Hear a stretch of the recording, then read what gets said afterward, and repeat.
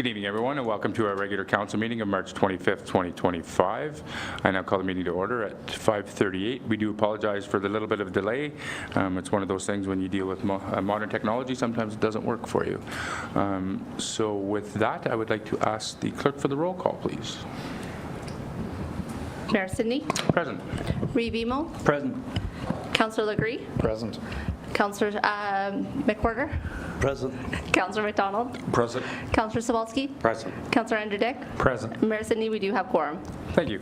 As we gather, we would like to acknowledge on behalf of Council and our community that we are meeting on the traditional territory of the Algonquin people. We would like to thank the Algonquin people and express our respect and support for their rich history, and we are extremely grateful for their many and continued displays of friendship. We also thank all of the generations of people who have taken care of this land for thousands of years. Can I please have you stand for O Canada?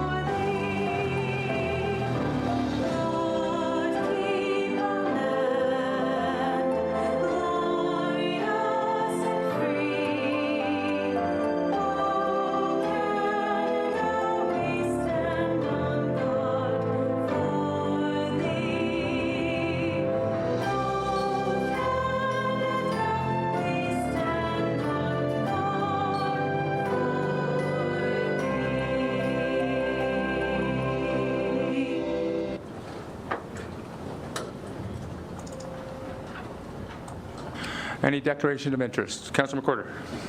Chair, through you, I'd just like it noted that at the last closed-door meeting, I declared a conflict of interest on one of the items, and I left the room during the discussion and the vote. Great, thank you. That is correct. Any other declaration of interest? I do have, well, it's kind of two, but one on I.2, and it'll be bylaw 24-2025. I will be leaving the chair, and Revimo will assume the chair for those. Moving on to delegations, just to let everybody know, we do have a very full agenda this evening, so we are going to stick to the 10-minute timeline for our delegations and presentations, so we do appreciate the people coming out for that. And with that, I would like to ask Ms. Diana Wakely to come up to the table. Diana, just make sure that the green light's on and you can speak into the mic. And Diana is here representing the Renfrew Art Guild. So welcome and thank you for coming, and I'll turn it over to you. I hope that you can hear me because I've got laryngitis. Good evening, Town Council and Mayor, and my name is Diana Wakely, former of Renfrew Art Guild and many other things in town.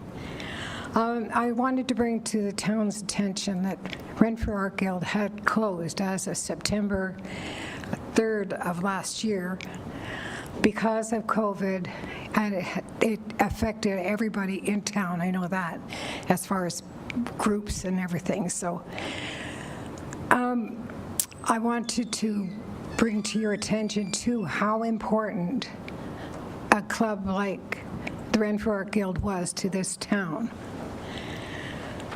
We started in September, the close on September 23rd, but we started in 1996 with 5 people. And they were Barb Brown, Scott Ruby, Sheila Fletcher, Laurie Anderson, and myself. We thought there should be a group to have artists in town. Dan Donahue was the one that sort of, I'm talking to a group of people I'm sure don't even know that history, but Dan Donahue had us out on the street during Renfrew days and, Lumber Baron days. We were out there. He had tents up for us to be there and showing our work. So we decided to start having a group of artists, and within a very short period of time, we had a number of people. So we used to, part of the idea was, we used to say that we wanted to meet people of our own mind and share our gifts. And so we went, 5 people, then we went 10 people, and then we all of a sudden bloomed out to 45 people, because by that time we had moved around town, and we got into the old St. Francis Xavier School on Argyle, and it was set up with art around, all the backdrops, everything, and we had 45 artists would come because they had a place to show their work and could sell their work. And it's very important. This area has the largest amount, I'm sure, of creative people. And when we were there at that point, it was only two, I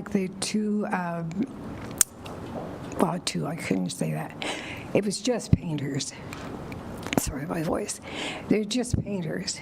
But by the time, say 10 or 15 years ago, we had sculptors, we had woodworking people, we had tapestry people, everything you could imagine, because we said art is art and it should be accepted by everybody.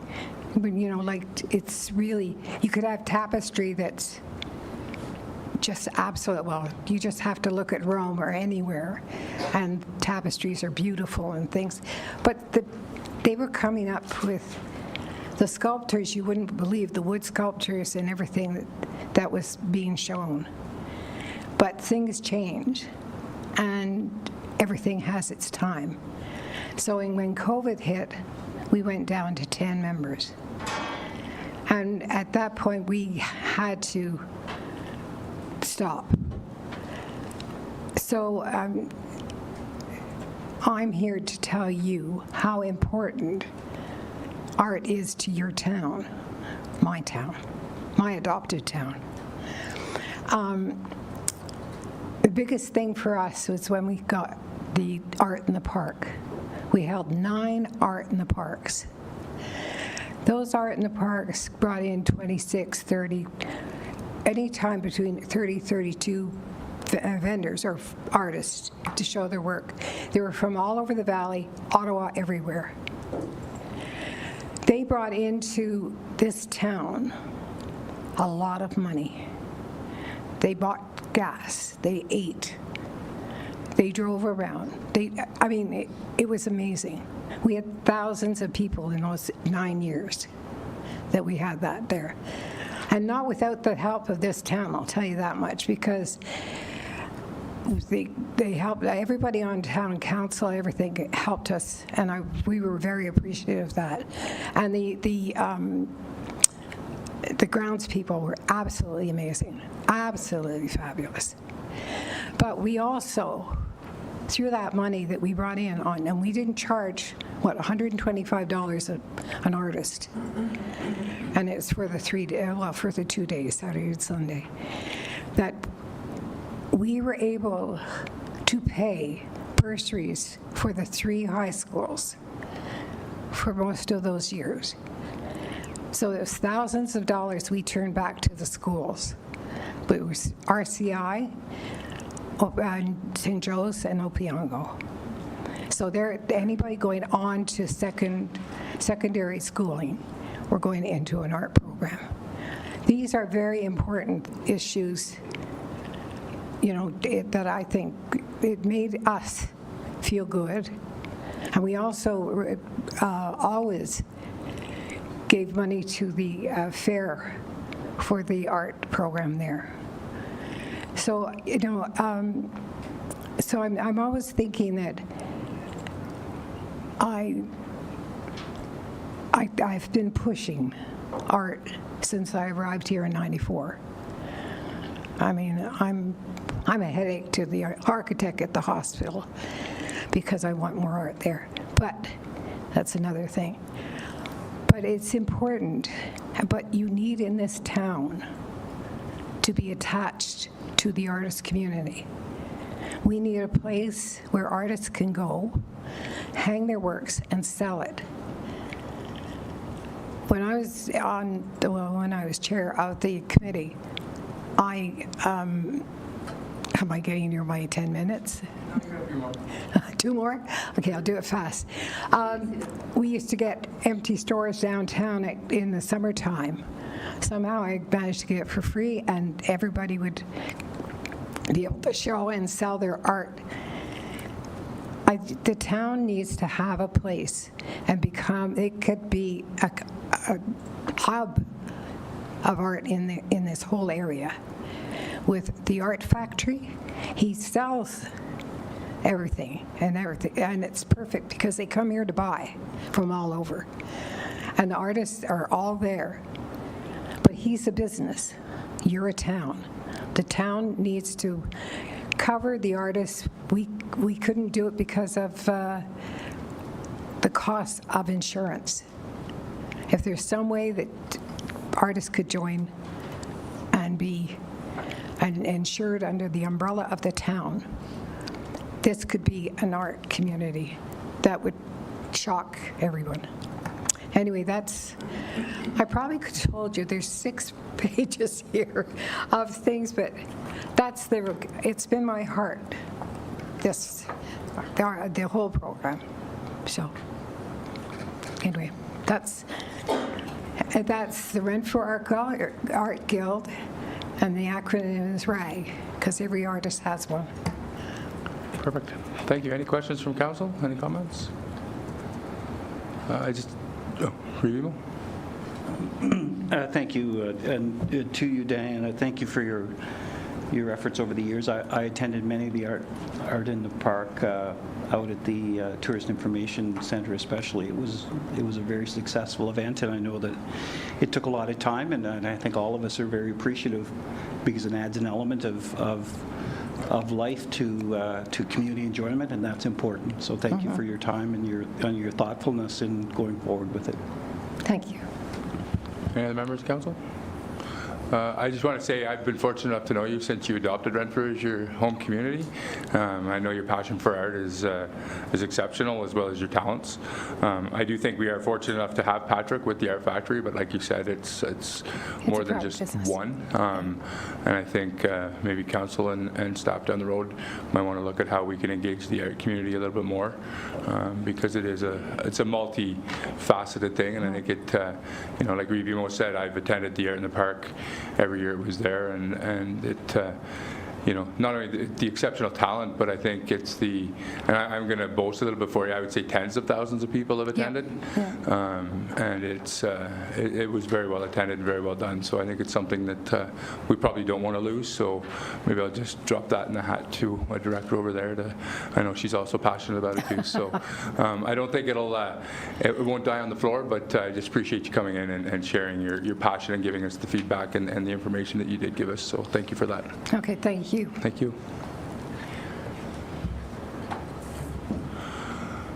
All right, moving on to our next delegation, Renfrew Collegiate Institute Environmental Awareness Team. I don't know if it's just 2 of you coming up or if you're 3 of you. Maybe we'll find you another chair there. So come on up to the table and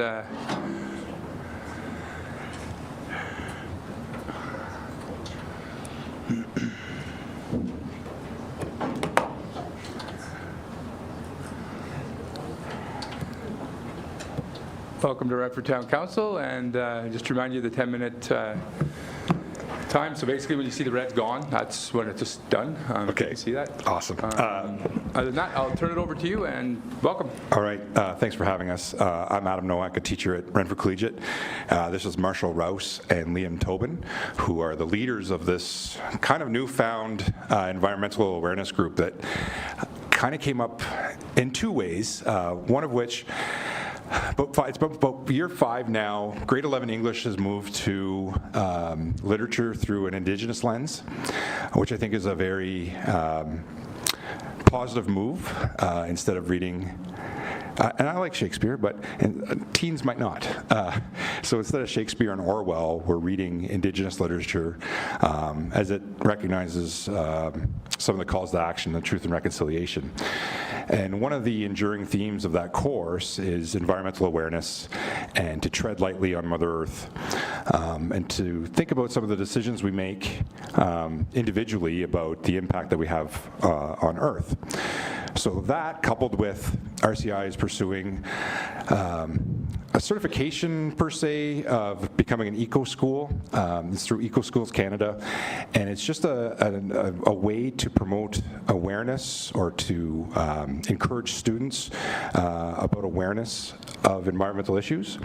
And so one of the projects that we talked about in class is this idea, this growing international trend of no mow May. Everyone loves, a lot of our citizens love a well-manicured lawn, but what we're reading and what we're learning is that it might not be the best for the environment. So Marshall is our quiet partner here. He's really into municipal and federal politics, so he's been kind of looking at the bylaw aspect. Liam is our talker, and he's going to just go over the scientific, and really interested in science, kind of talk about the science of it all. Thank you. So mowing your lawn does look nice for other people. However, it does present a few challenges. Number one is you're kind of eliminating some of the sources for insects like bees and butterflies and other pollinators, which are very helpful for agriculture, as well as gardening and other things that many people use quite often. Another thing is that mowing your lawn does actually sometimes cause damage, especially in droughts and things. So letting the roots grow will, in the long run, actually help your lawn survive and stay greener. But the biggest issue with not mowing your lawn is, the biggest issue with mowing your lawn is that you're actively reducing a carbon sink, which is your grass and stuff, while also producing carbon emissions. Now, 1 month of not mowing those would not only help reduce our carbon emissions, which would take away some of the impact we have on climate change, but would also allow a carbon sink to grow and help store some of those carbon emissions. So I suppose our ask for town council, there are bylaws which say that citizens need to maintain a well-manicured lawn. Is there a way we could turn a blind eye to that for anyone who wishes to participate? I would not anticipate the entire town, because I think a lot of people really do love their lawns, but could this be a growing movement, pun intended, to see if we can lessen our carbon footprint? And I just think it speaks volumes about some of the youth that we have here, that they're taking time. Liam and Marshall are taking time and are passionate about, one, politics, and two, the environment. It's quite refreshing to have these two gentlemen work beside me on a daily basis. So that's what we're kind of asking, is it possible to turn a blind eye? And I don't know if that's the proper terminology, but is there an appetite to maybe allow low-mow or no-mow zones if citizens decide to participate?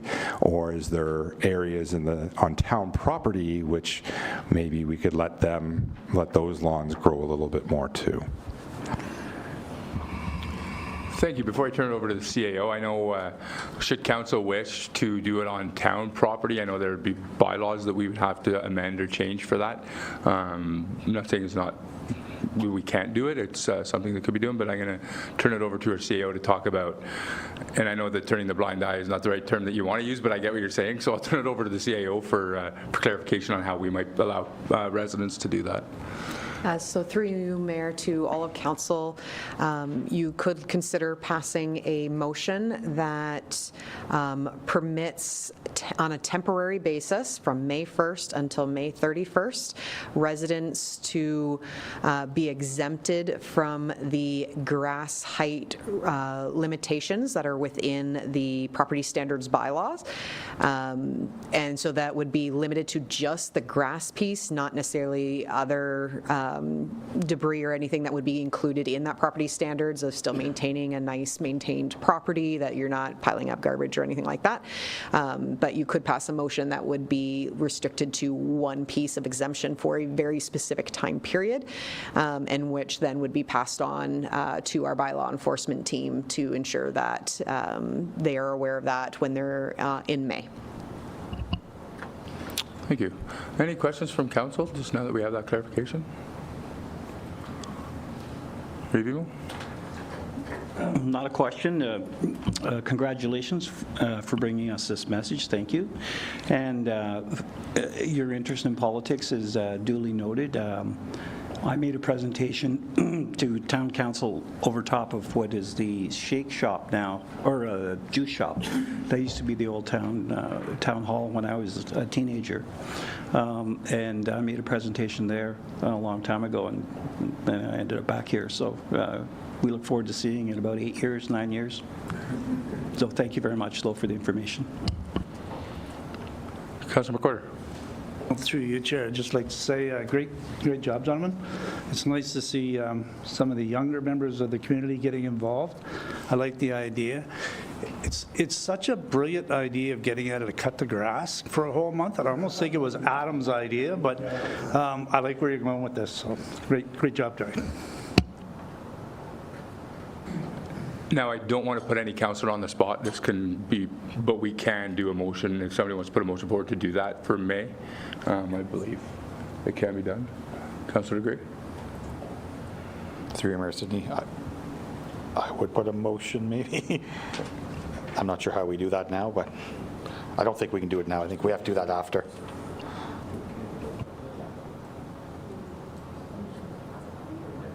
Clerk, I'll hand over to you. Through you, Mayor Sidney. Procedurally wise, the notice of motion could come forward later on in the agenda under the appropriate section. Typically during delegations, we don't do motions in the middle of a delegation. However, if it's council's desire to do, we could suspend the rules. You can wait and do it later on. Thanks. Thanks. Any other questions from council? Hearing none. Thank you very much, gentlemen. Thank you very coming much. in. And now moving on to presentations. County of Renfrew, the Bonnechere Manor development proposal. I'd like to invite, are you both?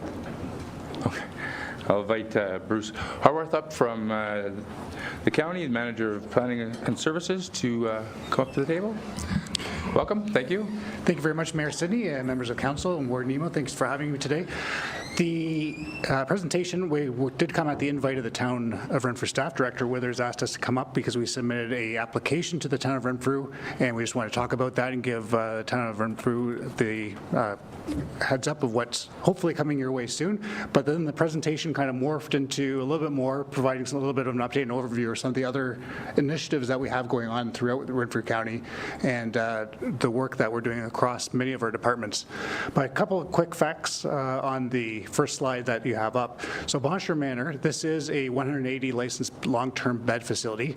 The County of Renfrew, we have 2 long-term care facilities that we own and operate in the County of Renfrew. We have Miramichi Lodge in the city of Pembroke, and we have Bonnechere Manor here in the town of Renfrew. A little other background information before we get into the presentation. As we've all heard over the past few years that we do have a housing crisis in Ontario, and there's a push by the province to get many homes built. I believe the number out there is around 1.5 million homes, and so it is a desire to get homes built. And we know that we have an affordability issue, not just here in Renfrew County and the town of Renfrew, but across Ontario. And in Renfrew County in particular, we know that we need housing for transitional seniors, staffing, and Renfrew County housing residents. When I was preparing this, actually, if you go to the next slide, thank you. So this is an image that you'll probably see quite frequently in various housing presentations. Just even as I was leaving the office, Director Davis, who's sitting in the back, he's like, make sure you talk about generations. So I'm going to have to try to make work into generations into this presentation. But as you can see, so on the screen, you'll see that's what's called the continuum of housing. And there's, it ranges from the very bottom in red there, it says homelessness, and then all the way up to the affordable market home ownership. If you could just hit the next couple of, just so a couple graphics will pop up. One more, perfect. So at the County of Renfrew, we have two main divisions or departments that are doing a lot of great work throughout the county. And so you've probably heard of the MESA project.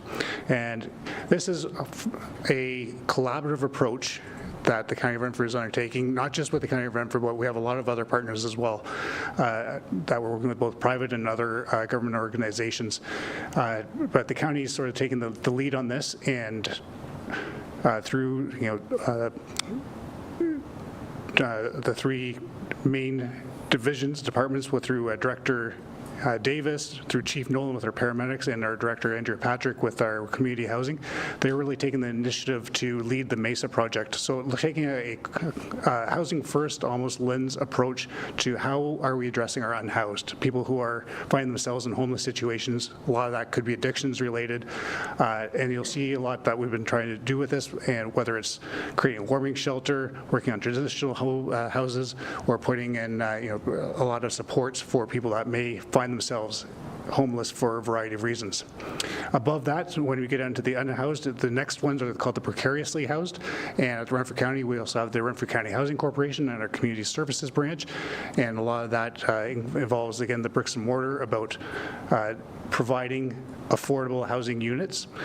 So we do have, I don't have the exact number, but I believe it's around a number of 1,200 units across the County of Renfrew that we are responsible for providing services that we provide those housing units across the county, and including many in the town of Renfrew. And then the last bracket, to securely house, this is typically where we see the private sector involved, or this is where your planning staff through Director Withers, or us at the planning division up in the County of Renfrew for subdivision approvals, where we get involved with the private sector approving various developments around the county. Next slide, please. Thank you. So a little bit of background of what we have done to get to this point. So obviously there was a shortage of housing identified, and through the warden and our CAO, Mr. Kelly, there's been a lot of work done at the Eastern Ontario Wardens Caucus about how we can use municipal lands to address the housing situation. And so about a year ago, almost exactly a year ago, there was a housing summit that was hosted by the County of Renfrew, but it was hosted here at the MyFM Center. And part of that ask was, we have all these housing units across the County of Renfrew. We know we have lands. We know that the town of Renfrew, for example, has lands. Other municipalities have lands. We went through a review of identifying some of those vacant and underutilized properties, and had an ask out to the private sector and not-for-profit sector. Can we work with you, or where can we, what can we do with these lands, trying to address, or what can we do to help address that housing issue, or that affordable housing issue? Another thing that we found was that there's a lot of provincial grants that are tied to shovel-ready projects. So a lot of times when funding gets announced or available, they say, we've got X number of dollars available, but we want the shovels in the ground by a certain date. And a lot of times we found that we were missing out on grant opportunities because we didn't have that shovel-ready project. We had a lot of great ideas, but they weren't quite at that stage of saying, yes, we can go. So far, when I get into the example of what we're proposing at Bonnechere Manor, this is a good example of how both the county and local municipalities can work together. Both Director Withers and Director Bishop have been absolutely fantastic to deal with, very supportive. They've been providing a lot of information in the background, been working very closely with us on these proposals to try and make them as efficient and as possible. And ultimately, so before I get to the next couple, I promised Director Davis I'd talk about generations, so I'm going to try to work that in here. So generations, this is we'll call it like a vision to create a seniors campus of care for housing, and looking at what lands we have available. So Bonnechere Manor space, and actually Miramichi Lodge as well. But these two spots do have opportunities to provide for additional housing at these locations. And I'm just going to go back to this part here. So I believe it was at, so it was Minister Calandra at an Advantage Ontario Housing Forum, I think I got that right. He asserted that senior supportive housing is one of those missing pieces of the continuum of care between independent living and long-term placement, and noted that there's an average cost difference between $62 a day for seniors and can stay more in their own place compared to $200 a day, which it costs to have a senior at a long-term care cost. So there is the supportive housing is a cost-effective and a high-quality solution that enables seniors to maintain a quality of life. So this generations approach initiative that is being proposed is to develop housing stock in critical locations, trying to bridge some of those gaps that occur, and to provide a setting that provides both an affordable and a supportive housing option. So that's what we're proposing here at Bonnechere Manor. There's some site plan pictures later on the slides, but essentially it's to create 40, we think there's an opportunity to create 40 units in a specific location that can be used for these traditional senior care, for that campus of care. It could be used for staffing for people at Bonnechere Manor. We've had an issue with staffing levels, and we've been trying to bring in people even from overseas into that supports, and finding places for them to stay has been a challenge. So it could be an opportunity to provide housing for our workers, and it also could provide units for our Renfrew County Housing Corporation, our clients, for that as well.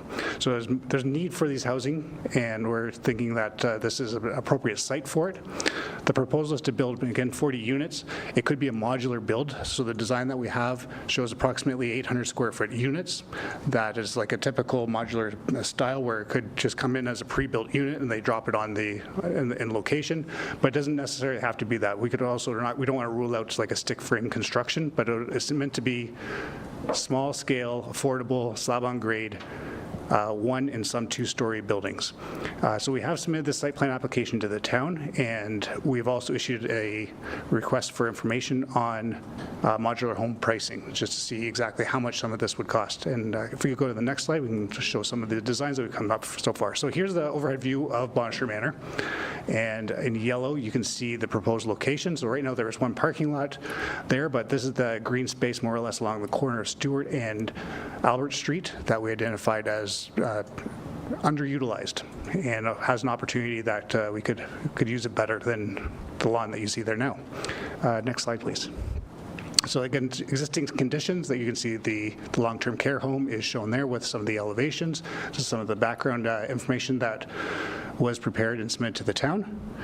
And here is showing what the new development could look like. So you can see the existing driveway has been slightly moved and enlarged a little bit to provide parking, but along the frontages of Stewart Street and Albert Street are the 40 units facing an internal road, and then the parking is largely on the opposite side of that, and will be provided for those units.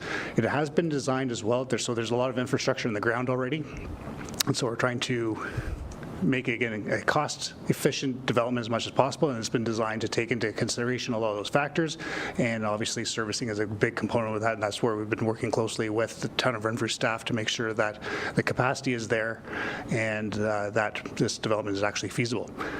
And I think the next two slides are also just blow-ups of those. So here, this is the Stewart Street frontage. You can see the units. They're in various blocks of either 4 to 8 units blocks.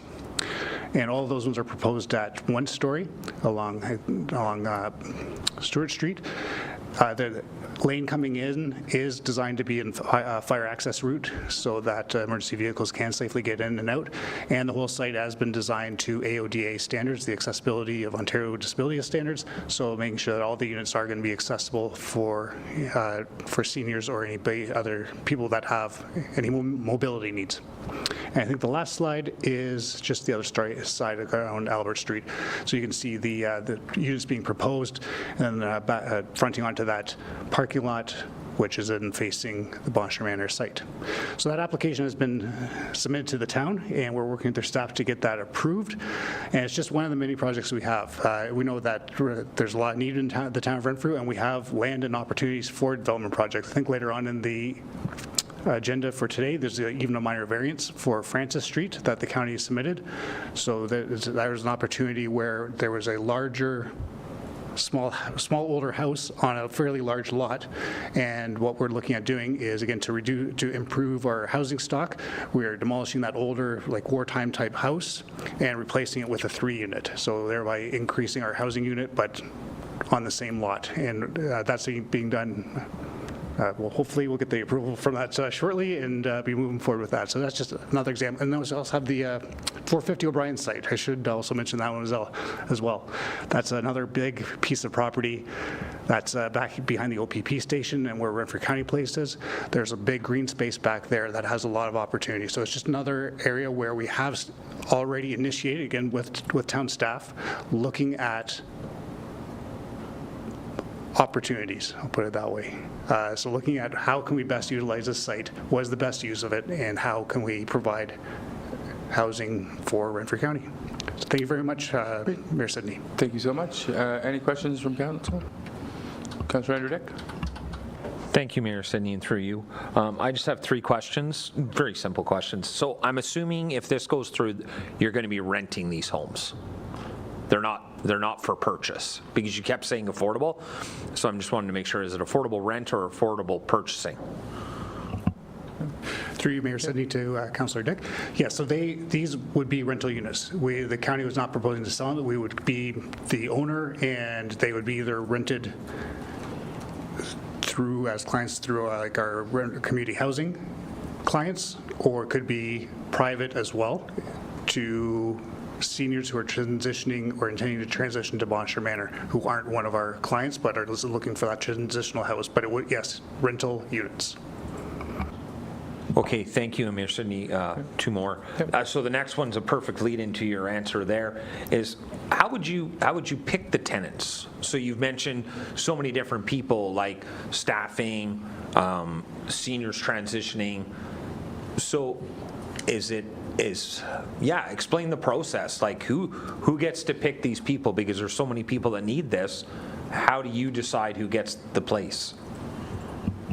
That's a fantastic question, and probably one that's above my pay grade. But I see Warden Emo mentioned that he might have an answer there as well, because there is, as you said, there is a great need, and I can't remember if I mentioned it, but like again, this is. Right now, we don't have the budget for this yet. So the way that's worked is we want to get a shovel-ready project identified. Here's how this site would work. And then if and when grants become available through the province or other means, whether it's working with the private sector or not-for-profit sector, if and when we get funds, then we have a project ready to go saying we can build 20 units right now, and we could use it for clients or identify those various ones. This exact selection process, I don't know, but I'll turn it over to Warden Emo. Thank you, and one more question. So thank you, I'm good.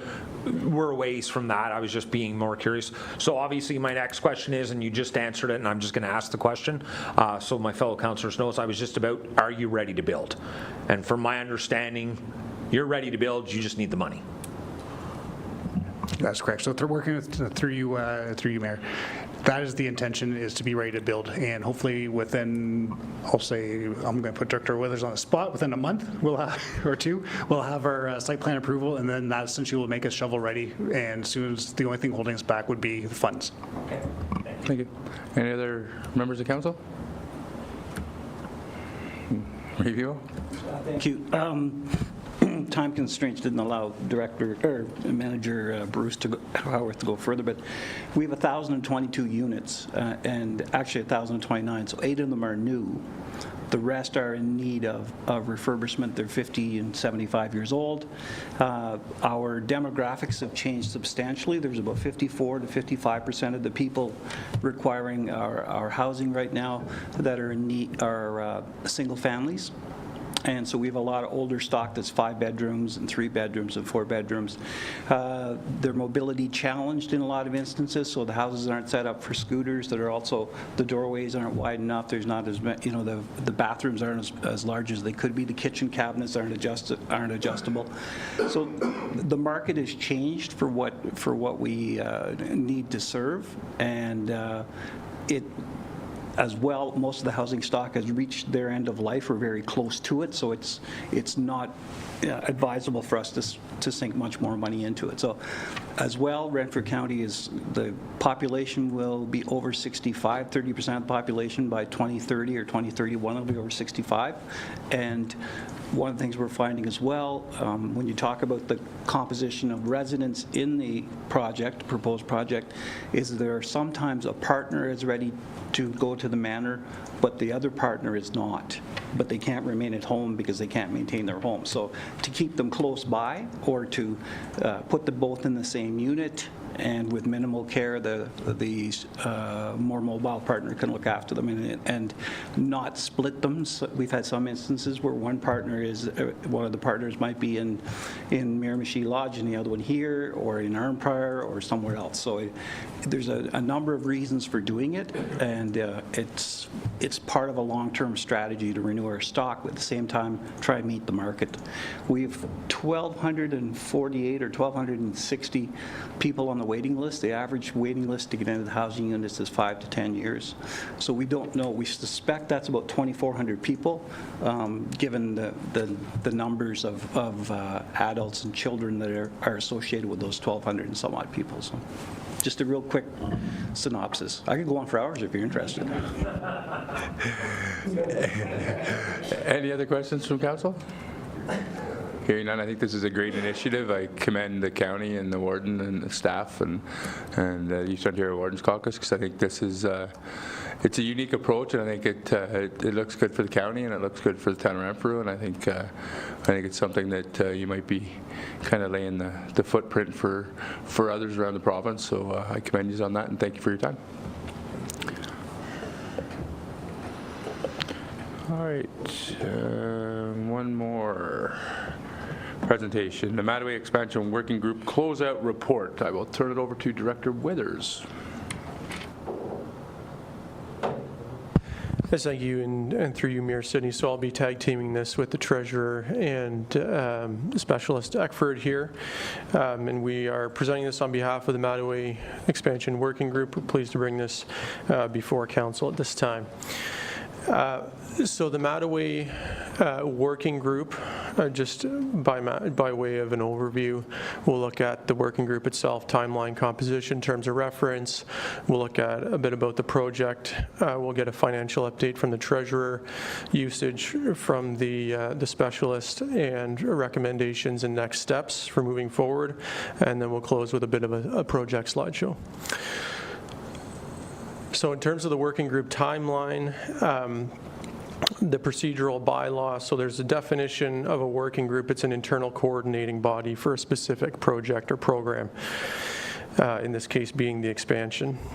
The purpose of the working group was to ensure that appropriate communication was being given to council and oversight of the project, to act as a sounding board for future phases. At the time, there was some consideration that there could be future phases to this project. I'll just note that subject to further council direction, that future phases are not being considered at this time.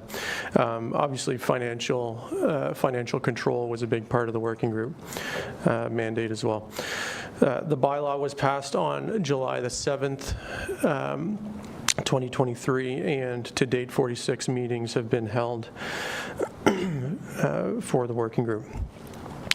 The composition of the working group has changed since its inception. Currently, we have councillors Legree and Sobalski, the majority of the leadership team being the directors, the CEO, and the treasurer, the town clerk, the recreation operations supervisor, and the municipal property and economic development coordinator. And I think this really just speaks to the breadth of collaboration that's taken place on the project since the working group was established. So aside from the members of the working group, we have had regular contributions from the project partners, including the architects on the project, N45 Architecture, Collier's project leader who provided assistance with project management during the project, and of course Buckon East Limited being the construction manager. The terms of reference established the mandate for the working group, generally including project management and oversight responsibilities, oversight of the financial elements of the project, and operational and collaborative elements as well. With respect to the specific elements of the terms of reference and the mandate of the working group, I think it's important just to go over how that mandate has been carried out, and what we are at this time submitting has been completed with respect to the project. So in terms of oversight of the Phase 1 expansion and overall project management, we're pleased to report that Phase 1 is substantially complete, and at this time, as noted, additional phases are not anticipated, subject to further direction from Council. To act as a sounding board for the Parks and Rec Master Plan as it relates to the Mattaway site and future expansion, and as Council be aware, the Recreation Master Plan was completed and adopted by Council on September 10th, 2024. To make recommendations from time to time to a former standing committee as well as Council on areas within its broad mandate. And as Council will be aware, the minutes of the working group have been included on Council agendas for review, and there have been specific items that have been brought forward for consideration where additional budget was required or Council direction was needed. Monitor grant opportunities to support areas within the working group's mandate. We did receive regular updates from the Treasurer and Director of Financial and Corporate Services on the ISIP grant, and additional grant funding has not been identified to date for the project. Ensure the financial sustainability of the project through careful budgeting and planning, and of course, this being a core element of the mandate, the oversight provided and the existence of a cross-departmental staff complement on the working group, we were able to achieve greater financial control and accountability on the project.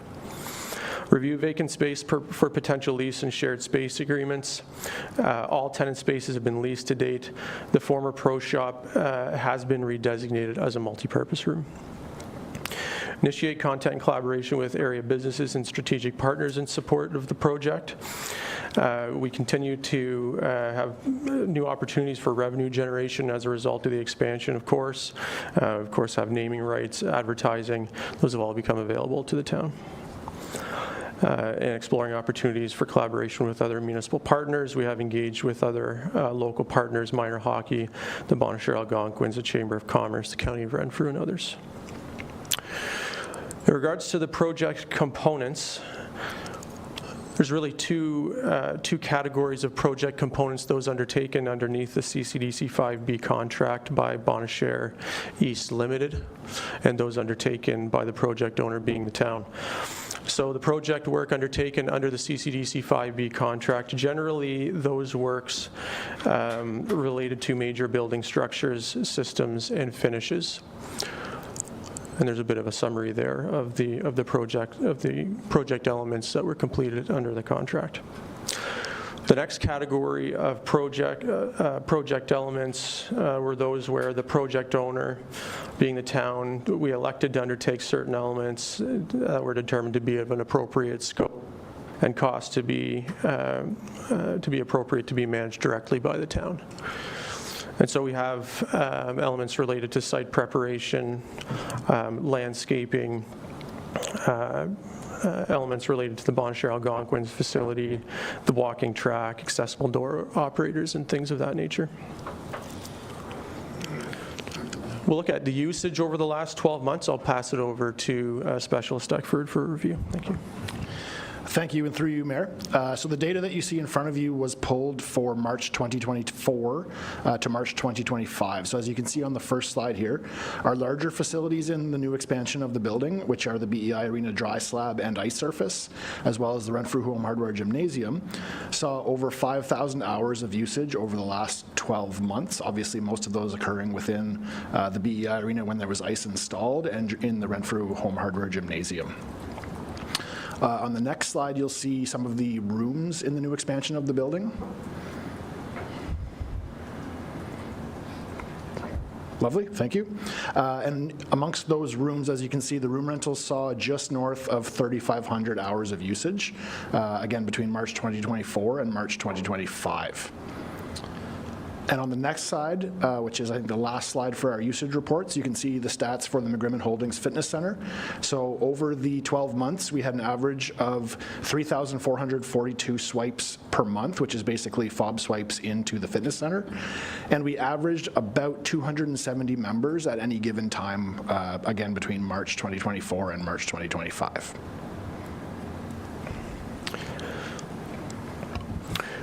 So in regards to project status, just to provide an update to council. So with respect to ButCon, the construction manager, ButCon's work ceased on June 30th. The town has since assumed all remaining work in progress. And aside from warranty items, ButCon has not been on site since July 2024. Town-led work, including the walking track, parking lot paving, lining, landscaping, and entrance to the MyFM Center. There are a couple remaining cosmetic or finishing items within the medicine wheel. They are the acoustic panels and the decals. They have a long lead time from the manufacturer, so they are being manufactured currently, and they will be installed in time. Warranty items. So warranties on labor and materials generally are 1 year from the date of substantial completion, which was March 1st, 2024. We did mark that date, and we did undertake a 1-year warranty walkthrough on February 25th, 2025. We did refer a list with photo documentation to the construction manager for review. There are a number of items that carry warranties up to 7 years. An example would be the new rink slab. Long-term capital. So there are some long-term capital items that are subject to future consideration, financing, council direction, facility downtime. So when we're talking about things like an additional drain for the ice plant that we believe is warranted, the ice has to be out in order to do that. Any upgrade of the toilets that's been discussed previously, those kinds of things can be undertaken at council direction and with the appropriate budget. I'll pass it over to the treasurer for a financial update. Thank you. Through you, Mayor. So the total cost to the end of 2024 was $32,328,262.68. So we have ISIP claims to date. We have received from ISIP $10,626,000. We have a holdback from ISIP that hopefully we'll receive soon. It's almost $1.2 million. We have a commitment from the second ice pad committee of $132,000. We're still working on that. That's being held in trust by the Renfrew Minor Hockey Association. And that will be worked out eventually. The Rec Major Capital Reserve, $15,000. Outdoor Rink Reserve, $65,000. Development charges, $374,420.21. So just to note on the development charges, we're able to collect $3.2 million on development charges over time. So as we collect the charges at the end of the year, we'll take everything out of that portion of recreation development charges to empty it at the end of each year and put it towards operating, which technically will go against any debenture payments each year. so towards deficit or surplus of that year.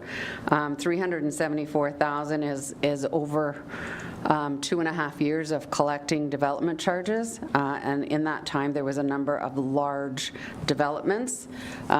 We do anticipate that there will be a few more large developments coming forward, but I don't anticipate that that's going to be a continuous process at almost 400,000 every year. So just to note that.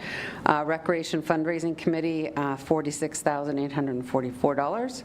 Unallocated reserve, so for the transformer, $331,000. Renfrew,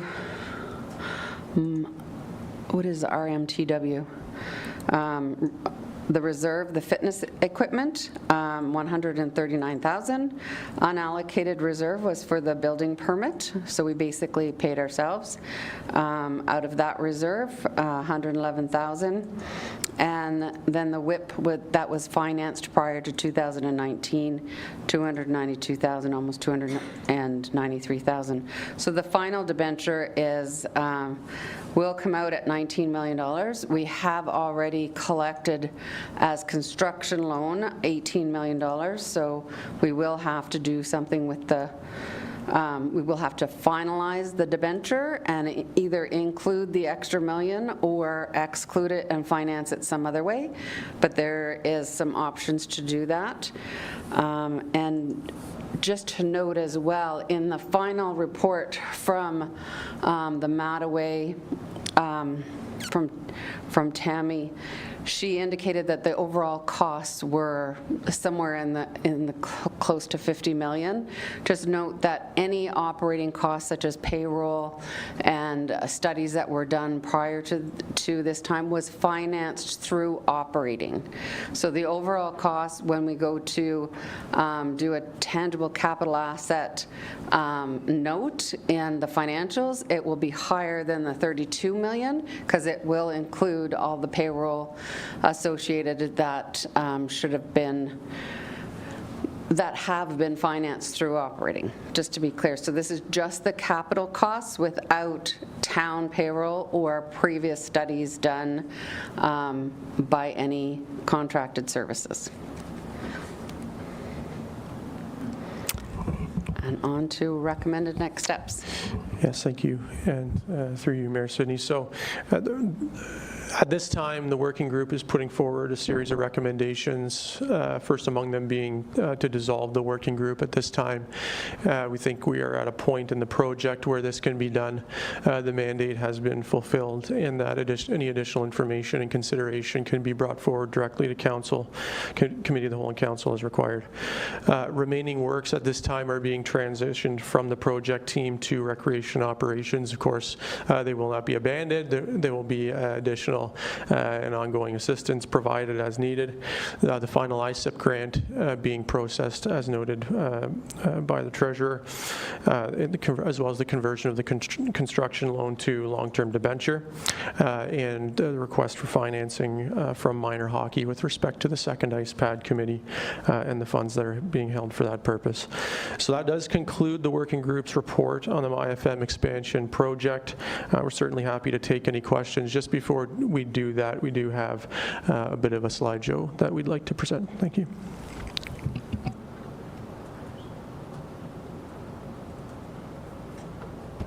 Through you, Mayor, as I click through these, if there's any, is it going by itself?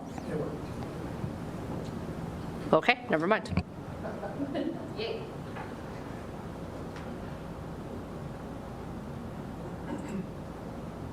If anybody does have questions on a specific picture, or do you want to go through the pictures first before you have questions? There's a lot of pictures. All right, so any questions? Councillor McDonald. Thank you, Mayor. Through you, and possibly to the Treasurer, with regard to the final ISIP grant, the 1.2 million approximately that's outstanding, where are we in the process now?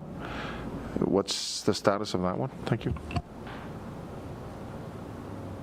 Through you, Mayor, we have not heard yet with regards to that holdback when that will be released. And other than that, anything else to do with that is confidential.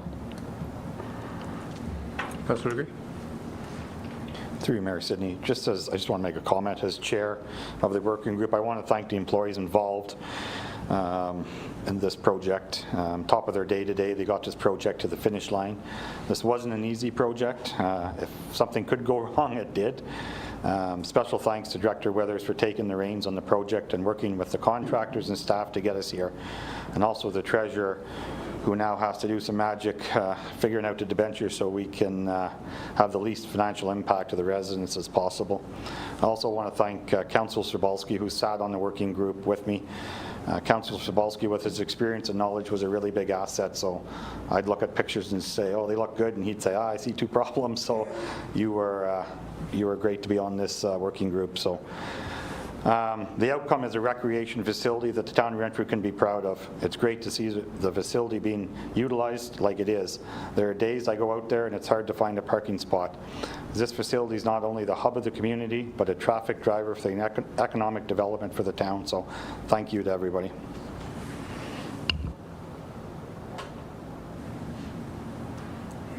Councillor Dick. Thank you, Mayor Sidney, and through you, I have 2 questions on this matter. The first question, just regarding the request for immediate financing from Renfrew Minor Hockey. Immediate's a strong word. Just kind of wondering what the background of this is. Thank you. Treasurer. Yes, through you, Mayor. This was a commitment made by the Second Ice Pad Committee, and they provided those funds, and it was anticipated at the time. I have, the only thing I have is a budgeted amount of $132,000. That says that was transferred over to Renfrew Minor Hockey to be held in trust until such time that the project was complete. That's the only information that I have at this time. Follow-up, Mayor Sidney, thank you, and through you. So I guess my question, Mayor Sidney, is do we have anything in writing, or was it just a verbal agreement?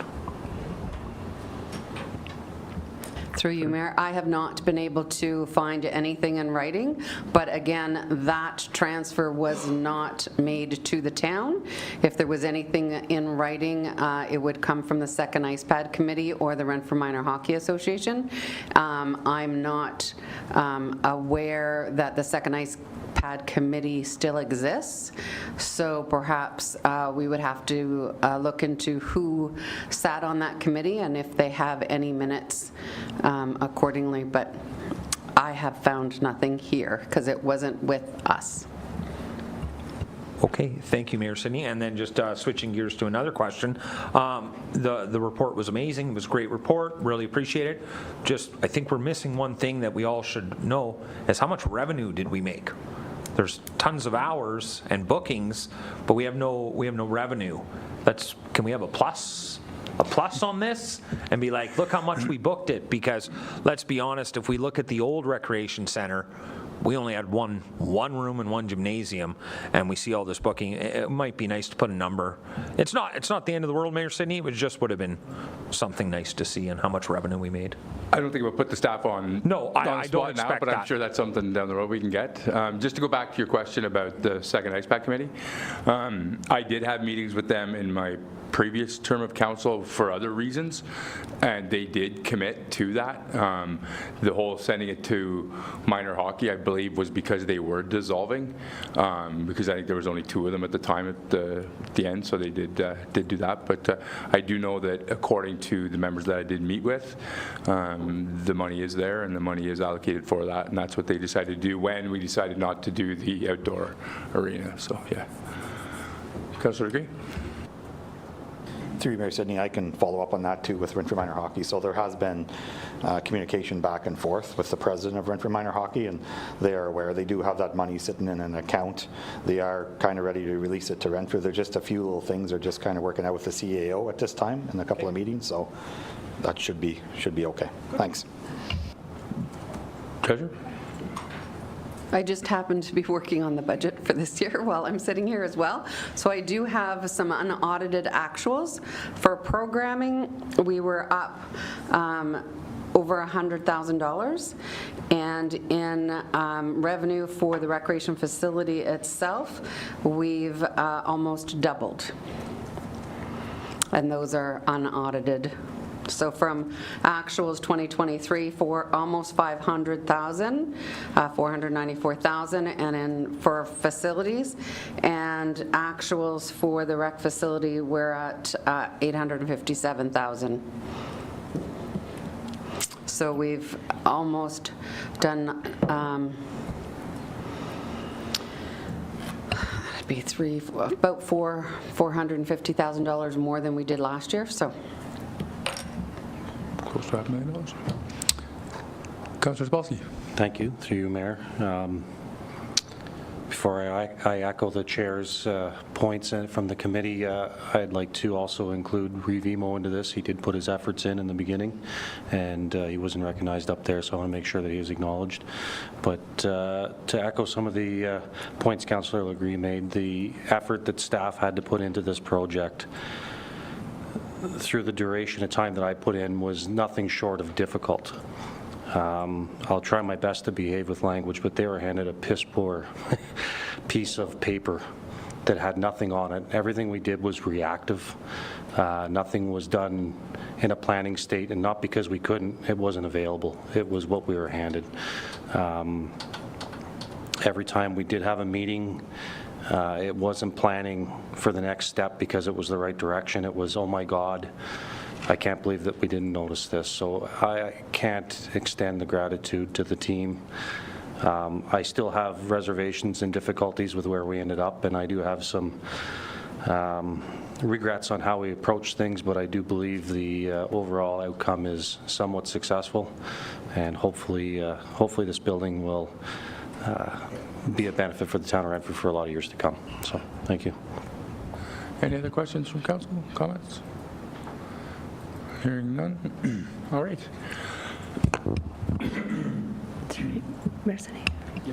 Through you, Mayor Cindy. I do think that there was one of the recommendations that might be worth putting forward just to close this out. There is a formal process that council has to go through if they are dissolving a working group or a committee. So part of that recommendation that was noted in the slide is that Renfrew Town Council dissolve the Mattaway Expansion Working Group, identifying that their mandate is now complete. If it is council's will, I'd have that moved and put on the table. Council's okay with dissolving that? We need a mover for that? Councilor Degree, second by Councilor McWhirter. Any further discussion on that? All in favor of dissolving it? That is carried. Thank you, Council. All right, moving on to Committee of Adjustment. Sorry, Council. Technology doesn't like me today. The Renfrew Town Council convened a Committee of Adjustment to address a matter under its jurisdiction. Mover, please. Councilor Degree, seconded by Councilor McWhirter. All in favor? We are now in Committee of Adjustment at 6:44 p.m. and we will now declare that the Committee of Adjustment public meeting portion of this agenda be open at this time, and we'll ask staff to read the recital and provide their report on the matters being considered. I will turn it over to Director Withers. Through you, Mayor Sidney. So the purpose of this meeting is to obtain public comments on the application on the agenda, to make decision on the application in accordance with Planning Act requirements. It's going to be considered strictly on the basis of the 4 tests of Section 45 of the Planning Act, which we evaluate in our staff report and recommendation on the matter. Any and all comments and information submitted orally or in writing, including identifying information, becomes part of the public record and could be made publicly available at any point, including on the Thames website and other electronic forms, publication in accordance with Planning Act requirements. Before speaking, anyone that does speak, wishes to speak, is asked to clearly state their name and address for the record and provide their contact information on the sign-in sheet with the recording secretary following the hearing. Only the applicant and specified public agencies are entitled to appeal a decision of the town on the matter in accordance with the instructions on the notice of decision that will be issued following this hearing. Mike is in and out here. There are no third-party appeals permitted under the Planning Act. I can confirm that required notice for all applications on the agenda was given in accordance with the requirements of the plan. Thank you. I will read the motion. D-13-65 minor variance, Nick Bennessy of Williams Sons General Contracting on behalf of Renfrew County Housing Corporation, 135 Francis Street, Plan 235, Lot 40, Town of Renfrew, roll number 47-48-000-065-10100, that the Committee of Adjustment approve the application for minor variance from zoning bylaw 46-2010 as amended, being a file D-13-65 submitted by Nick Bennessy of Renfrew County Housing Corporation with respect to lands described as 135 Francis Street, Plan 253, Lot 40, Town of Renfrew, roll number 47-48-000-065-10100, to recognize the reduction of front yard and rear yard setbacks to permit the proposed construction of a single detached dwelling with 2 additional dwelling units in accordance with the submitted application by granting the following relief. Section 5.2.1C, reduce the minimum front yard setback from 6.0 meters to 5.33 meters, and section 5.2.1F, reduce the minimum rear side yard setbacks from 6.0 meters to 5.33 meters. Is there any members from the public that wish to speak on this? Hearing and seeing none. Any questions from council? Councillor Spolsky?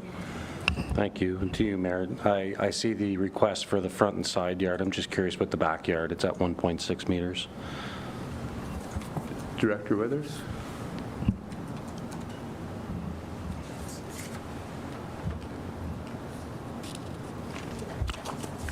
Yes, thank you. So the request is for a reduction in the front and the rear yard. Front yard from 6 meters to 5.33 and the rear yard from 6 to 5.33. The side yards are good. Well, thank you. I understand just the, through you, Mayor, sorry, I understand just the layout of the driveways. You could easily get it turned around there, so thank you. Any other questions from council? Hearing and seeing none. All in favor? That's carried. Thank you, council. Oh, sorry. A mover for that? Councillor Andrew Dick, second by Councillor Degree. All in favor? That's carried. Thank you, council. Now I need a motion to come out of Committee of Adjustment. Councillor Andrew Dick, seconded by Councillor McDonald. Any questions? All in favor? That's carried. We are out of Committee of Adjustment at 6:49 p.m.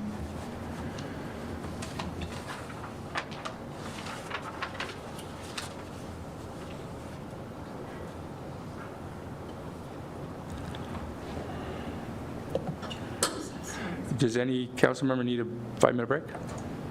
No, we're good. Keep trucking. Okay.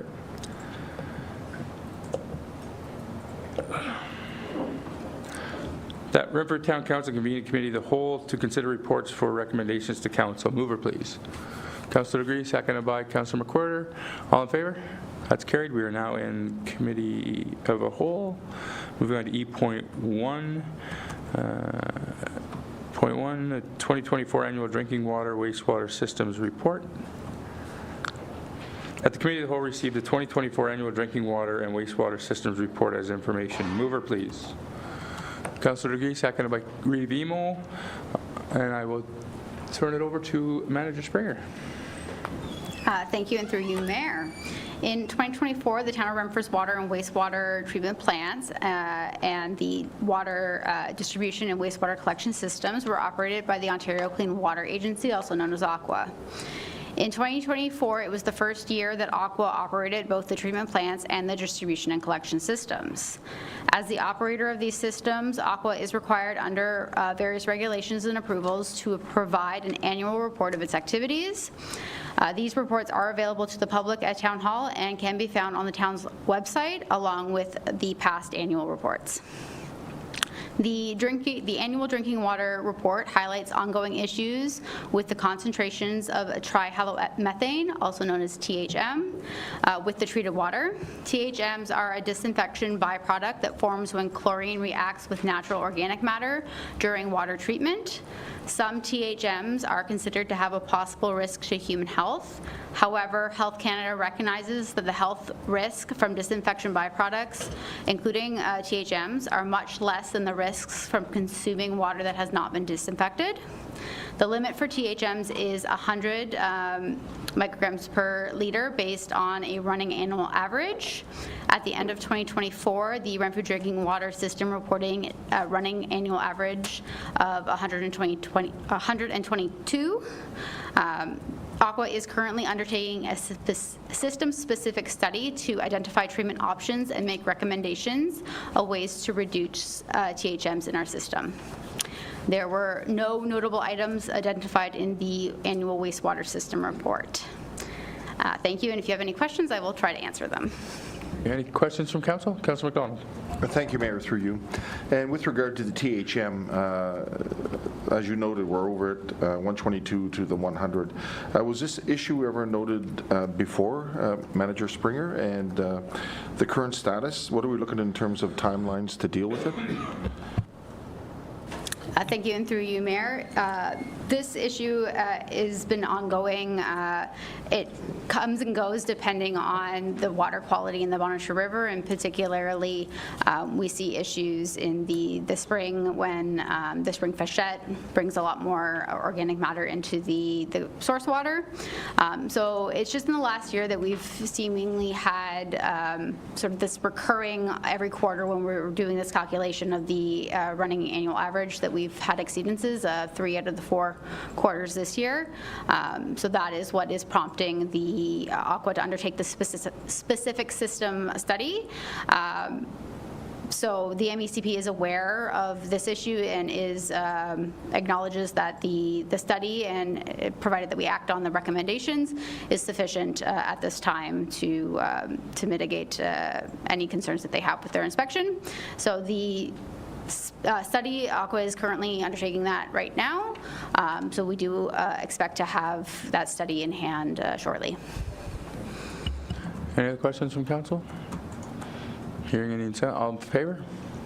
That's carried. Thank you, council. On to E.1.2. That the committee of the whole recommend the Renfrew Town Council direct staff to continue with the design of the Biosolids conveyor cross auger and budget for appropriate 2025 design costs and postpone construction pending grant availability. Mover, please. Vimo, second by Councillor Legree, and I will turn it back over to Manager Springer. Thank you, and through you, Mayor. So biosolids are a byproduct of wastewater treatment that consists of organic matter that has been dewatered and requires disposal. Currently, the biosolids are loaded into a town-owned dump truck and transported by Aqua to the Renfrew landfill 3 to 4 times a week. No tipping fees are collected for the disposal of this material. However, it requires special handling once at the landfill and is a significant contributor to greenhouse gas emissions if it's landfilled. In 2023, Aqua completed the Biosolids Management Practices Evaluation and Feasibility Study for the town of Renfrew, which compared the current practice to 4 alternative disposal practices. Based on the recommendations of the feasibility study, council directed staff to include in the 2024 budget the installation of a cross auger on the biosolids conveyor at the wastewater treatment plant in order to facilitate the loading of biosolids into a 36-foot trailer such that they could be taken to be used as fertilizer. $65,000 was included in Aqua's 2024 capital budget for the design of the biosolids conveyor cross auger. However, better rates were achieved through the town's engineering services standing offer agreement. Therefore, the work was procured through the town, with Aqua providing technical support. Design work was started by JLR Richards, also known as JLR, in the fall of 2024. In order to maximize the hauling capacity, and due to the physical limitations of the existing plant infrastructure, design work has required more effort than initially anticipated. The original estimate to complete the design work was $25,500, and $17,300 has been billed to date on preliminary investigations and design work. JLR estimates an additional $15,000 to the budget will be required to produce a completed design and provide a refined estimate of probable costs. So the total design budget would now be at $40,500, which is still less than the Aqua's original estimate and budget of $65,000.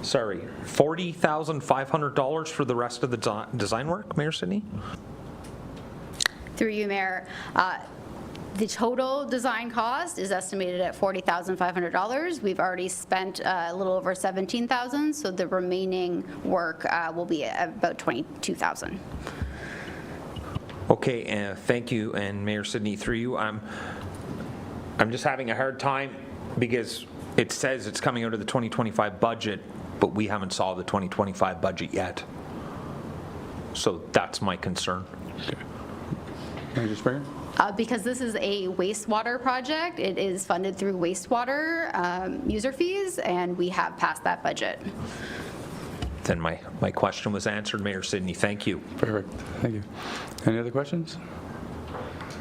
Councillor Sobolski? Thank you. Through you, Mayor. Disappointing as always, when we get information that's over budget. Nothing's ever easy, it appears. I don't know.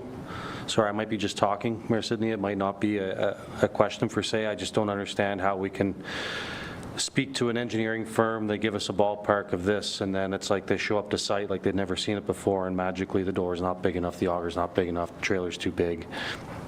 I get really disappointed where another ask for $15,000.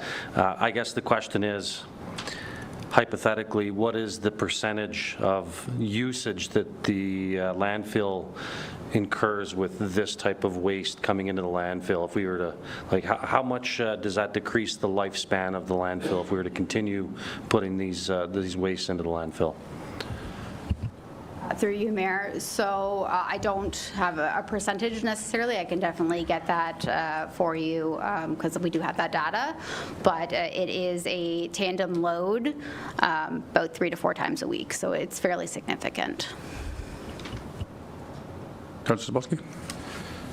Thank you. And again, through you, Mayor, I guess I am in support of getting this moved around. I understand the conversation we had before. Tell me the advantage of the 36-foot truck over a truck that wouldn't need as much modification to the building, please. Thank you, and through you, Mayor. So as mentioned, currently a tandem dump truck is being used, and it's 3 to 4 times a week, and that holds about 20 cubic yards of biosolids. So the alternative option, I think is option 3, is to look at an alternative design where we could utilize a 20-yard dumpster to haul that waste instead, and that would require less modifications. We can't go to a bigger dumpster because roll-off trucks can't carry a bigger load because the biosolids are quite wet and heavy. So a 36-foot trailer would be the next step up. But we are looking at land application in the summer, and currently the local areas that are licensed for land application are kind of in the Beachburg area. Not to say that we couldn't find something closer, or our hauling partner GFL would find something closer. But in the winter, that's not an option. So in the wintertime, it is proposed to be taken to a LizTech facility that converts it into liquid fertilizer, and the closest one is 170 kilometers away in sort of Prescott area down on the 401. So the hauling cost using a tandem or a 20-yard dumpster would significantly increase if we had to do that trip multiple times a week versus a 36-foot trailer would only require a trip about once a week. Thank you. And through you, Mayor, and potentially the final one. $25,500 initially for design, an additional $17,300 for design, to tell us that, you know, the proposed maybe $72,000 build cost could be upwards of $500,000. Have we done our due diligence, or is JLR doing their due diligence to explore all options and getting material from point A into point B into the truck? Like, is this the only route forward? Because to continue design work for a $500,000 cost, maybe next year, is it going to be $1.2 million? It seems that there's no shortage of ask. If they feel that there's an obstacle, they throw money at us and see if we bite. Are we doing our due diligence? Through you, Mayor. We have explored a couple different options, including the 20-foot trailer. We've also worked, GFL will be likely the hauler, to talk about them with getting a modified trailer that's like lower to the ground. But in terms of that, then they're very expensive, very long turnaround times to get them, and then we're kind of stuck with them forever, so that was not really investigated too much further but that. But they have looked at various options, but the options that they have given us so far are the preferred sort of ones. Thank you. Mayor Sidney, I would love to see the design sometime. Councillor McWhorter. Through you, Chair, I'm just wondering, is there a company out there that does that service? Well, so that we wouldn't have to put the money into doing our own haulage of that. We would just need a container for them to come and empty once a week. Is there something we could subcontract out? Through you, Mayor.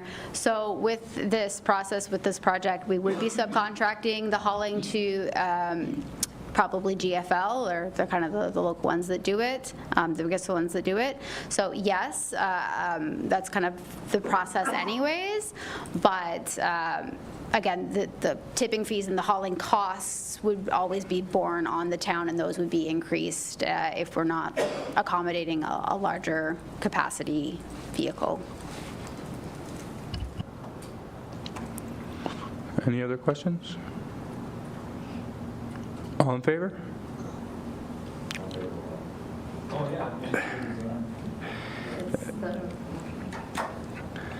Second, I'll read it again. Sorry, I went on to the next one to read. That Committee of the Whole recommends that Renfrew Town Council direct staff to continue with design of the Biosolids conveyor cross auger and budget for appropriate 2025 design costs and postpone construction pending grant availability. We have a mover and a seconder. Just all in favor? Opposed? That's carried 5-2.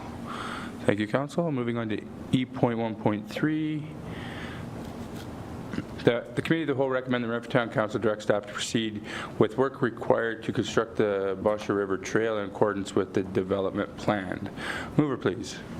Councillor McWhorter, second by Councillor Legree, and I will turn it over to Ms. Springer. Thank you, and through you, Mayor.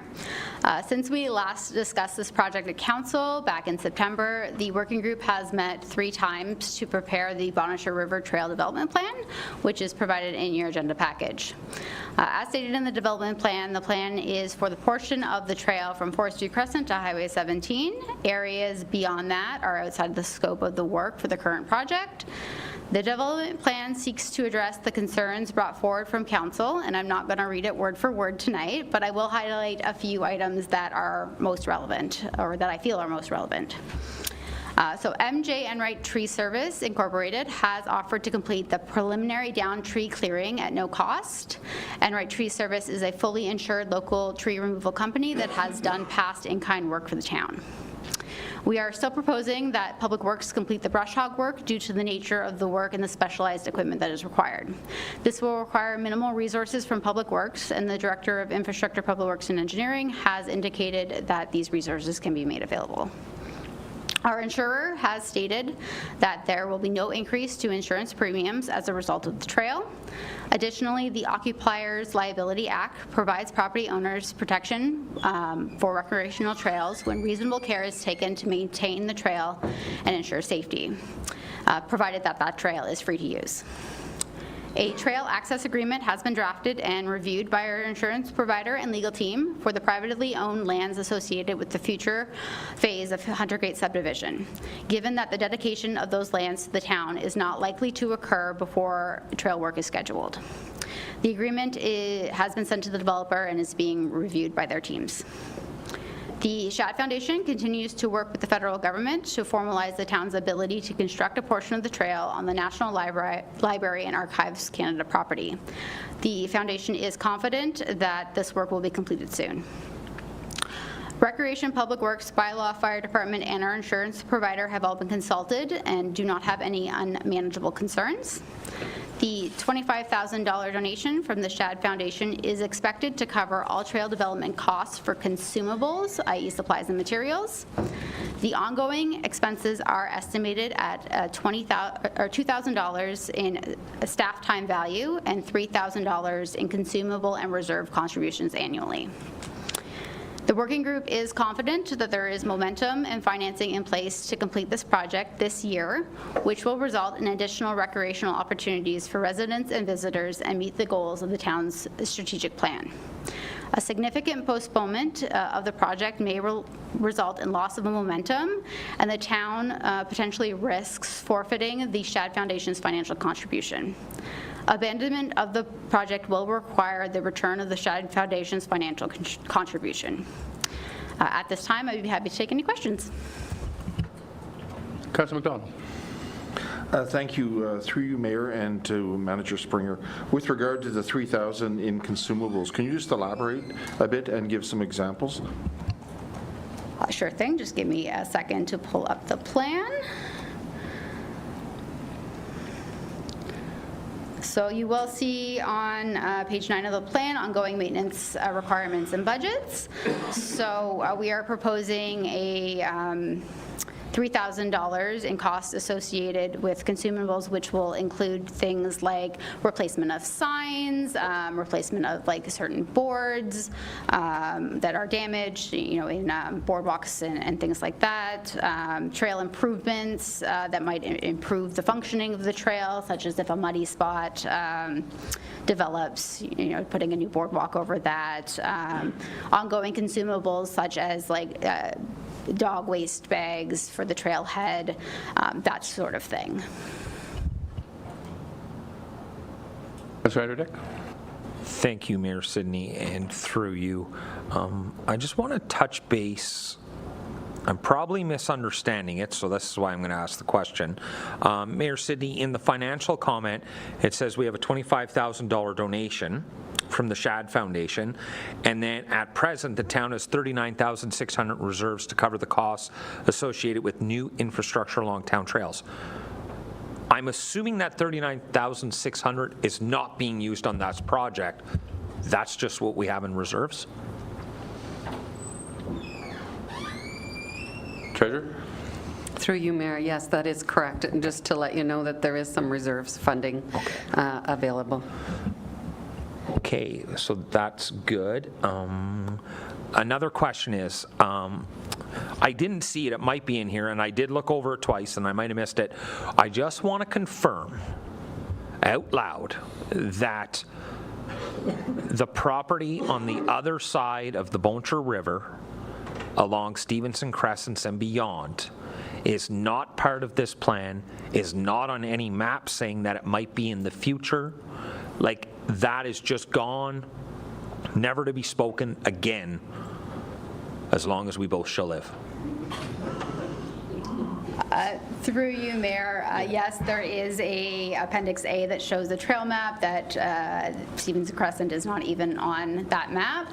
I cannot speak to what the future may hold, especially, you know, multiple generations down the road, but for now that area is not being considered. Okay, and then just a general comment, Mayor Sidney, if I may. This report is very good.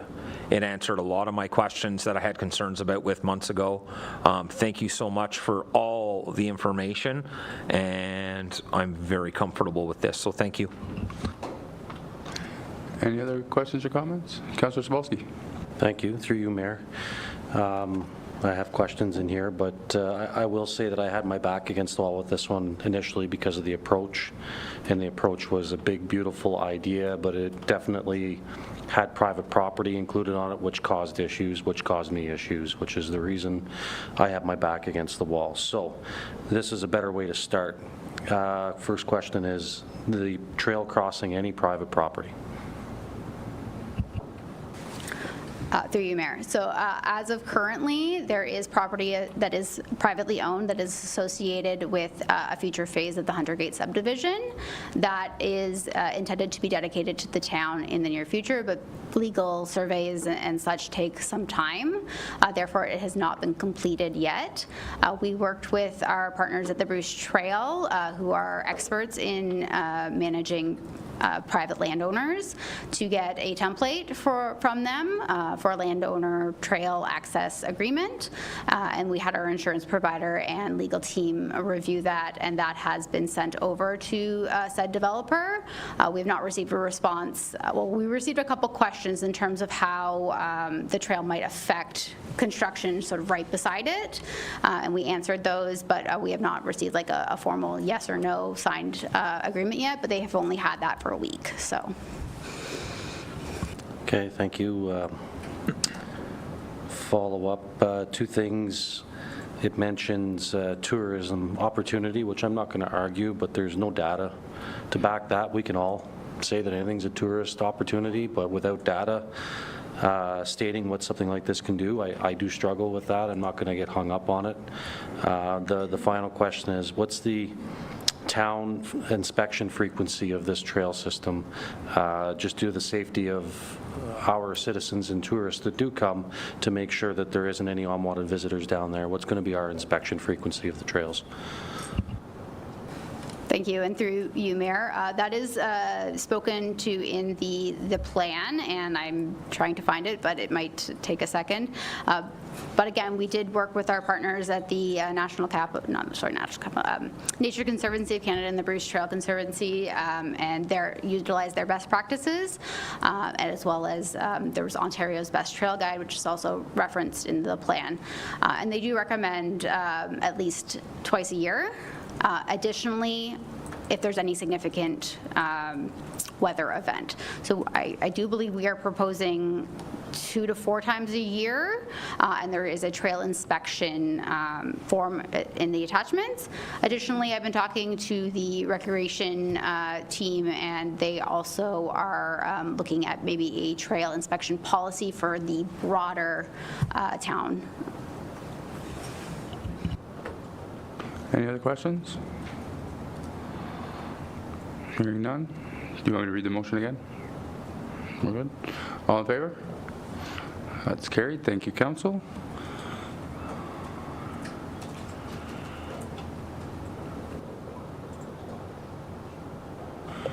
All right, we're moving on to the Bonnechere Manor proposed modular housing. That the Committee of the Whole recommend that Renfrew Town Council support the modular housing development at Bonnechere Manor proposed by the County of Renfrew, and authorize staff to enter into a memorandum of understanding with the county regarding the apportionment of costs and the waiver of applicable fees, charges, and parkland dedication requirements. Mover, please. Review, second by Councillor Legree, and I will turn it over to Director Withers. Thank you, Mayor Sidney. So just as part of this project, the county has requested any financial assistance or consideration the town might be able to offer, whether in kind or a waiver of fees, etc. We kind of discussed it, and we think a logical first step would be consideration for waiver of any application fees that would typically be levied for a project like this, a private project, as well as things like parkland dedication. This project, being affordable housing project, would not be subject to development charges. Initially, revenues in the order of about $2,000, well, exactly $2,000 for the site plan approval would be considered, as well as building permit fees in the order of $56,000, assuming we apply the apartment rate, which is $1,400 per unit at 40 units, giving us $56,000. So at this time, we know about $58,000 would be subject to this agreement in terms of revenues to the town that would otherwise be received. We also submit that we could consider relieving the requirement for 5% cash in lieu of parkland dedication, which is typically required for residential development. And And although it is difficult to determine what the amount of that dedication would be, if you were to assume a valuation of, say, $500,000 for a corner lot or commercial institutional corner lot on services of this nature, that would be something in the order of $25,000 that we would typically receive. So you would be looking in the order of about $80,000 is what you would be looking at in terms of consideration that you would otherwise receive that you would waive if you entered into an MOU with the county for this. So it does need to be considered. Fees, of course, impact planning and building operating revenues. It partially offsets expenses in those departments. The Parkland Dedication Reserve wouldn't increase in accordance with the parkland revenues that would typically be realized. However, I think the other side of the coin is that the project potentially doesn't move forward without the financial support of the municipality and other partners. So something for council to consider. We are recommending that council support this project with the waiver of fees and parkland dedication requirements through the MOU. Council can also opt to, of course, refrain from offering this assistance at this time, reconsider it at some point in the future, or such other direction or options as council may determine. Also note that it's probably worth including in the MOU that if sufficient funding for the whole project, including application fees and those kinds of things, do come forward through a particular provincial or federal government program, that we should receive those fees. I think that's only fair. Those are my comments. Thank you. Councillor Legre. Through you, Mayor Sidney. Just so I'm in favor of this, I think it's a good project. I just have a question with regards to waiving fees and stuff. With other developers coming in, does that open us up? Like, I'm just wondering, we're doing it for one, but not, I know it's the county, but we're doing it for them. How does that work with other developers coming in? And just not sure if somebody can touch on that. Looking for the same thing. Director Withers? Hang on. Thank you, Mayor Sidney. I just want to hopscotch that question because, sorry, Mayor Sidney, through you. Exactly the question I was going to ask. With the adding on, we don't know how much they're charging for rent. This is supposed to be affordable housing. So if, you know what I mean, if we have an understanding of how they're going to charge the rent, then maybe we have your answer and mine. Thank you. The rent will likely be the same or similar to what's charged on other units, because there is a formula that we have to follow, Renfrew County Housing Corporation has to follow. So it takes the average community rent and does something with it, and it comes in at a lower level than the community average. I don't have the formula in front of me, but there is a formula that's attached to it. I think there's a big significance to depending on your income level as well. But Director Withers, if you wanted to kind of wrap that up. Sure, thank you. I'd be glad to. Thank you. Through you, Mayor Sidney. So, yeah, conventionally, we would not provide this kind of support to a private developer. I think this is a different situation, that this is a public sector partner providing affordable housing. So this is an option to council. I think it does not set a precedent, given this is not a private developer. If we did have a private developer come forward with an affordable housing project looking for support, council could consider that as well.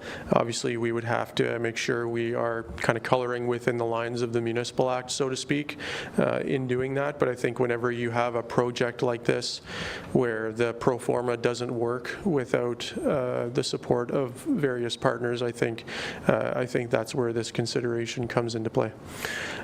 In regards to the affordable housing question, the regards to the rents, so we can include some language in the MOU requesting that at such time as the county, there's more clarity on the rents, that comes forward prior to any financial support being provided. Thank you. Councillor Dick. Thank you, Mayor Sidney, and through you. and thank you to Director Withers, I think it's very important we get that language in there. It's not, I think it's important that anybody who's watching or listening in this room, we're not against this. We just have to ask the right questions so we can answer the public when they ask us on the street. And one of the questions, and I don't know if you can put this in the MOU report or not, I'm in huge favor of this because one of my campaign promises was to try and get affordable housing, and this is my opportunity to do that. But here's the thing. It's a County of Renfrew initiative, and this is where it concerns me and scares me a little. How do we know those 40 units, if this takes off, are going to go to Renfrew residents? Because it is the County of Renfrew that owns it. So how do we know, as town council, who represent the taxpayers of Renfrew and the community of Renfrew, that those homes and affordable homes are going to go to the people in Renfrew? So I doubt we can make that promise. I'm hoping Revimo is going to jump in and help me out here, and thank you, Mayor Sidney. I'm going to jump in and sink you. No, you can't. There's no way that promise could be made. It's essentially who's on the waiting list and who fits the criteria. That's the unfortunate piece. Councillor Cebulski. Thank you. Through you, Mayor. In support of the project, and the reason I'm going to say I'm in support of it and for the ask is due to the location that was selected. I find it very, ingenious that we've found a place that's occupied and we've found a perimeter placement that we know that no residential person is going to want to develop. We know that it's in a place that's really, coherent with what's going on in that area. So therefore, I believe that waiving development fees, provided we're going to collect some taxes, I believe, are doable. Now, there was another chunk of property that was mentioned during the delegation that I would have a different tone towards if they wanted to develop a prime chunk of real estate without development fees. That would be a different conversation. But I believe in this particular case, it's a nice touch. Councillor McCorder. Through you, Chair, for Mr. Withers. It says modular homes. Do we have any idea what those are like? Are they two-bedroom, two-story? Are they all the same? I don't really have a concern too much going in where they are, but if we were to do this sort of a project in a residential area, depending on the quality of the homes, it could affect house prices. Yes, thank you, and through. So unfortunately, we don't have a lot of detail on exactly the type of units that are going in there. I do believe the manager did mention the square footage, and it's escaping me right now. It's under 1,000 for sure per unit. But whether they're bachelors or studios or one bedrooms or two bedrooms in some cases, I don't have that information at this time. Councillor McCorder. Through Chair, just to follow up, so it would be Renfrew County Housing that would be looking after the maintenance, the upkeep, that sort of thing? Thank you, through you, Mayor Sidney. So this is likely going to be a partnership between Renfrew County Housing and long-term care in managing these units, including who occupies the units. I would suspect that there's going to be some shared budget and responsibilities associated with this, but I couldn't tell you at this time exactly who's going to be maintaining it, but it's going to be an arm of the county. Thank you. Any questions? I just want to jump on, sort of piggyback on Councillor Cebulski's comment that I have no problem with the whole waiving the fee factor for this particular situation. It's already land owned by the county. It's not like a developer's going to go knocking on the Bonnechere Manor's door saying, hey, can I buy, so many square feet of that piece of land so I can build a high-rise apartment building so I can make profit. It's designed for affordable housing based on long-term care and Renfrew County Housing Corporation on their land. I think it just makes perfect sense, and I think it's, Councillor Legree? Through you, Mayor Sidney, I'm actually going to jump on the back of him too. He talked about tax. I'm just wondering, for my knowledge, taxes with the county, how does that, do they pay do they get a discount off, or is it?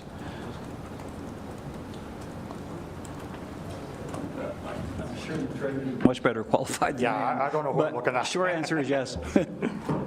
Sorry, could you repeat that question? Yeah, I'm just wondering, like with county-owned properties, so the 40 units here, like with taxes, does the county get a break on taxes, or how does that work? No, they don't get a break on taxes. That's what I was just texting Mitchell with, sorry.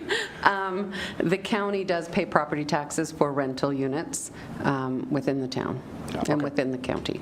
Perfect. I think it's a good project, and I'll be supporting it, so thanks. Not on their own building. Review? So this is a way of adding capacity at long-term care homes. We can't afford to build more long-term care beds. There have been some long-term care beds constructed in Eastern Ontario, either rebuilds or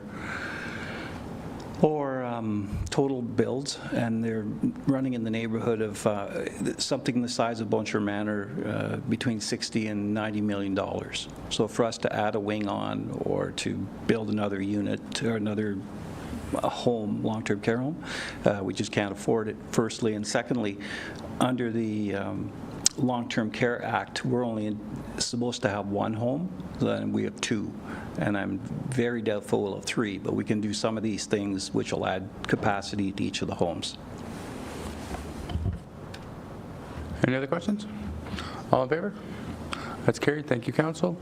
It's 7:32. How about we take like a 10-minute break? Just I'm seeing people are getting up and stuff, so maybe we'll stretch our legs and come back at 7:41.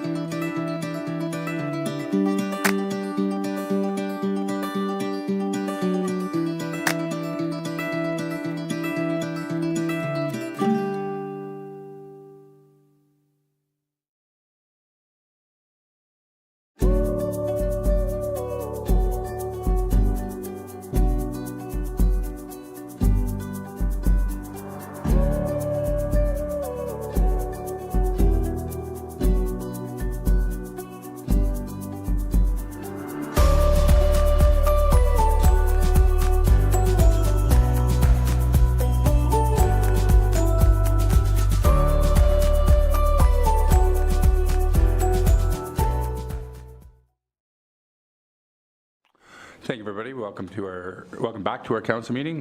Just to let the community know, this is a very long agenda, so we will be probably taking one more break after before the end of the night as well. Moving on to Finance and Corporate Services, E.2.1.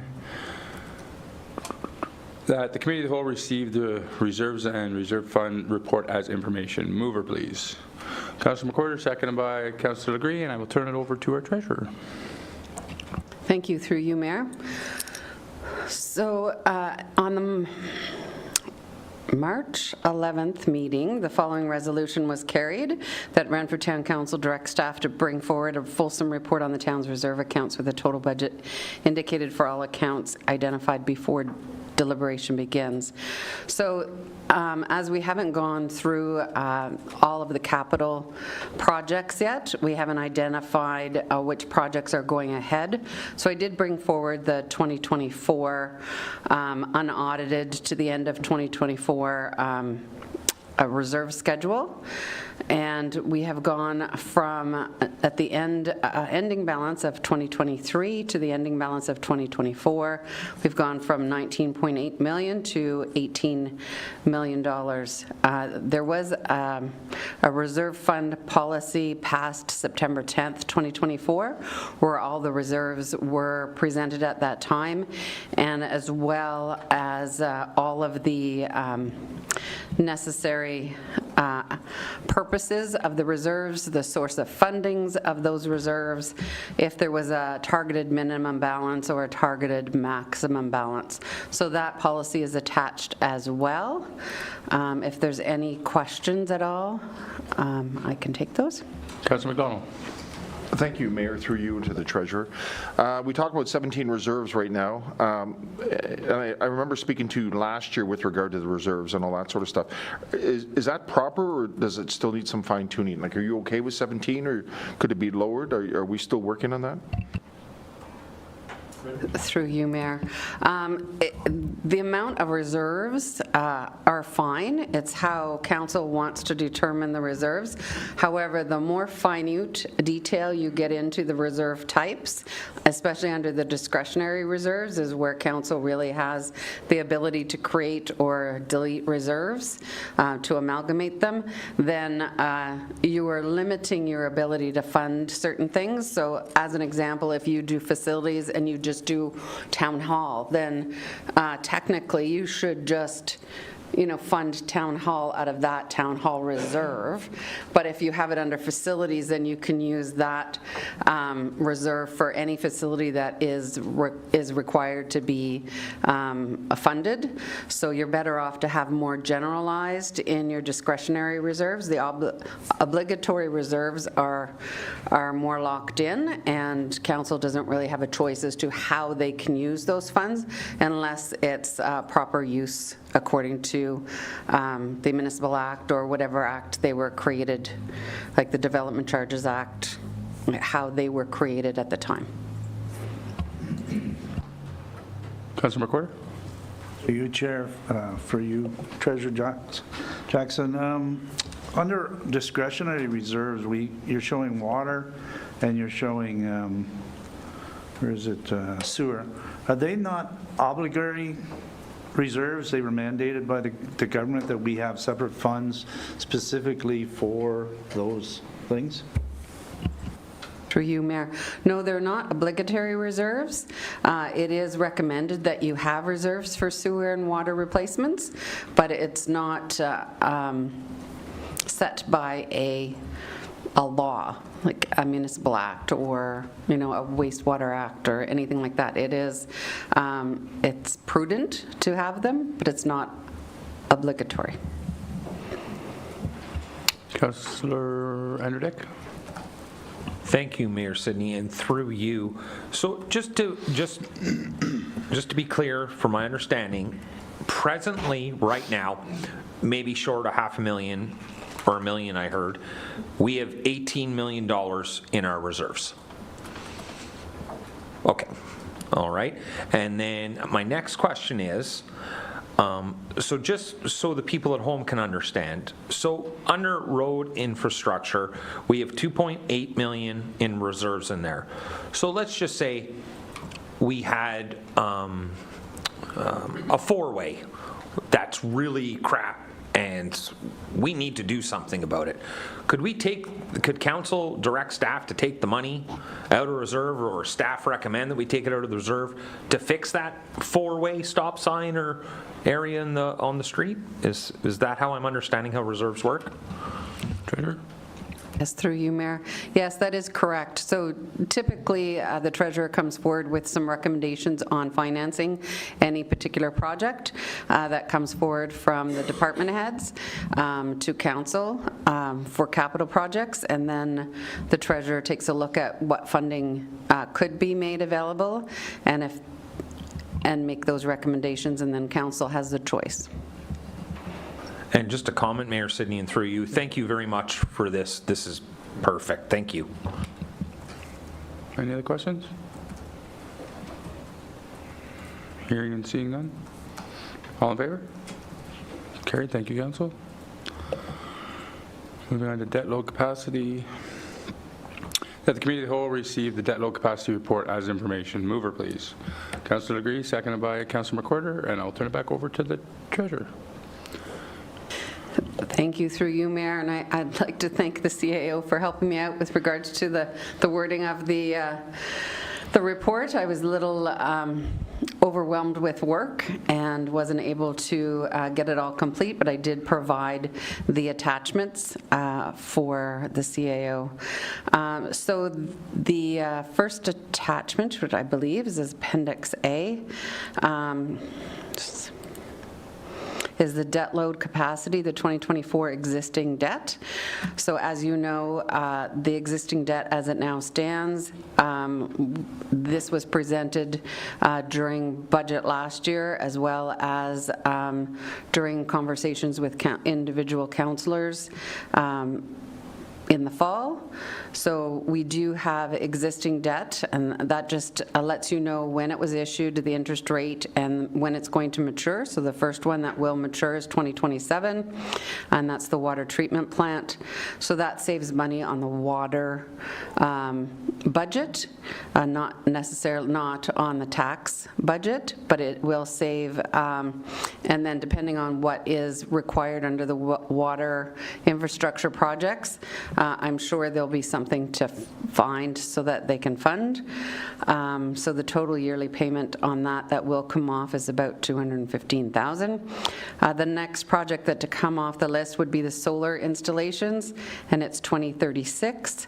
And these are the debt that we have on the books that is external. We also have internal debt. Mattaway Arena roof replacement comes off in 2030, and the LED street lighting comes off in 2031. So just to make note of those, and then the total yearly payment does help go towards the ability to borrow, the annual repayment limit that the province sets with regards to our borrowing, and that's in Appendix B. So these are the 2025 proposed borrowing costs. There are some hopefully some other ways of funding some of these smaller projects that are 5-year debentures instead of funding them through debentures, but that will come forward later on in another report if and when we receive the $2.7 million from the Renfrew power generation, I believe it is, or the Renfrew Hydro. So that will also decrease the overall levy increase, as well as our ability to borrow. So just to note that it is going to be a tough year coming up for budget-wise. Any questions? Councillor McDonald. Thank you, Mayor. Through you, towards the treasurer. With Appendix B, at the very bottom, we talk about a levy increase of 23.31%. Can you elaborate on that? Is that a starting point, or can you fill me in on what you mean by that? Thank you. Yeah, so if we were to look at the budget and everything rolled over from last year to this year without any increases on any one line item, then you would be looking at a 20, or decreases on any one line item, you would be looking at a 23.31%. And the reason why I say that from the 24.74% is for 2024, there was budgeted principal and interest for Mattaway. However, there was construction loan interest that was used in the amount of $774,000. You do, when you borrow for construction loans, you do have to pay the interest monthly, and that's what it amounted to. So then, if you were, I know there has been talk, well, there was $1 million basically budgeted for last year. We didn't have any debenture payments, so it should reduce the overall impact to the budget. However, $775,000 was used towards that $1 million, so there's very little. And that's why I'm saying, that's why it has decreased from 24.74 to 23.31. Does that make sense? Sorry. Any other questions? Councilor Dick? Thank you, Mayor Sidney, and through you. So, yeah, we're going to have to go through this. I'm pretty sure, Mayor Sidney, last year we were told 10% of the levy was going directly towards the payments moving forward on the debenture.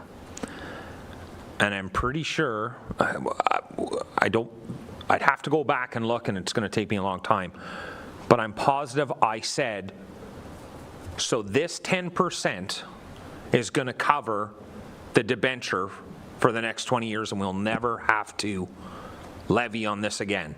And I was told yes. And now I'm being told no.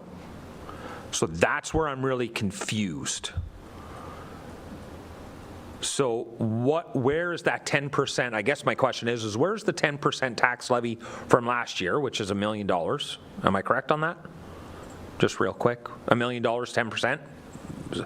So where's that $1 million that we raised the taxes last year? Where is that money?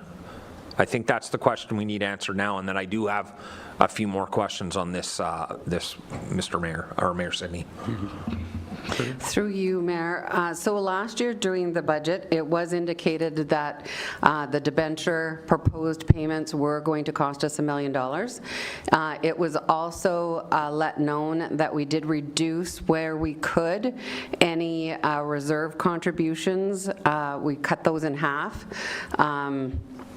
Where we could put into reserves to offset, because I think I started at, if you look back in the meetings, it was like a 27.5% increase, and we got it down to about a 12% increase overall with 1-point-something% growth.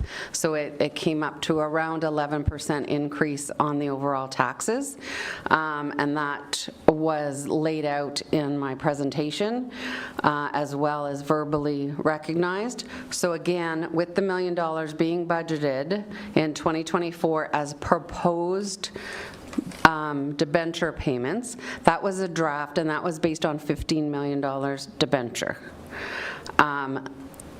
During that time, during 2024, we did have to spend $775,000 in construction loans, interest.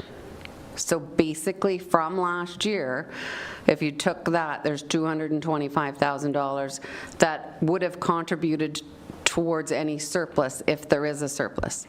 If there is a surplus at the end of 2024, that will be brought to council and a recommendation to transfer that into reserves, to levy stabilization reserves, which could be used to fund any increase in 2025.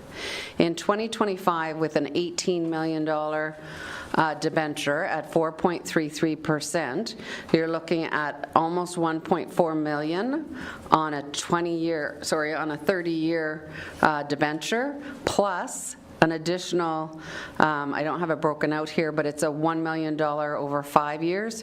So basically, if we funded that ourselves with it, which is what I would recommend, instead of borrowing costs, we would be looking at about $250,000 a year. So you're looking at $1.6 million instead of the $1 million.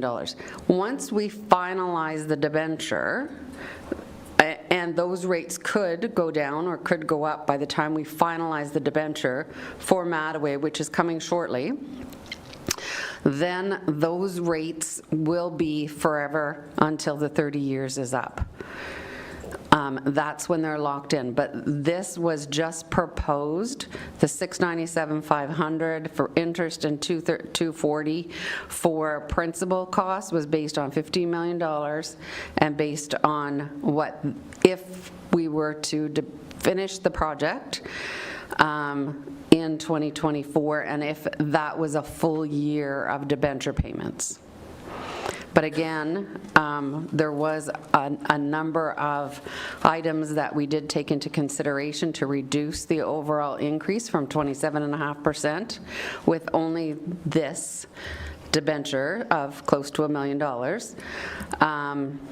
To bring it down to about 12%, and then your growth rate. And growth is represented, and the reason why I say growth rate, growth is represented by assessment that is new to the assessment role, that is new to taxation.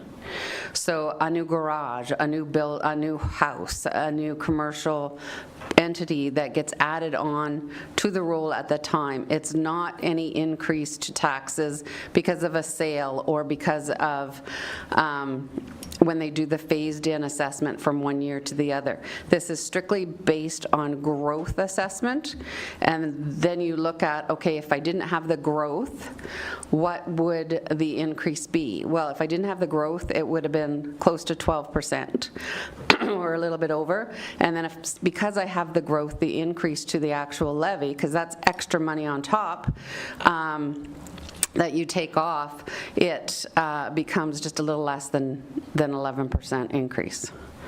Does that help explain it a little bit? Mayor Sidney, a little bit. It does, and I appreciate your answer, and thank you very much. Actually, I'll open the floor. Does any other councillor have questions on this before I move on with my other questions? Okay, I'll open the floor. Perfect. Councillor McDonald. Thank you, and thank you, Councillor Dick. Top line, Mattaway project in total, we only have, it looks like, one debenture, and it's at $18 million. I thought there had been some talk about maybe splitting the debenture up so that we could potentially pay one off sooner rather than later. Is that still on the table? Thank you. Through you, Mayor. If you follow the line across, the total cost is $19 million. So we've already taken out on construction loans the $18 million. So I'm proposing that we debenture that full $18 million over 30 years. Then we either debenture the $1.012 million over 5 years at 3.19%, or we fund it ourselves rather than going through Infrastructure Ontario and fund it at a 0% over 5 years and save the interest cost to the town, but do an internal debt process rather than an external debt process at 0% instead of 3.19%. Councillor McDonald. Thank you, Mayor. Follow-up. And these are specifically with that question, these are follow-ups we can have later on in terms of council as to how we'd like to split that up if we want to. Am I correct on that? That is correct. Through you, Mayor, I will, as soon as I get the paperwork and the information from Infrastructure Ontario, then I will be bringing all of the funding information to council, as well as they had allowed us. We anticipated that it was going to be more than $19 million. I anticipated that it was going to be $22 to $23 million. The bonus with the development charges, it took off quite a lot of funding that we didn't have to debenture, so that was good. And then every year thereafter, it'll come right out of the development charges reserve and into operating to offset any costs. But I can't guarantee you how much that's going to be over each year, because it all depends on development. But we are aware of that, and it's in my development charges report that should hopefully come to the next council meeting, if not by the end of April. We do have the numbers for that for 2024. You're welcome. Any other questions? Councillor Zabowski? Thank you. Through you, Mayor, and not a question, maybe just a bit of conversation to my fellow councillor. Maybe you asked about the 10%, the $1 million, and ultimately we had to ask for a loan, so we just give the bank $770,000 in interest. They made $770,000 off the money that we're holding in a loan on us. So that's where that money went last year. If we would have had the project done a year ago and the debenture solidified a year ago, that $1 million or the increase in levy would have went towards the payments, which would be sustained out over X amount of time. But ultimately, by not having the project done a year ago, it cost us another $700,000 and some in interest. So the individual that's wealthy enough to give us $18 million made almost $800,000 off us just because they could. So hopefully that answers your question in a smaller form. Councillor Anderdick?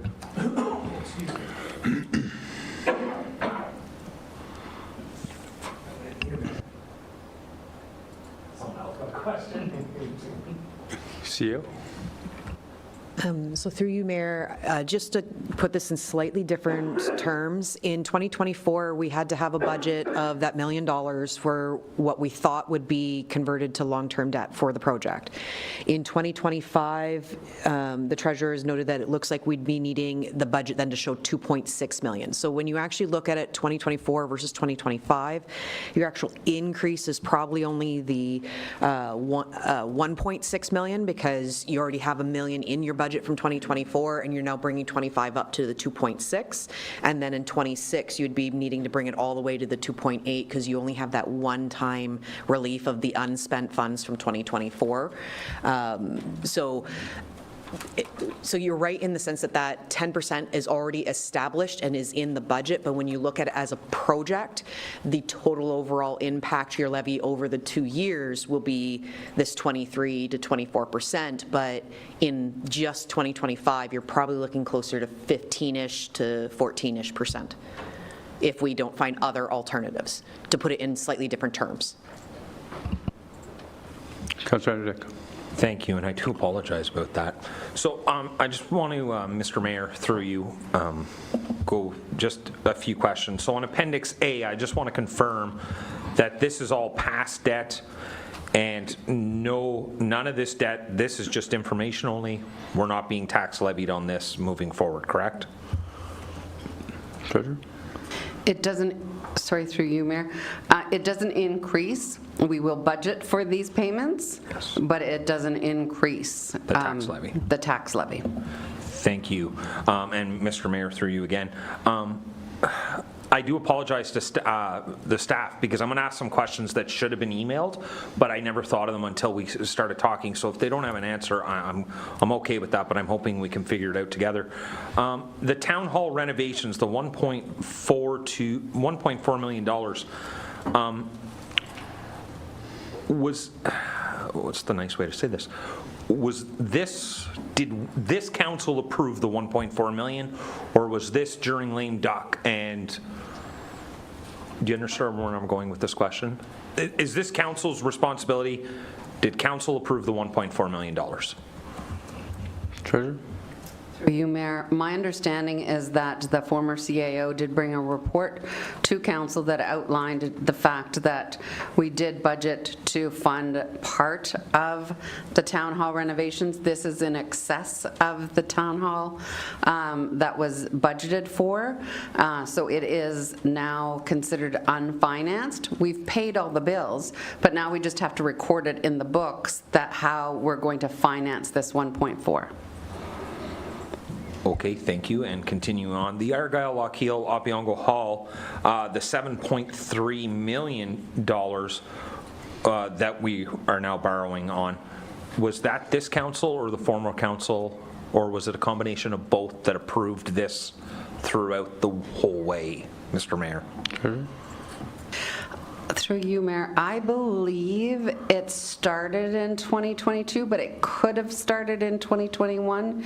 It definitely was there in 2023 and continued into 2024, and then there's a small project that will come forward in 2025 as a continuation, and council is well aware of the sidewalks and one more lift to one section of the road. Okay, thank you. And then just moving up to the Mattaway project in total, I think we can all agree that it was the former council and this council that attribute to this $19 million. Now we're going to move down to the Highway 60 O'Brien Road. This I believe again was started with the old council, and this council supported in moving forward with it. So, and just before I move on, I have a notice of motion in looking for the comparison. Should we finance this extra money, or should we take it out of reserves? So hopefully that report will be coming soon. I just want to make it aware to the staff and to my fellow councillors. I know sometimes we get frustrated with the questions that we ask as councillors, and I think if we look at these 4 projects that are going to cost the taxpayers of the town of Renfrew $28 million, I think I should have asked a lot more questions on this. It's very concerning that we have these projects that were completed in such short a time. I believe there was times where information maybe wasn't fully given to council, and council didn't request that information, and I'm very disappointed in myself that I looked down at a number of $28 million, and a lot of that was on my watch, and it's very, very disheartening to see that we allowed this to happen, or I allowed it to happen. I won't put my other councillors in the same shoes as me. So thank you, Mayor Sidney. Councillor McDonald. Thank you. With regard to that, I just want to clarify the Mattaway project at 19, the town hall renovations, and the Argyle Lockheed were started, I think, primarily before this council started, and it was for us to come in and tidy up and to deal with some of the leftovers. I just would like confirmation on that. Thank you. Treasurer? Through you, Mayor, I know Mattaway project definitely started prior to the election of the fall of 2022, I believe.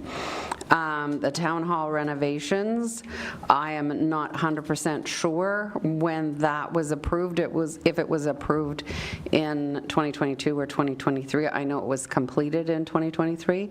Argyle Lockheed, certainly the design would have been completed prior to 2023. And I just want to make note that Highway 60, we had originally planned to debenture $3 million for that project. So that did come under budget, almost $2.1 million. So that's why it's only at $909,000. So we did plan to debenture $3 million on that project, but did come in a lot less than what we expected. Councillor Gray. Through Mayor Sidney. So just so I'm clear with the Mattaway debenture part, we took 10% in, which is a little over $1 million in 2024. We're looking at another 13% roughly. So Mattaway impact to the taxpayers was about 23% tax levy. Would I be correct in saying that? Yes, you would be correct. Through you, Mayor. Thank you. Councillor Anderdeck. Go ahead. Thank you, Mayor Sidney. This is my 3rd time speaking on this matter, so this will be my last comment. I just, through you, Mayor Sidney, I just want to make it clear to my friends at the table, I wasn't trying to throw us all under the bus. I'm just seeing my frustration, and, you know, and I just want to make sure that my friends know that I wasn't trying to throw us all under the bus, if that's the way it came across. Thanks. Any other questions? Treasurer? I think what I'm going to do, just to keep it clear moving forward, is I'm going to put the year, and I suggest that we put the year once we start doing design work on any project, because once we plan to design a project through the budget, then eventually we do plan on doing the construction at some time, depending on the funding availability or borrowing ability or reserves ability. So I think by putting the year there when it starts doing the design will help council and staff and the public recognize that the project actually started at this time period, knowing that eventually it would come to a construction phase, because we do have a lot of designed projects and continue to have those projects designed over time. So I just want to make sure that council's aware of, if you are designing, that the hope is that there will be some construction at some point. Any other questions? Councillor Degree. Through you, Mayor Sidney, I'm not sure if I could ask this, but just for clarification, it's kind of on the tax levy part. So the county, I think, I'm just looking at the Reeve, it's 5.5% to county roughly. So just looking at the numbers the way it is, we have a 23.31% plus a 5.5 for county plus whatever inflation would be. So this, am I correct by saying that, or? So through you, Mayor, so as the CAO, indicated, I'm just showing that all these projects and these financing did increase the levy by 23%. How that's going to affect the overall budget in 2025 could be as low as 13%. And then because of the 10% increase last year, because of the budgeting, but I know that, and I did want to point out the construction loan interest, because a lot of people have said, what are you going to do with the $1 million surplus for this? Well, it's eaten up basically from the construction loan interest.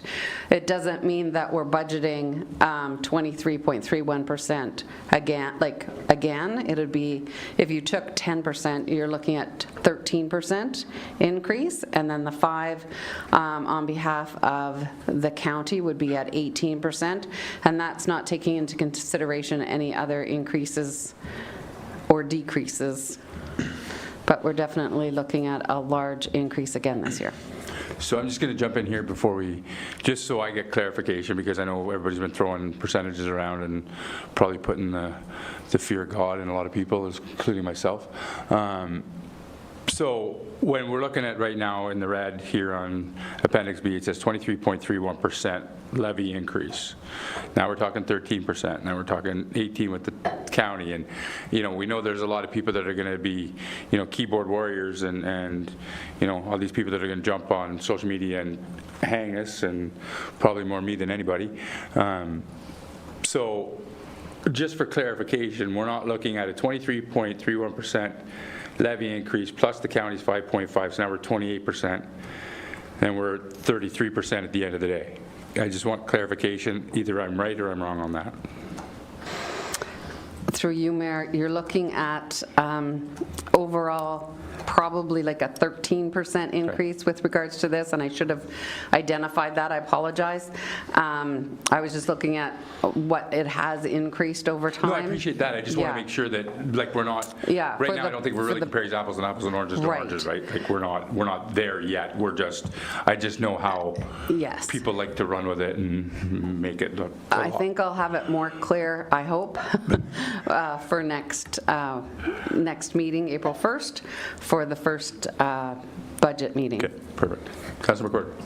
Through you, Chair, thank you. For you, Treasurer Jackson, so the 5% from county, we don't actually add it to the, say, 13% of our own.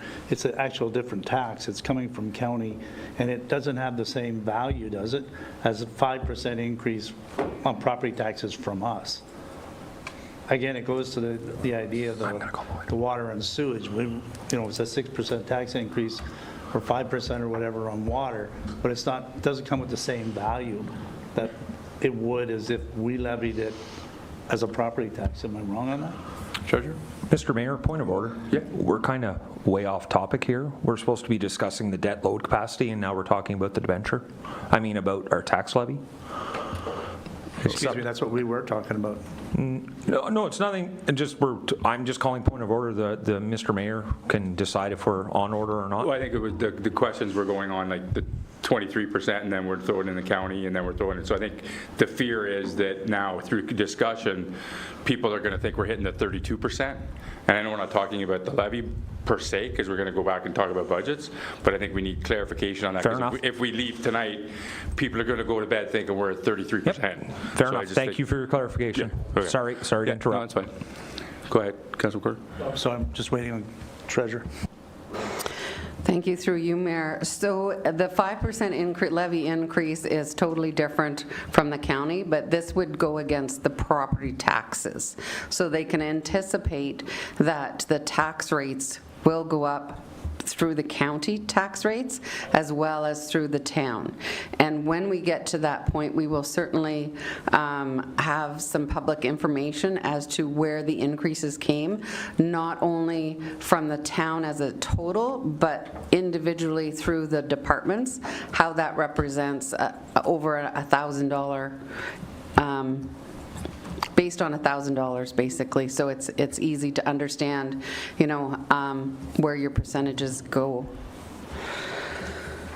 That's perfect. I just wanted to clarify that, sort of like the water and waste that we did, just so people actually know. I mean, this isn't coming from us, this is coming from the county. So the other percentage that we're talking about is from us, and we're trying to do our best here to mitigate that. So thank you for that, and I appreciate you doing that. And Councillor Underdick, I appreciate the comment. I think it was, things were stated that I think we're going to add a lot of confusion, and we'd have 2 weeks of hearing about it, and that'd be 2 weeks that staff are going to hear about it. And I think while we're on the discussion, let's just make sure we're all kind of heading in the right direction there. So that's kind of why I wanted to make sure that people knew that don't put your head on the pillow tonight at 33%. That's all. Yeah. Mayor Sidney, and thank you. And it's just Councillor Degree started it. Councillor, I just didn't want it to be a full-blown discussion on it. No, I just wanted to make sure that absolutely, and you're the chair, and and I just wanted to make that it wasn't a jab at anybody. Yeah, no, thank you. I just wanted to make sure that people weren't going to bed at 33% tonight because nobody will sleep. Councillor Degree. Through Mayor Sidney. So I agree, I probably took it down the wrong road here. I just wanted to kind of understand this because we're making decisions in 10 minutes about lighting at Matterway and stuff like that. So I'm trying to figure out, it's really hard to make these decisions on stuff that's going to affect the 2025 budget when we have no idea. Like, we have a rough idea now. I took it down the wrong road to get there, but to kind of understand where we are. Pardon me? No. Just to kind of, so that's, so I apologize for that. Yeah, no, that's fine. Any other more questions on the reserves? Hearing none. All in favor? Okay, thank you, Council. All right. Let's see where we're at here. 1, 2, 3. Council remuneration report. That the committee of the whole received the 2024 council remuneration report as information. Mover, please. Councilor McDonald, second by Revimo. Turn over to the treasurer. Through you, Mayor. So this is a report that goes to council and the public every year. You'll notice it is set up a little bit different this year. We did, when you look at the actual statement, the benefits, so you have your remuneration column, your benefits column, which represents what the town has to pay for their portion of the CPP, the employer's health tax, and the group benefits. And then we look at the other column, the other remuneration, which is for Renfrew Power Generation board members. And then we look at the expenses. So expenses include convention registration and any other activities as attended.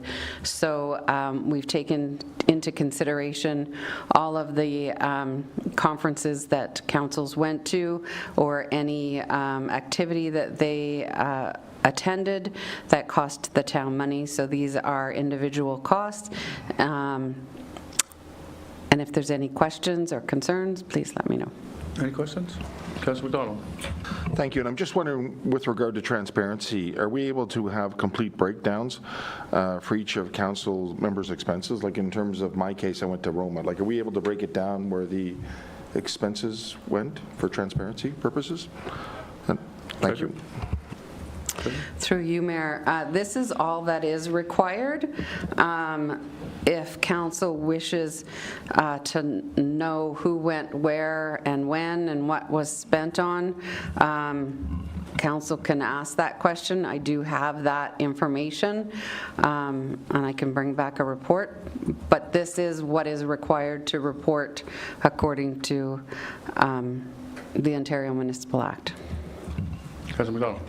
Yeah, maybe a clarifying question, or clarifying statement, Mayor. Yeah, I'm not looking for a glass of orange juice or any of that sort of stuff. More specifically, I guess where the expenses went to. Like I said, using my example, I went to Roma, so I'll leave it up to the rest of the council what they want. Any other questions? Hearing none, all in favor? It's carried. Thank you, council. On to E.4.1. Committee of the Whole received the road length report as information. Mover, please. Councillor Agree, seconded by Councillor Zabalski, and I will turn it over to Director Bishop. Through you, Mayor, to all of council.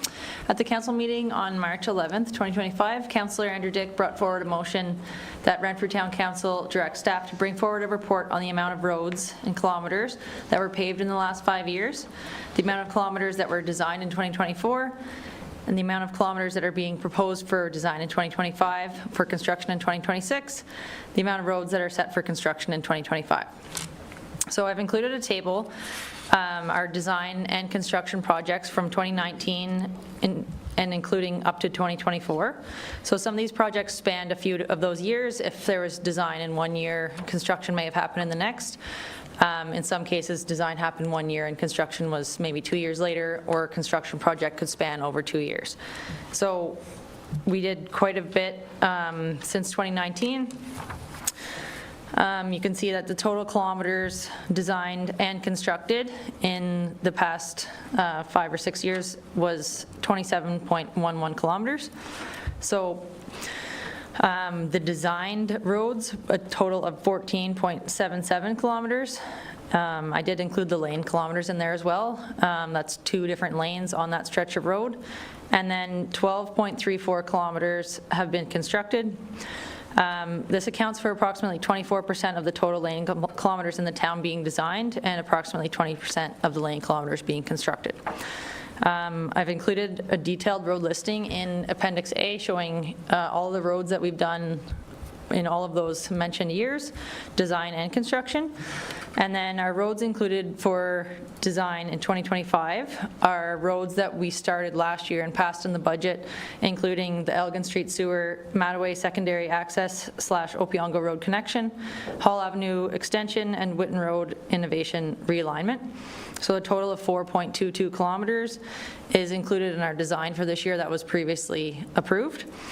Roads proposed for construction in 2025. This listing is potential road projects that will be discussed during budget, but they include Part 1 or Phase 1 of Hall Avenue, and that is a reconstruction from where the old Argyle, Lochiel, and Hall project stopped at Barr and up to the Algonquin Trail.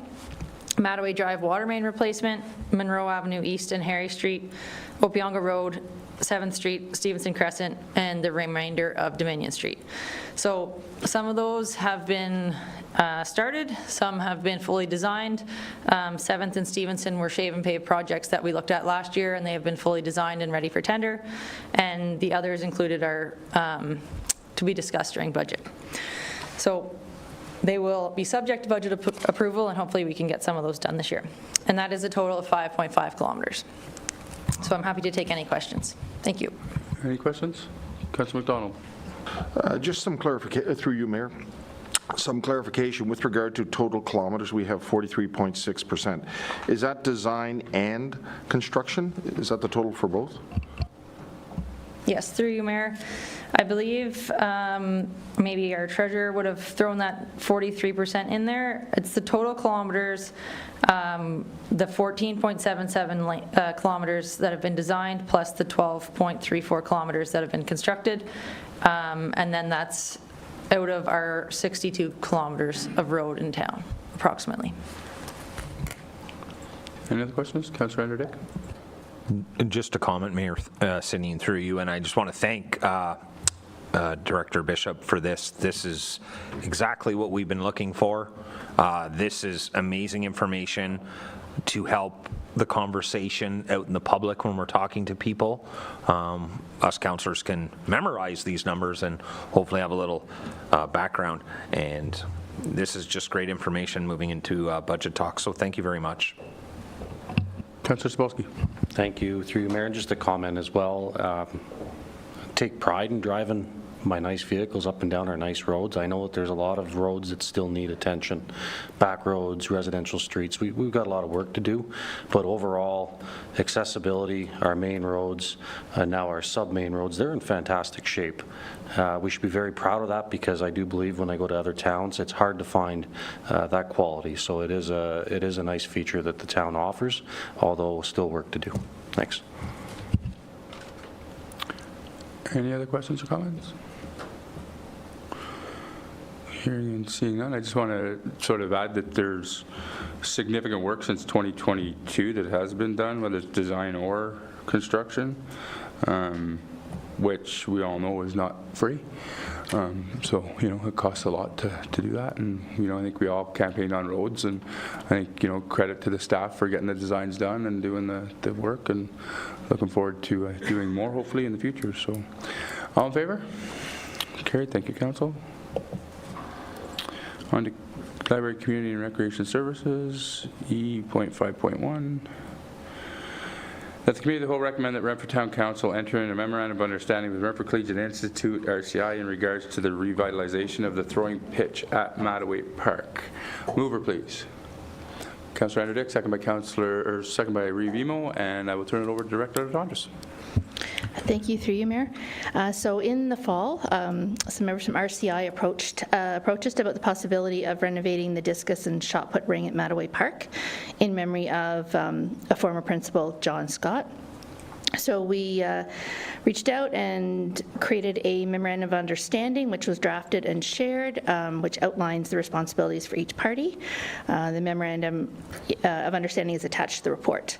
So to summarize the report, RCI will be solely responsible for the removal and replacement of the existing concrete ring, and then town staff will be responsible for the ongoing maintenance. We are recommending that we enter into the MOU. It just is it would be a good community partnership with RCI community, and it would allow us to renovate an existing feature that is not in the 2025 budget. Thank you. Any questions from Council? Hearing and seeing none, all in favor? Carried. Thank you, Council. E.2.5. That the Committee of the Whole recommends that Renfrew Town Council receive the addendum to the JP2G report originally presented on February 11, 2025, and direct staff to proceed with an RFP process to complete the phase 1 of the recommendations with an estimated cost of $104,778 plus HST and engineering consulting fees as part of the 2025 capital budget, with decisions on phase 2 and 3 to be included in the 2026 budget. Mover, please. Councillor Anderdick, second by Councillor Legree, and I will turn it over to Supervisor Eckford. Thank you, and through you, Mayor. In fall 2024, Renfrew Town Council received a report on the poor state of the power supplies within Mattaway Park. Following this report, a site review and report was completed by JP2G and brought back to Council. After reporting to Council on February 11th, a suggestion was made with the direction to staff to bring forward costing on replacing the 8 posts at Seeley Field by redeploying 6 cement poles from Rushlow Field to Seeley Field and adding 2 new poles. Staff re-engaged with JP2G to investigate the feasibility and cost estimates for this suggestion. Updated options and their impacts, including that suggestion, have been attached to this report for consideration. These include options for 2025 to replace the power supplies to 1 field, that being Tye Field plus a second field, whether Rushlow Field or Seeley Field, or all 3 fields. Lights to the sliding hill and the dog park are also additional options. With 3 different fields and multiple options for both phases 2 and 3, there are a number of different permutations of the different avenues that are available to council. And so staff worked with JP2G to develop a decision tree or flow chart to help with understanding those. I should note that the first question in that decision tree regarding the necessity of 3 illuminated fields leads to the suggested plan from February 11th where Rushlow is not lit. However, council may wish to light only Ty and Rushlow instead.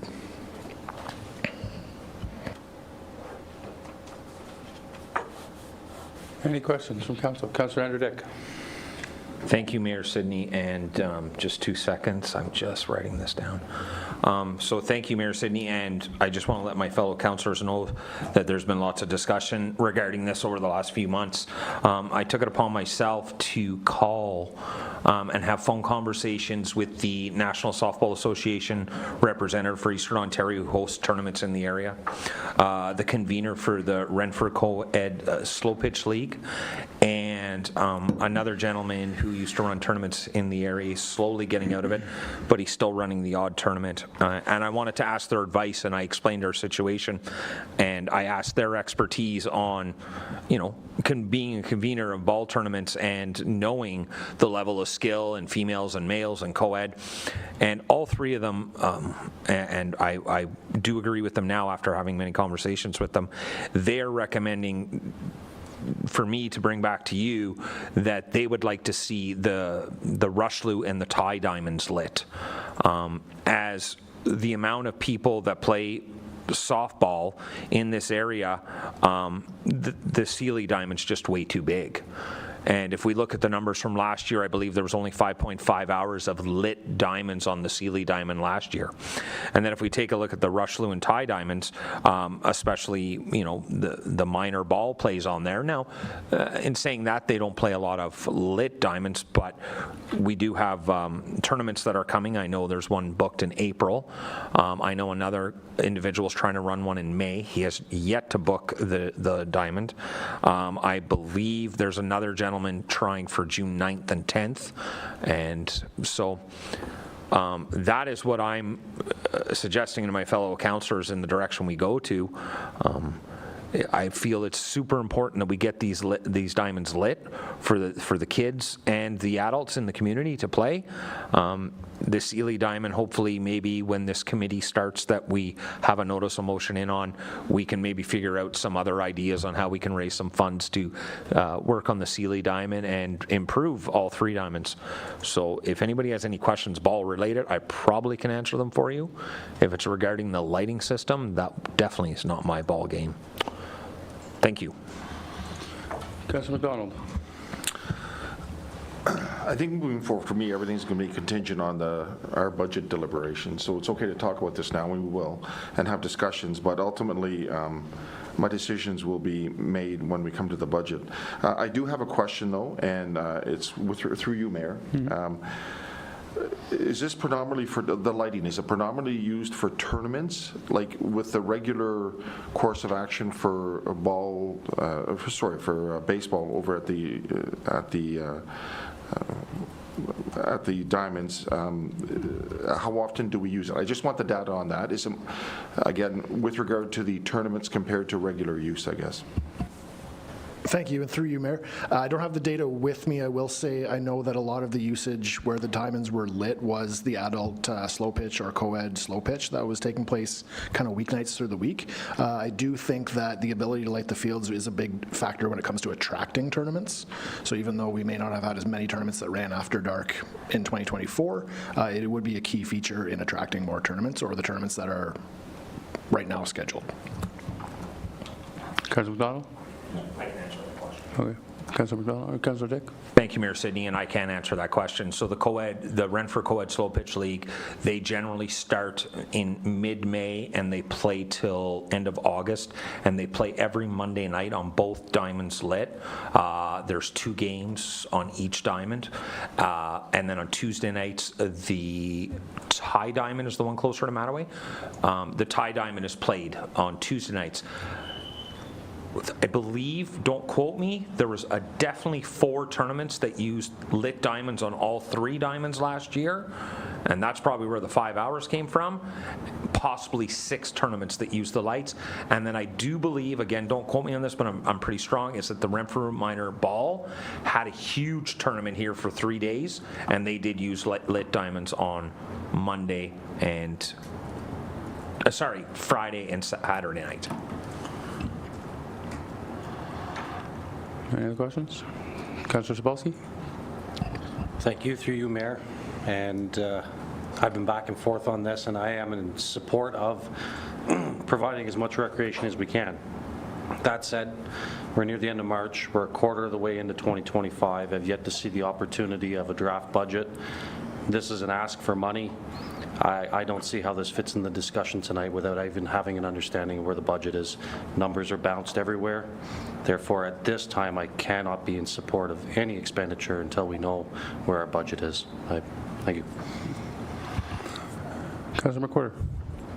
I'm kind of on the same page, not knowing what our budget's going to come in at. I'm wondering if we could defer this for further discussion down the road when we do have a better idea where we stand with our budget. Even if we did phase 1, you're still looking at a 1%, at least a 1% tax increase. And right now we're looking for savings. So I agree. The more sports, the better for our kids and our adults to get them healthy. But it's got to come down to whether we can afford it or not this year. I think I'd sooner see what the budget comes in at and see where we stand. Councillor Dick. Thank you, Mayor Sidney, and I'm going to remind my friends at the table here that if I get what you're saying, that we don't know what our budget is. If we defer this and we don't do this, you are going to lose slow pitch in Renfrew. Because right now, we're on a timeline of probably mid-June before we get these lights fixed. I'm assuming it's March 25th. And so that April, May, so we have 6 weeks in our league supposed to start. And we're going to be mid-June. If we defer this 2 weeks, we're going to lose it. You're not going to have slow pitch in Renfrew.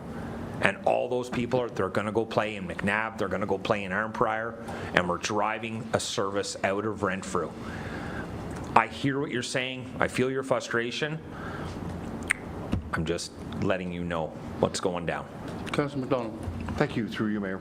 And I guess to the director, what timelines are, no, sorry, not the director, manager.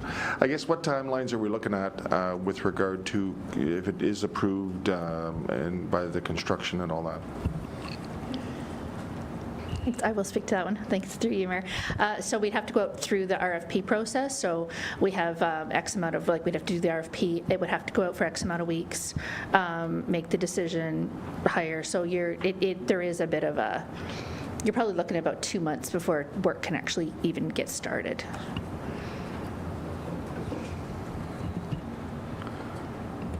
Any other questions? Councillor Degree. Through you, Mayor Sidney. So I kind of agree with everybody here. This is a tough one for me. I do worry about the underground wiring for lights we have. I agree with Councillor Dick. I would hate to lose slow pitch ball in Renfrew. We want to bring more stuff in. That's why we did the expansion. You know, like I said earlier, the parking lots are full and in the winter, and we want to make sure they're full in the summer. It is very tough, to Councillor Sobolski's point, not knowing where we sit. But the big piece for me too is the lighting in the parking lots and all that. Like, as we speak here now, we could be losing more and more lighting, and that's a security thing for me. I've dealt with Renfrew Minor Hockey. I know we've dealt with issues there before, with incidents in the parking lot and stuff like that. So, yeah, it's definitely a tough one. So I'll just leave it at that for now. Treasurer. Thank you, through you, Mayor. Could I suggest that council give the treasurer direction as to which option they would want me to bring to budget next Tuesday? So then I can have an idea of how I can fund that option, whether it be out of reserves or taxation. If it's option 1 or option 2, whichever one, or if you want all options on the table, I can do that too, but just so that I have an idea, because it is getting close to closing the budget stuff. I think for me, and it goes along with Councillor Legree, it's like, say we went ahead with what Councillor Anderdick's, his idea would be, does that fix the parking lot? Lighting? Parking lot, the old parking lot at Mattaway Park is lit as is right now. So the parking lot there is not affected by this project. So the underground that is faulty, is that have anything to do with the parking lot? The underground wiring that is that's identified as a potential risk in this plan feeds the 3 ball diamond lights, the sliding hill, and could, in time, feed the dog park if we wanted to treat that as an option. They're totally separate then? Correct. Okay. Councillor McDonald. Thank you, Mayor, through you. I guess I would like all 3 options and how they're funded. At least we know what we're dealing with then.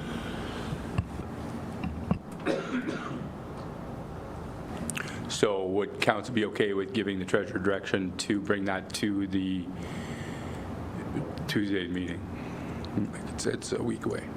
Councillor Anderdick. Mayor Sidney, I cannot stress enough. I guess I speak with the community, and I know what's going to happen.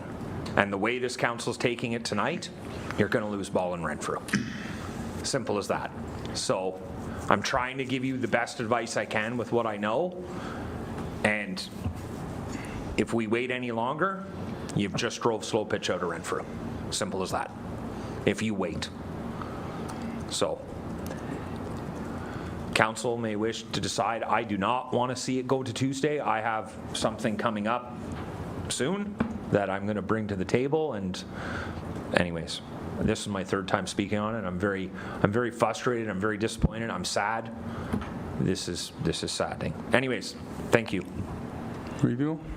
Yes, thank you. At the same time as we're asking the treasurer to produce some scenarios, can we also ask staff to start on the RFP to get down the road a certain distance on it, so that should we make a decision that we're able to go fairly quickly, as opposed to going through Tuesday, then maybe another 2 weeks while we sort out the different options, and then have the RFP go out. If we can start getting work done on the RFP, so it's a matter of plugging in some numbers a little later on, so it's ready to go as fast as possible. Treasurer? Yes, our procurement can certainly start it and then just complete the scope part once council decides if they're going to proceed. Review. Is this an opportunity also for us to pre-qualify, and then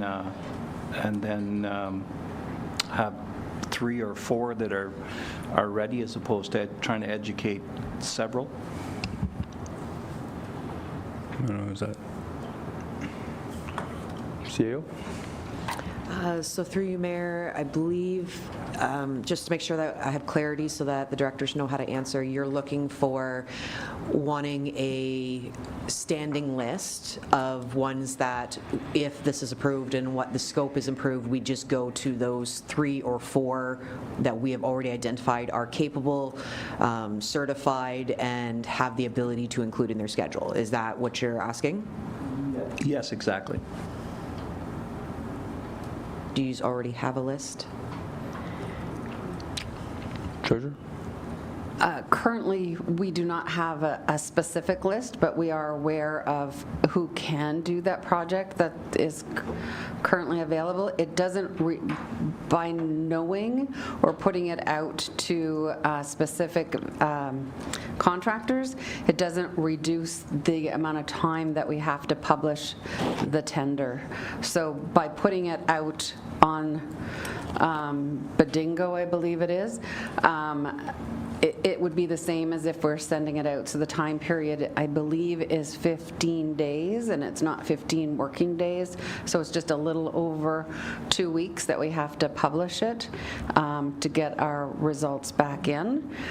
Whether or not we invite the tenders or we post it on Badingo and also invite invite some specific ones that we know. Thank you. So I'm just going to jump in here with my 2 cents, I guess. I hear what everybody's saying. I hear what Councillor Andrew Dick's saying. I respect the passion, and trust me, I don't want to see any less activities out there. I want more activities out there. I think where I get the hesitancy is for 3 years now, I've been hearing that, it's not all just hockey, and I don't play hockey, and I don't skate, and I don't do that, and I don't do this. And Mattaway operates 17 hours a day, 364 days a year, give or take a day or two. Baseball is, 5 months?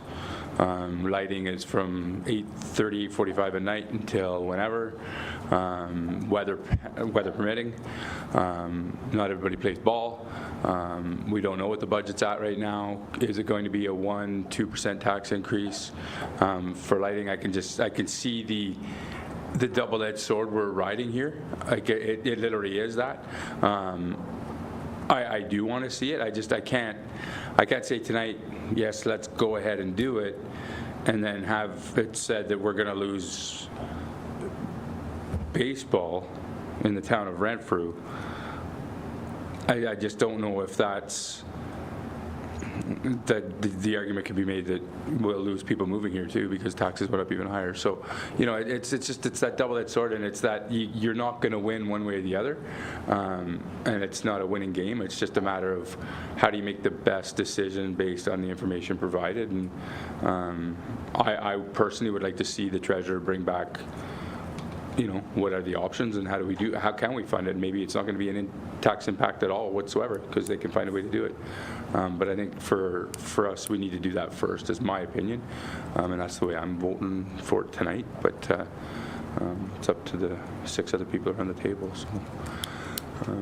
So with that being said, any other questions or comments? Councillor McDonald? Mayor, to your point, do we have to amend the motion then? Because this one deals specifically with phase 1. That was going to be my exact next question. Okay. What do we do next? So we got to vote on it. Carolyn? Clerk? Through you, Mayor Sidney. So there's a couple options that are available. The original motion can go to council with a vote and decide where it falls from there. A motion could be put on the table, and just taking from what the discussion was, basically that the committee of the whole defer the discussion to move forward with the Mattaway outdoor lighting project, and that the treasurer be directed to bring forward costing on all 3 options to the special draft meeting scheduled for April 1st, 2025, and that staff begin drafting the RFP in preparation for council's decision. That is just a suggestion, but ultimately it would be how council wishes to proceed with the matter.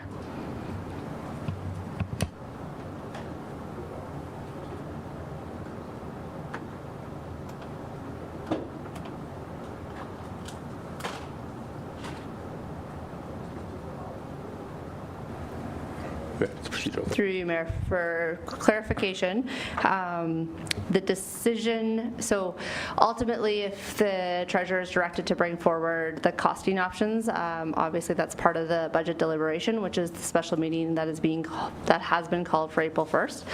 The decision on this specific project would probably then come back to council at a regular meeting of council. But again, at least the treasurer is bringing forward costing that can be included or part of the budget deliberations. Does that clarify? All right. Just for clarification, so everybody knows, when I asked the clerk to turn off her microphone, my question was, would we be able to vote on it on the 1st as a separate motion to go ahead and move forward with it, or do we have to wait to the next meeting of council? Is kind of what I was looking for. So sounds like we'd have to wait to the next meeting of council. Through you, Mayor Sidney. Ultimately, it's council's decision. However, the special meeting of council is being scheduled for draft budget purposes only, typically as part of our procedural bylaw, and as good practice, when a special meeting is called, it is with regards to specific items on the agenda. In this case, the special meeting, I think council will have their plate full that day through discussion. However, as part of budget deliberations, if it's a matter that council wishes to decide on at that point, then it's council's will to do that at that time. Everybody good? Clear? Revimo? I'd like to make a motion that we table this. Motion until the earliest possible opportunity to bring it forward again. With the direction to the treasurer? With the direction to the treasurer included, yes, please.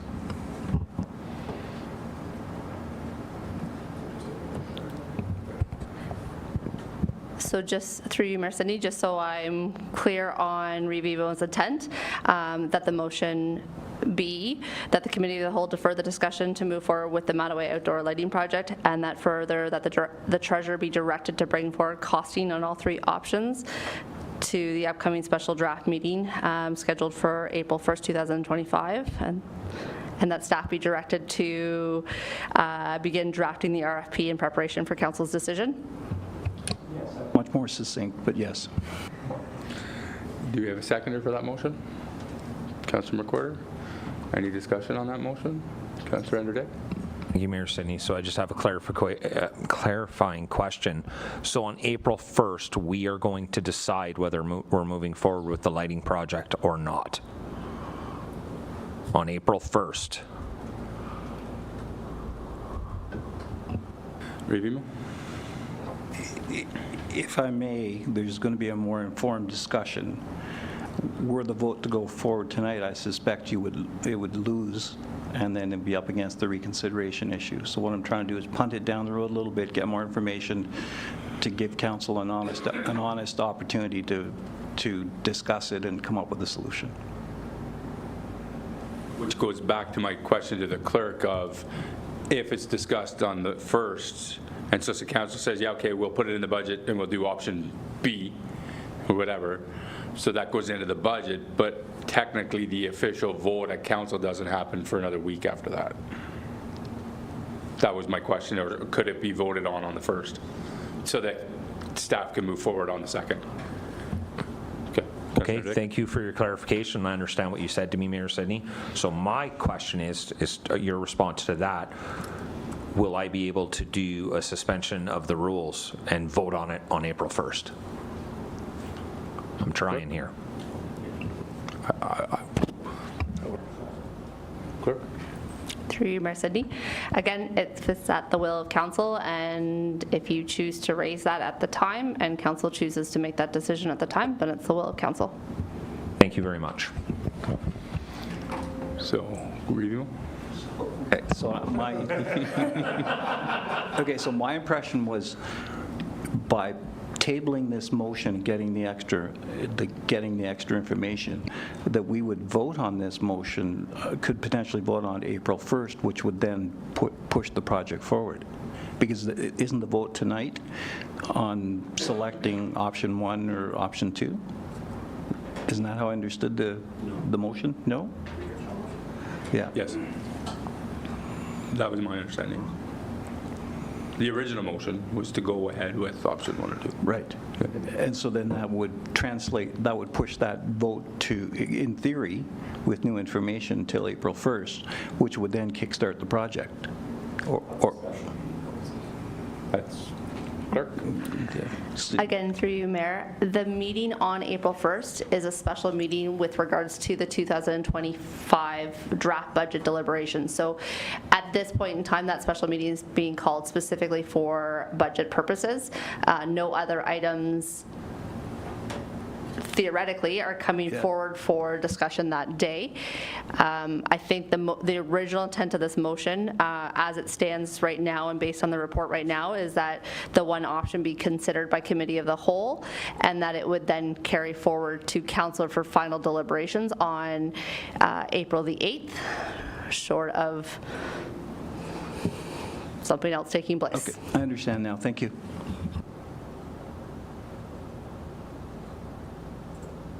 So I'm just going to paraphrase everything just so I make sure.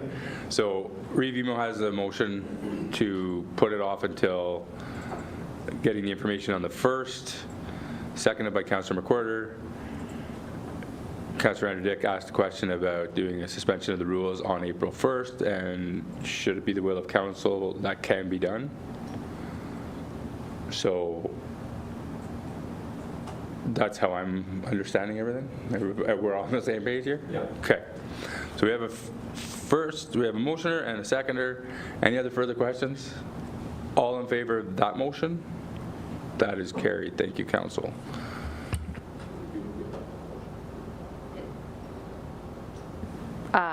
Because the committee of the whole motion to defer, then the original motion sits as stated. Perfect. How about we take a 7-minute break just to, okay.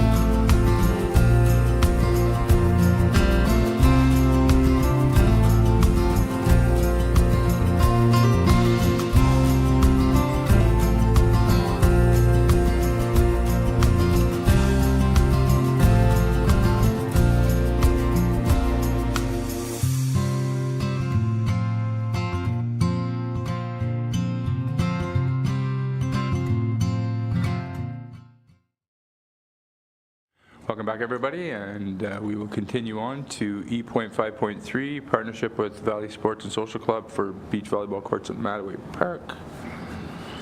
The Committee of the Whole recommends that Renfrew Town Council approve the draft memorandum of understanding and enter into a 10-year agreement to have the Valley Sports and Social Club construction maintain beach volleyball courts at Mattaway Park. Mover, please. Councillor McDonald, second by Councillor Legree, and I will turn it over to Director Latondras. Thank you, through you, Mayor. So last early spring 2024, Kirby Bentley from the Valley Sport and Social Club approached us regarding the possibility of installing beach volleyball courts at Mattaway Park. So a report was brought to Council in May of 2024, and at that time, Council gave direction to wait pending the Parks and Rec Master Plan completion. So once the plan was completed in 2024, there was not really any reference to beach volleyball other than some of the waterfront parks may include. That being said, we continued exploring the opportunity and drafted a memorandum of understanding sent to that was sent to Mr. Bentley for review, as well as our legal. We pretty much agreed on everything other than Mr. Bentley would like to see a 40-year agreement in place, and our legal has advised us on a shorter period. So we're recommending 2 10-year periods, so you would have a 10-year agreement with a possibility of renewal for another 10 years. Yeah, so that's what we're bringing forward tonight. Hey, Councillor Legree. Through you, Mayor Sidney, I agree. I'm definitely not in favor of a 40-year. I'd be more 10 with 5-year renewal. But I have a couple of questions here with regard to, I guess so it says here that the club gets first refusal of time slots. So they're putting a court on our property. They get to pick the times and we get the leftover. Is that how it works? That's my first question. Yes, through you, Mayor. So yeah, they will be paying for the entire courts as well as maintaining them. So their club would get first refusal, and then we would step in after that. Okay, so my second question then is that the town needs to supply water and electricity, and floodlights, and they supply floodlights. So I thought I seen somewhere in here, and I can't find it now, where it said we had to supply some kind of lighting or something. Is that, they supply that? Thank you, through you, Mayor. Yeah, so if they decide to put lighting in, they would still have to come to us and ask us, and at that time, if it was not something that we were comfortable with, they wouldn't. But yeah, I mean, we would pay the electricity unless we did an addendum to the agreement at that time, but it's not something they're looking at doing right away. Or. Thank you.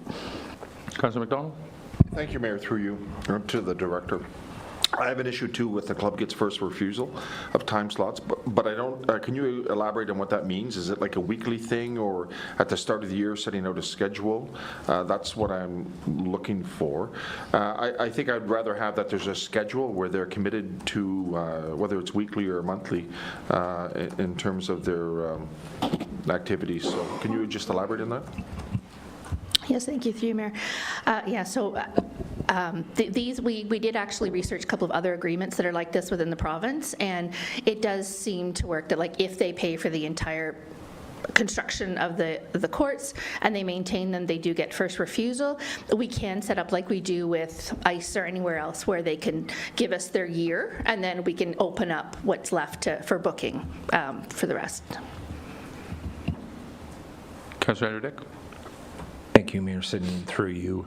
I've been privy just to the emails. I've never been to a meeting at all, but I've been privy to the emails going back and forth. So I kind of know what's going down. Just to give a little background, from what I understand, I've met Kirby twice, but from all the words I've heard about Kirby and his programs is, one, when he does it right, and there's no issues. Like, he does really good programs. Is he in it for a profit and make it's his business? Yes, and that's okay. He's upfront, he's honest about it, he charges a certain amount of money. Parents pay for their kids to do the training, or the adults play. He does cornhole, adult soccer, he does volleyball, he does a whole bunch of stuff. As you're concerned about him having control of the times, we just look at it at a different aspect. Look at it this way. Kirby's coming in, he's spending all this money to put in beach volleyball nets, beach volleyball courts and nets, and he's going to provide a service for volleyball, for adults and kids. He's probably going to run it, let's just say, Wednesdays and Thursday nights, and on Sundays for another league. This is offering a service to our town and our residents, and it's not, our staff aren't doing it. You know, if we do it, the staff, we're still going to have to charge a fee, just like we do with any other program. We charge a fee, and Kirby's going to charge a fee. Will Kirby's fee maybe be $20 more? Probably, but it's still taking, it's not taking away our staff resources. And then they're not going to be running during the day because that's working hours, so it's a great opportunity for the summer day camps to be out there, for people just to show up and play. I think this is a great idea. I do agree. Legal has advised that we don't do a 20 plus 20, so I'm going to go, I'm not a lawyer, so I'm going to agree with our lawyers, and they're saying do it 10 plus 10, and that's where I'm going to be. And I think Kelly, Director Latondres can correct me if I'm wrong.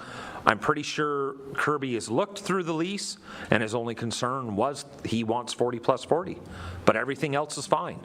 I don't know what he'll do if we say 10 plus 10, but that's what if legal has advised that, that's where I'm going, and that's what I support. So just my two thoughts, guys. Director? Sorry, I just realized that in Schedule A of the draft, there is, they did put in their hours. So they would like it Monday to Friday, 5 p.m. to 11 p.m., Saturdays 8 a.m. to 11 p.m., so all day, and then all day on Sundays. Councilor McDonald, you had your hand up first. I just want to confirm, they look after the scheduling, so that the town really has nothing to do with the scheduling of the volleyball. Is that correct? That's my understanding, yeah. Councilor Agree. Through you, Mayor Sidney. So I will not be supporting this just because of what Director Latondres just read. He gets it Monday to Friday from 5 till 11. And Saturday and Sunday all day. There's physically no time left. So, and he's running a business, like, I get what Councillor Dick's saying, but he's running a business, putting it on our property, and this is nothing against the company or him.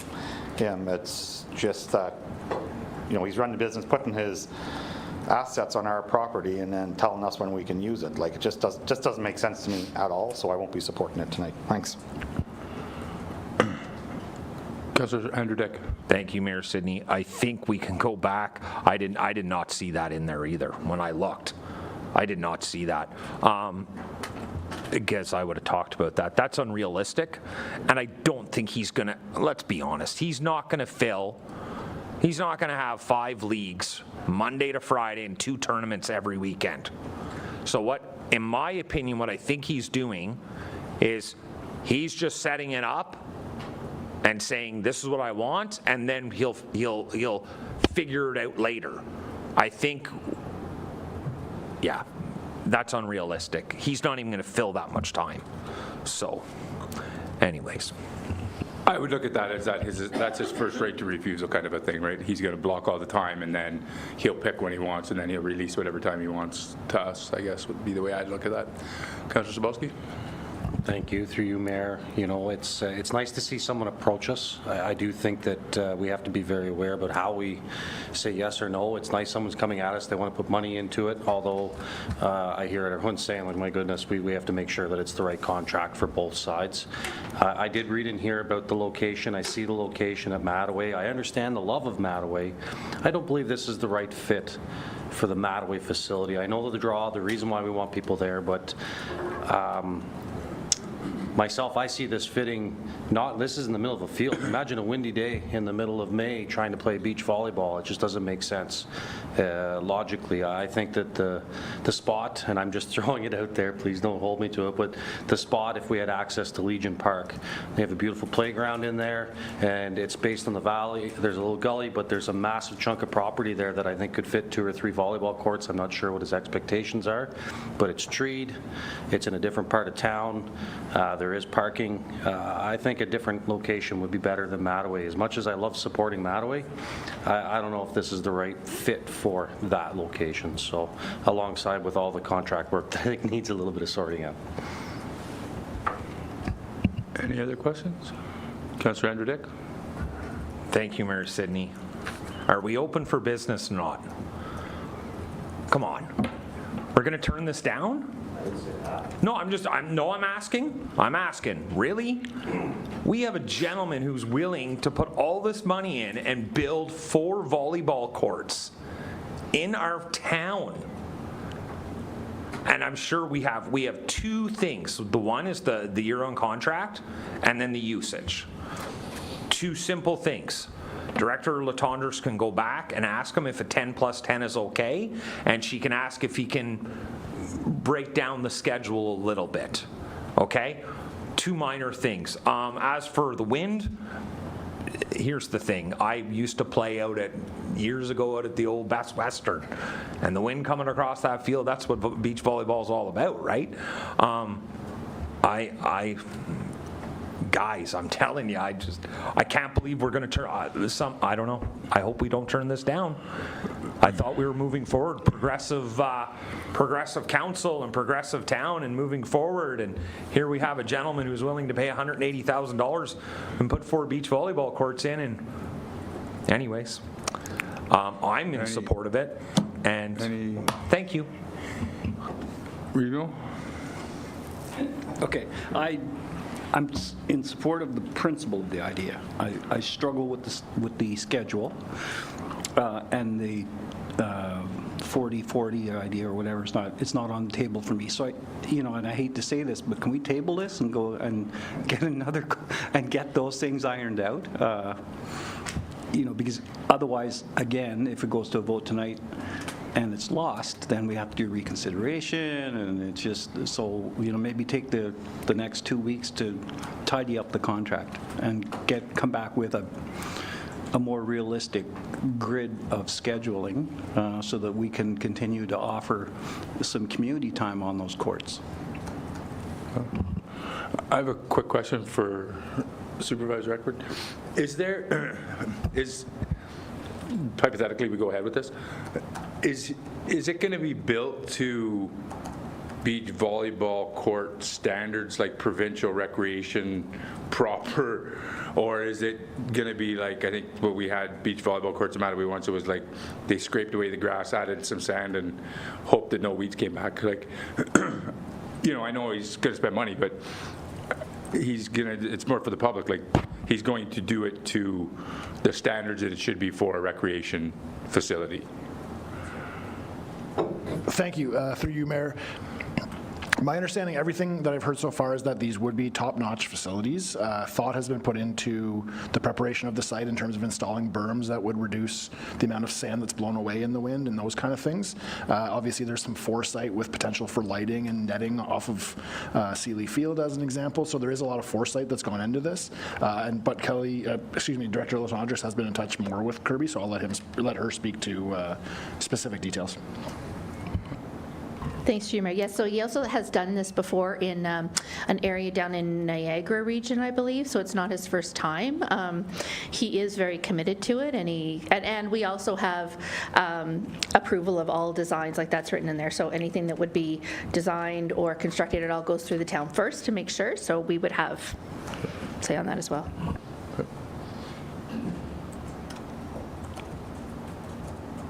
Okay, hang on.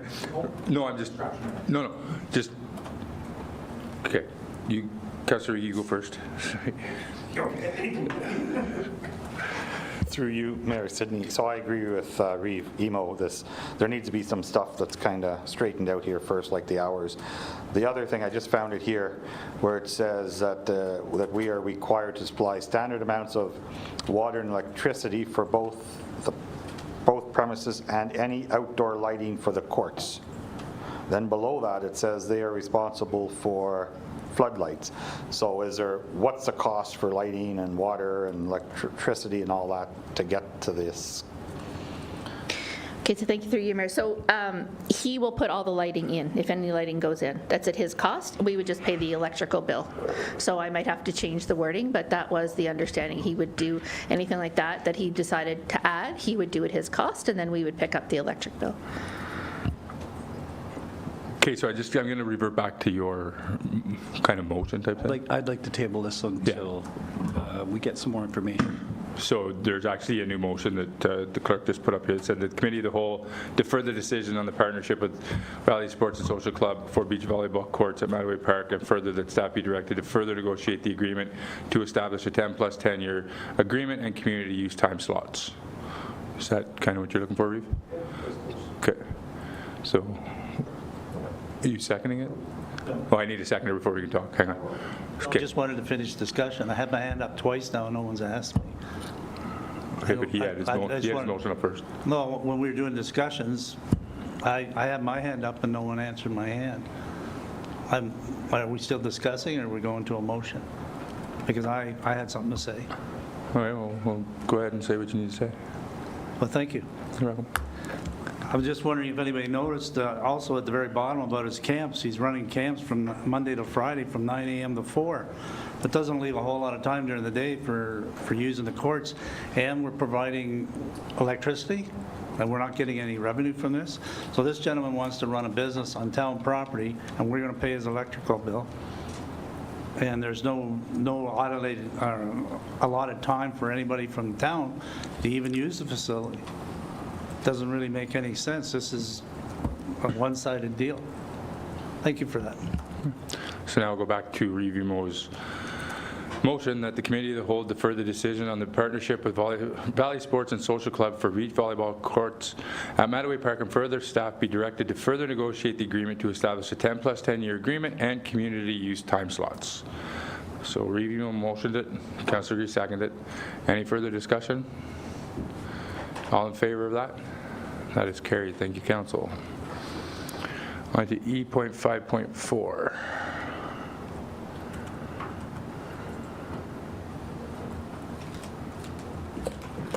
That the Committee of the Whole recommend that Renfrew Town Council approve the procurement of Eastern Link Services as the lowest bidder at a quote price of $7,615.98 to pay MyFM Center Ice Pad in preparation for the 2025-2026 ice season. Mover, please. Councillor Sobalski, seconded by Councillor Legree. Yes, Councillor Andrew Deck. Thank you, Mayor Sidney. And for item E.5.4, 2025 ice painting procurement, I recommend the following motion be brought forward as soon as the mayor places the item on the table. Moved and seconded prior staff. That Committee of the Whole defers the matter until staff have obtained legal opinion in relation to accepting lowest and or non-lowest tender bid. Okay, do we have a seconder? Councillor McDonald, any questions on this? Any questions? Hearing and seeing none. All in favor? That's carried. Thank you, Council. E.5.5, staff vacancies. That the Committee of the Whole recommend that Renfrew Town Council approve the hiring of 2 full-time maintenance labor janitors, MLJs, and 1 part-time customer service representative in order to fill existing vacancies. Mover, please. Councillor Degree, seconded by Reeve Mo. And I will turn it over to Director Latanis. I'm still on the last one here. Okay. Okay. So we've had 3 vacancies created by 2 internal transfers and 1 termination. So this is not a request for any new positions. The addition of staff was originally recommended by a service delivery review. Last fall, Council approved adding adding extra staff for my FM center, and due to the doubling in size of the facility. Since February of 2025, 2 MLJ staff people have been offered and accepted internal postings for other positions within the corporation, leaving recreation operations 2 staff people short. The CSR team, due to a termination, is also down 1 staff member. So we're just looking for approval to fill those existing roles. Any questions from council? Hearing and seeing none, all in favor? Opposed? That's defeated 3-4. So,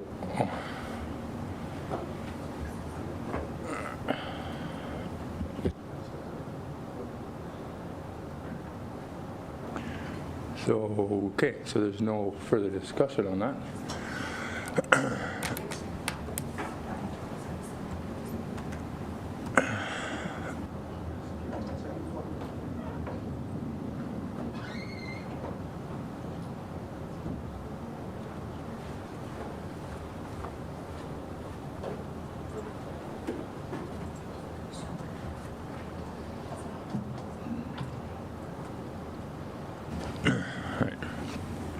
Moving on to E.6.1.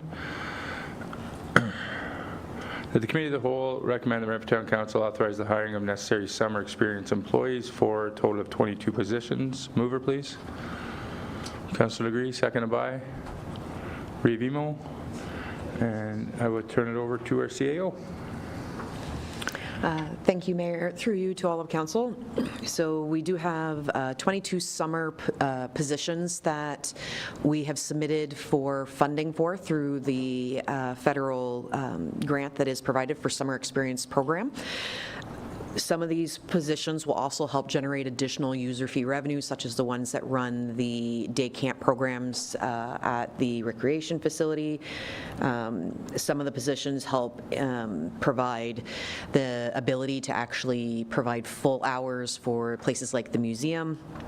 And without the household hazardous waste depot attendant, that would be something where we'd have trouble filling that program's requirements, as we are the depot location for several municipalities, and we do get funding from other sources in relation to that.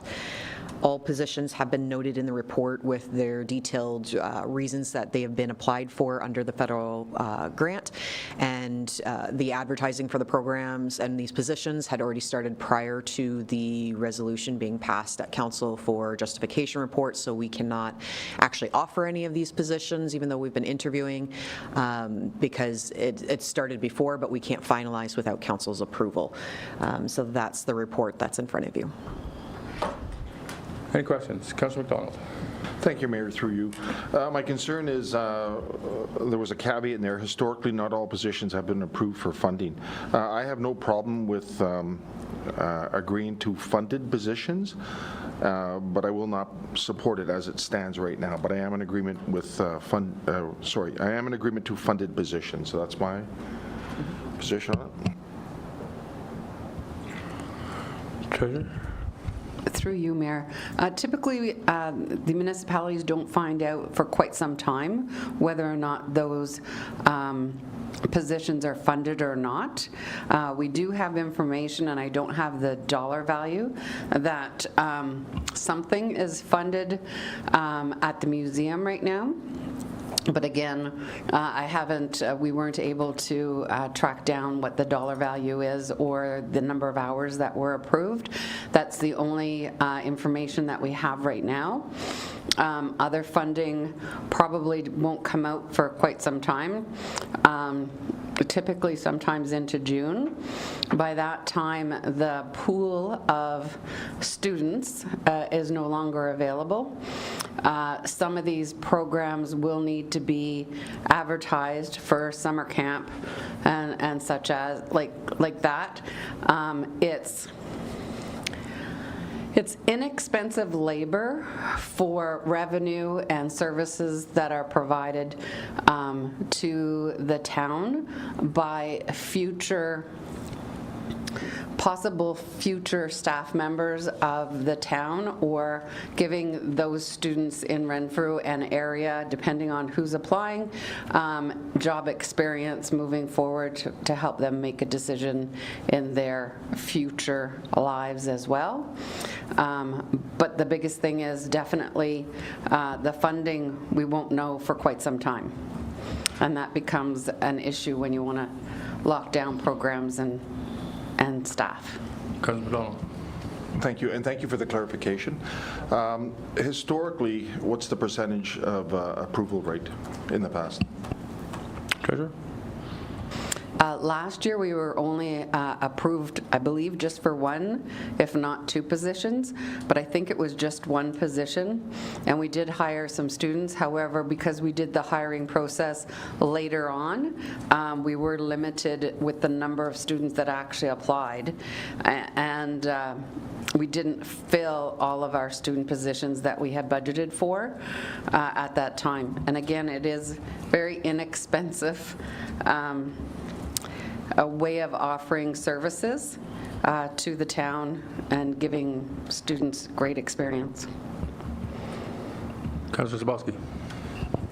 Thank you, through you, Mayor. Again, I'm going to jump in there and say, yeah, it is a great way for us to bring employment in, and I totally support of it, especially the grant side of it.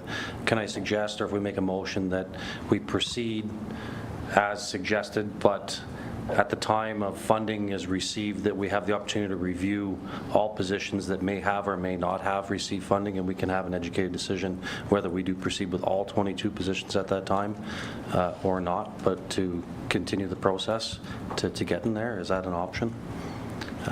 Because I'm not hiring, I'm in support of the grants, but I want to understand what the unsupported ones look like and what positions those would be. I'm not speaking for staff or anything, but my understanding is they start relatively the 1st of May-ish. So then if we don't hear till June, then you're going to be laying people off. Would be my take on that. I think it's how that would go, but I'm not speaking for staff. But Treasurer, am I wrong?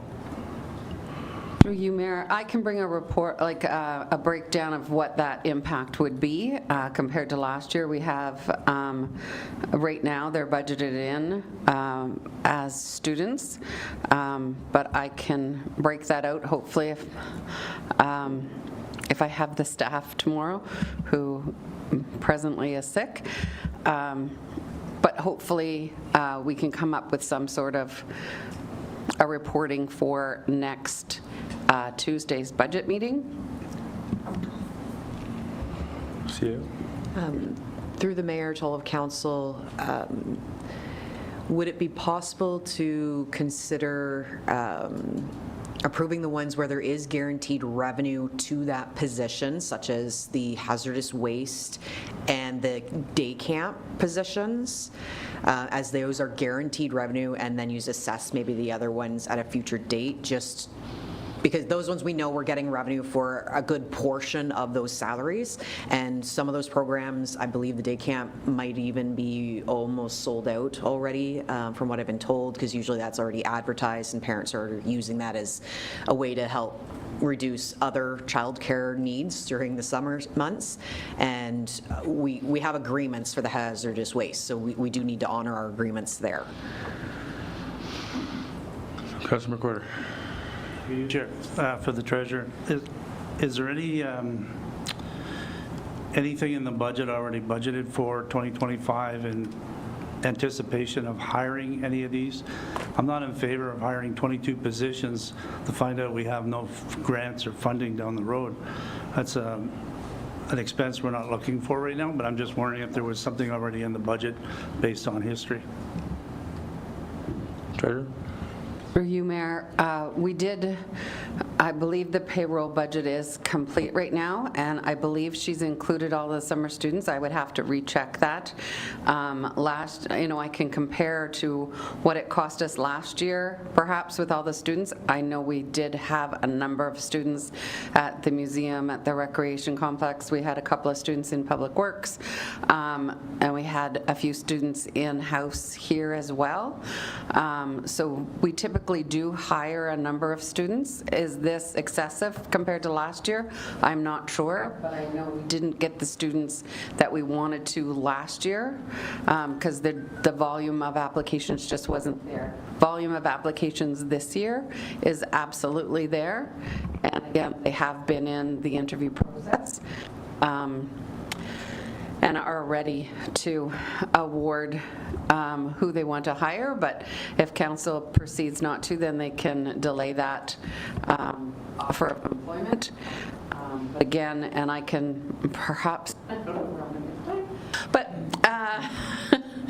if council allows me to, allows us, and it would depend on the schedule of the clerk, to publish the budget meeting on Friday instead of Thursday, it would give me at least another day to get things going with all of the other things that have been added to the plate tonight for budget purposes. But that, depending on the availability, if the clerk is in on Friday or not, I don't know. If council would allow us to do that, hopefully I can bring a little bit more information to the table at that time.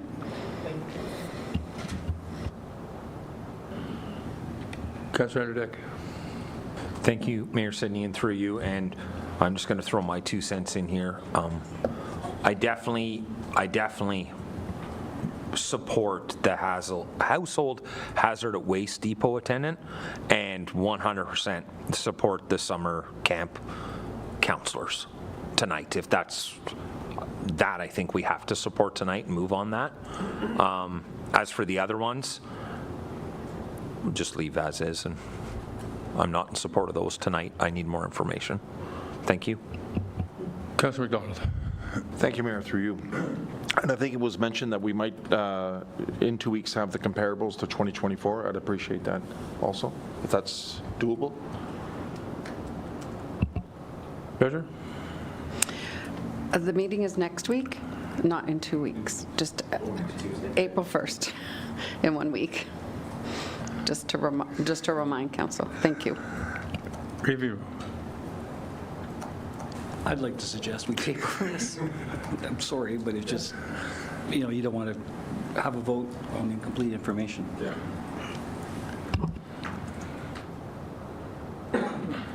Okay, so Reeve has, how do you want it worded? I'd like to table this until the budget meeting of April 1st to consider more information to make a complete and accurate decision. And to proceed with the hazardous waste and day camp staff now? Sure. Or you just want to wait for the whole thing? Or we could, was 5 days going to, I have no idea. I don't think is 5 days going to matter? Just if anybody could throw a piece of paper at the back of my head. CEO? So through you, Mayor, to council, when they were interviewing the individuals, they had hoped that we would have a decision as to whether the positions could be offered after today. We could get back to all of them to let them know there has been a postponement. So that would really be the only thing. And do you run the risk of maybe some of those desirable candidates possibly moving on, not wanting to wait? That's always a risk in any time that you're in a hiring position. So if you're wanting to wait, that's something that could be done. All right, I'll take. What I'll do is we would add the hazardous waste and the day camp, given the comments from my friend Councillor Andrew Dick.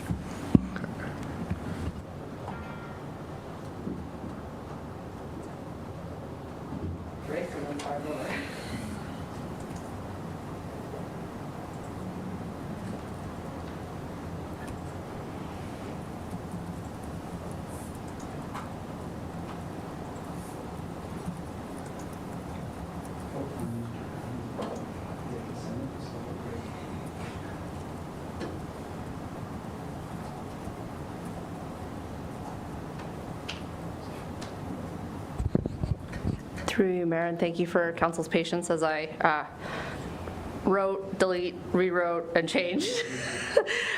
Okay, so I just want to make sure that I'm getting this because I've kind of added back in, but I can specify even further. That Committee of the Whole recommends that Renfrew Town Council authorize the hiring of summer experience employees whose positions are offset by revenue, and that a decision on additional positions be deferred until after funding details have been determined. Sure.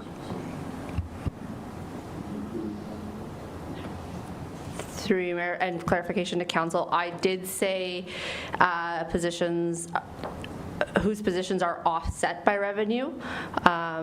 Household hazardous waste being one. There's a service agreement with the partner municipalities and and camp, which has the revenue coming in. I'm not aware of any others off the top of my head, but if council wishes it to be more specified. You go with that? I'm fine. I think that'll get us started. Treasurer?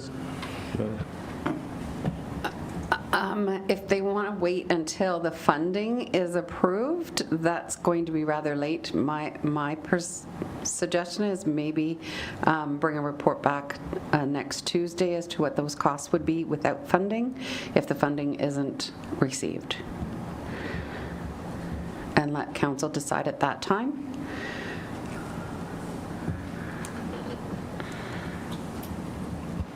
Mayor? See you? So through you, Mayor, for clarification of what is currently on the table and moved by the Reeve, is that we proceed with the 7 positions, the 6 for the camp and the 1 for the household, and a report for the remaining ones at the budget meeting? Yes. Okay. I just wanted to clarify in my own head as well what is currently on the table.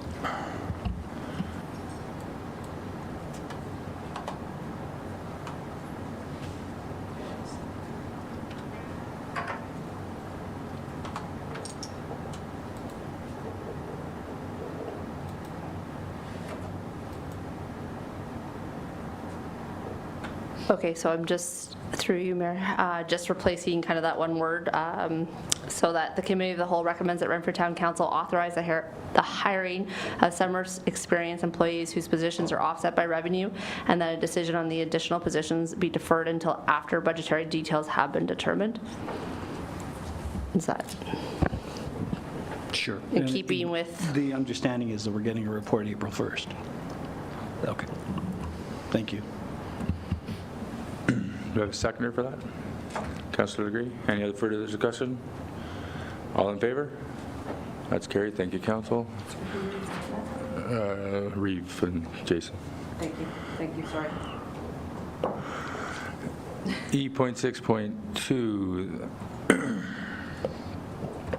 That the Committee of the Whole recommend that Renfrew Town Council pass the following as requested by Renfrew Hydro Inc., whereas on January 1st, 2001, Renfrew Hydro Inc., RHI, executed a promissory note in favor of its shareholders, the town of Renfrew, bearing interest at a rate of 7.25% with no specific terms of repayment. And whereas on June 22nd, 2021, RHI and the town of Renfrew mutually agreed to adjust the interest rate to match the Ontario Energy Board OEB approved deemed long-term interest rate as approved through cost of service rate applications from time to time. And whereas Council of the town of Renfrew has requested on December 4th, 2024 to call the promissory note, and whereas RHI will require to borrow funds to fulfill repayment of the promissory note in the amount of $3 million to also include capital spent funding in 2025. Now therefore be resolved that Council of the town of Renfrew endorse the recall of the promissory note as previously stated, approves and requests the borrowing amount of $3 million, and instruct the Treasurer and RHI management to do all things necessary to conclude this matter by March 31st of 2025. Mover, please. Councillor McDonald, second by Councillor Sobalski. And I will turn it over to the clerk. When you're ready.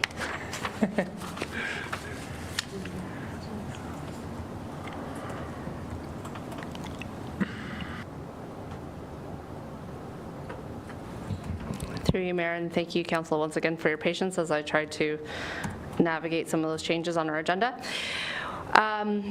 Okay, so with regards to the request from Renfrew Hydro, basically this is a wrap-up to Council's kind of motion back in December to close out the promissory note. As this Council decided, they did ask for the recall of that promissory note, which was notified to Renfrew Hydro. They were also in agreement through that discussion. However, to complete that process, Renfrew Hydro has kind of been doing what they need to do on their end, and one of the requests from the bank was that Council, as the primary shareholder, provide the authorization that Renfrew Hydro apply for this loan, right? The difference in the loan is slightly more than our promissory note, and the reason for that, which is justified in the report, is that they're also looking for kind of their, I want to say year one,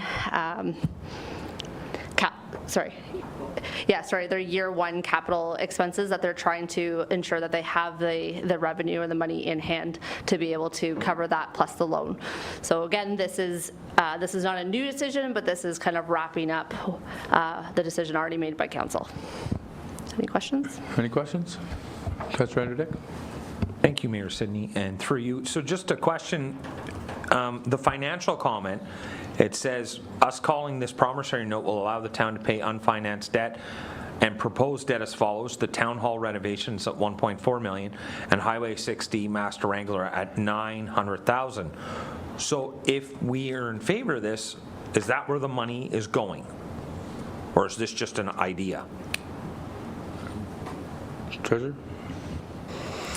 Through you, Mayor, this is just a proposed. I just wanted to put it out there that we do have the ability to pay off some unfinanced debt or some proposed debt moving forward that will help the town in their annual repayment limit, as well as the impact to the overall taxpayers. Perfect. Thank you for that clarification. That's all I have. Any other questions? All in favor? Carried. Thank you, Council. E.6.3 routine disclosure policy. That the Committee of the Whole recommends the Renfrew Town Council adopt the routine disclosure policy. Mover, please. Councillor McDonald, seconded by Councillor Legree, and I will turn it over to the clerk, please. Thank you, through you, Mayor Sidney. So the routine disclosure policy is it's a document that provides clarity both to staff as well as members of the public. It clearly identifies documents that in the simplest terms, can be routinely disclosed to those that ask for it. So through legislation as well as just regular records management, there are a number of documents that are public information. Many of those documents are actually readily available on our website. However, there are documents maybe based on their archival value or just capacity-wise of the volume of that document that might not be on the website, but it is public knowledge. And therefore public has access to it. So this policy again just provides very clear guidelines as to what those are, what those documents kind of how they can be requested, the standard number of days that it might take to be able to find or produce those documents. So again, it gives staff guidelines as well as it gives the public kind of a clear expectation of what they're looking for. Currently, some of these documents through like a tax certificate or like a building certificate do have a fee associated with them, but many of the documents don't necessarily have a fee unless there's a cost for printing.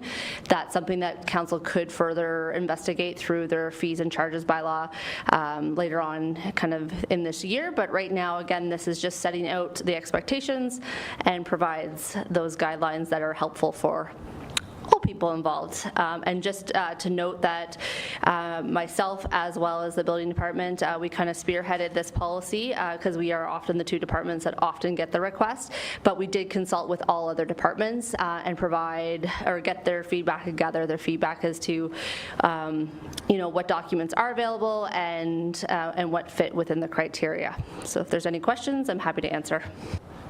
Any questions from council? Hearing and seeing none, all in favor? Carried. Thank you, council. Next one is that the Committee of the Whole recommend that Renfrew Town Council approve the recommended amendments to the surplus and disposition of rolling stock and equipment policy, and further that the appropriate bylaw be brought forward for approval. Mover, please. Councillor Degree, seconded by Councillor Sobolski, and I will turn it over to our CAO. Thank you, Mayor. Through you to all of council. So again, this is just another one of our policies that's next in the process of making sure that all of them are up to date and appropriate for our needs. There's only been minor amendments that are being proposed on this one. It has gone through all departments that would have these type of items and equipment and vehicles that could be up for sale. Most of the adjustments are in relation to clarifications and the fact that there are some additional online auction websites that are available, and we're not just restricted to one anymore, as well as updating the contact information. So if there's any additional amendments, this would be a great time to discuss them. Otherwise, the draft version has been provided with the suggested changes. Any questions from council? Hearing seen none, all in favor? Carried. Thank you, council.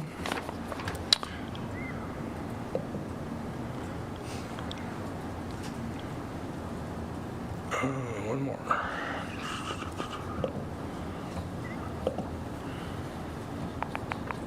That the Committee of the Whole directs staff to update the procedural bylaw with the recommended changes noted, and that a clean draft be brought forward to the next Committee of the Whole on April 8th for further consideration. Mover, please. Councillor Degree, seconded by Reeve Emo. I'll turn it over to our clerk, please. Thank you, and through you, Mayor Sidney. So the procedural bylaw, which we've had some interesting changes to, I do know that the structure of council in general has changed a few times since this council has taken office. And again, through further review, going through the Committee of the Whole structure as part of our council meetings, we have noticed some interesting maybe discrepancies. I do think there's opportunity for some better clarification, both for members of public as well as council itself. So not to spend too much time on this, but I have provided kind of a recommended red line version of the procedural bylaw. It is attached to the agenda package. What I would suggest is, because we're going to have this discussion, or we have it today in front of you, I'd like to bring it back to Committee of the Whole again for more discussion and opportunity for any changes that council wishes to note, whether tonight or after the fact. Then we can again bring back those changes, and then from there have a clean version that would eventually go through for council's approval. I do think that once council approves the procedural bylaw, there's some opportunity for some good training, both on a council end as well as a staff end, to talk about what some of those items actually mean, how they play out. I do know we've had some fun discussions around the table as some challenges have been arising. So again, this is opportunity to clarify and kind of have a straight path forward. If there's any questions right now, or again, if anybody wishes to note some further changes, this is a great opportunity to do so. Any questions from council at this time? Hearing and seeing none, all in favor? That's carried. Thank you, council. The Renfrew Town Council rise from the Committee of the Whole. Mover, please. Councillor McDonald, second by Councillor Degree. Any discussion? All in favor? That's carried. We are now adjourned from Committee of the Whole at 9:58.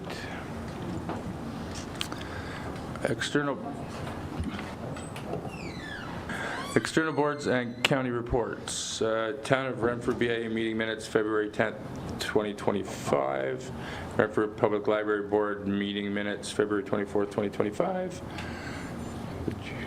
Councillor Degree, do you have any? Through you, Mayor Sidney. I just put the both together. Yeah, just looking at the agenda here, we still have a ways to go, so the minutes are attached for both, and if anybody has any questions, you can reach out. Thanks.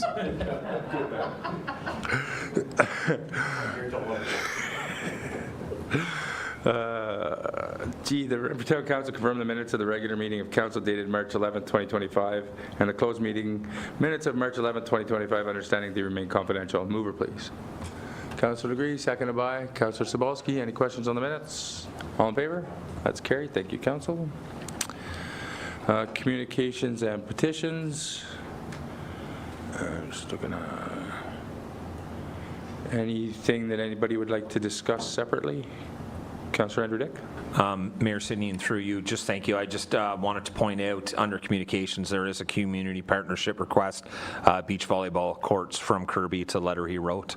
I am going to strongly urge him to come and do a delegation, but that's on him. So just wanted to, that's all I wanted to point out. Thank you. Anything else anybody wants to discuss? Hearing none. Correspondence amendment subsection 29(1.2) the Ontario Heritage Act.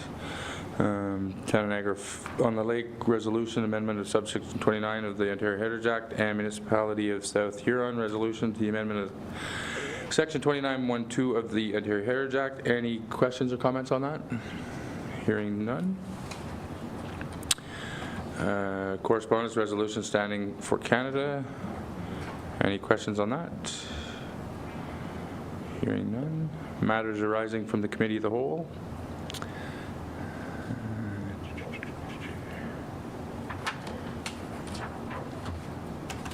So this one we are going to break into two. Well, I'm pulling one of them out. So, Mayor? Yes. Yeah, sorry. Mayor, are we at, sorry, I just, we're at I1, right? I1, yes. Yeah, and I'd like to remove number 4 for conversation. Okay, so we're going to do 1, 3, and 5, and then 2 and 4 separate. Oh, sorry, I didn't pull it all the way down. My bad. So 2 and 4 will be separate, and then 1, 3, 5, 6, and 7. If anybody here good with those ones?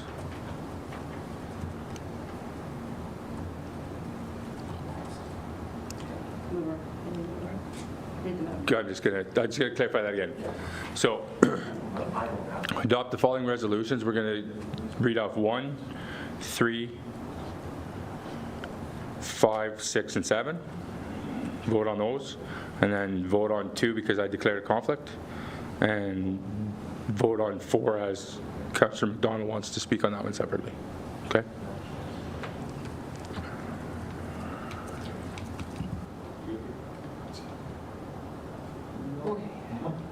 Want to do them separate? So my understanding is that, unless I've got the wrong thing up, which it's possible, my understanding was you were going to declare on 24/2025. We're not on bylaws yet. Oh, even better. No, the matters arising from Committee of the Whole. We're on I.1.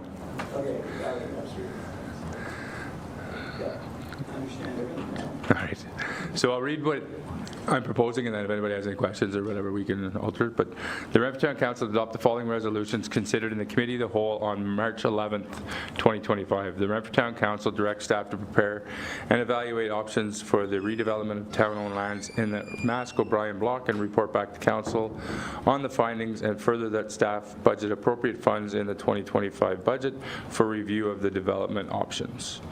Number 3, that the Renfrew Town Council approve the amendments to the remuneration bylaw as amended and that the bylaw be brought to Council for approval.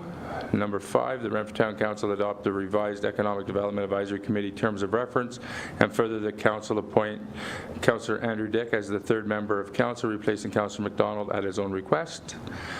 And number 6, that Renfrew Town Council approve the recommended amendments to the training and development policy, and further that the appropriate bylaw be brought forward for approval. And number 7, the Renfrew Town Council approve the suggested amendments to the sale and distribution of surplus land policy, and further that the appropriate bylaw be brought forward. Mover, please. Councillor Degree, seconded by Councillor Andrew Dick. Any discussion on those ones? All in favor? That's carried. Thank you, Council. I am now going to remove myself from the chair.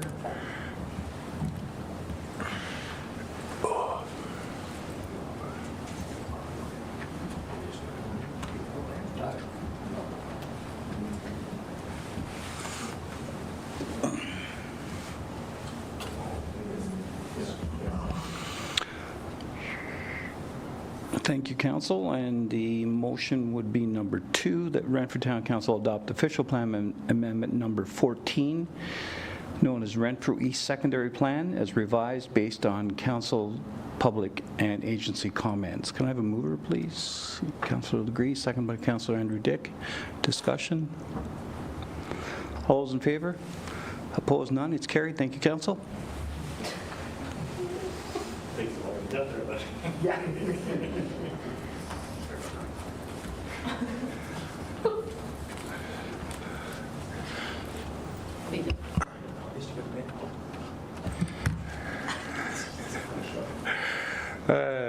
Number 4, the Renfrew Town Council reestablish an HR committee of council with established terms of reference with no more than 3 members of council. Mover, please. Councillor McDonald, seconded by Councillor Andrew Dick. Any discussion? Councillor McDonald. Thank you, Mayor. Through you.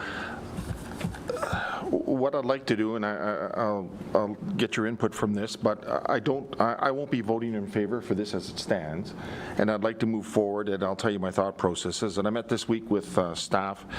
My concern has always been the necessity of a secondary or an alternate councillor or someone from council as part of the number 1 designate with regard to the HR position. So my opinion, what I think we should go forward with is I'd like the CAO, the council member, a county HR person, and then to designate an alternate council member assigned on an as-needed basis. So that's what I'd like to go forward, or at least put it on the floor for discussion. That way we can deal with succession planning.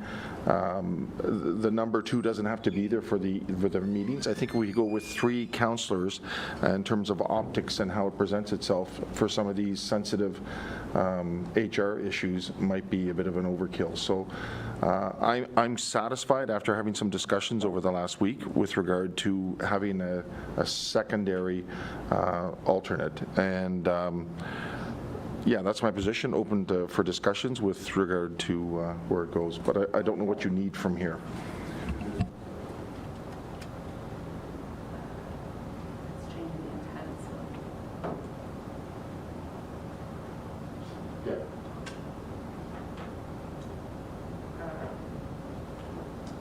Just to confirm, that would be option number 3 from previously that we discussed, but with that secondary designate for council rep. Do you want my opinion? Okay, through you, Mayor. So to address the procedural end of that, it is changing the intent of what was originally voted for through committee of the whole. So if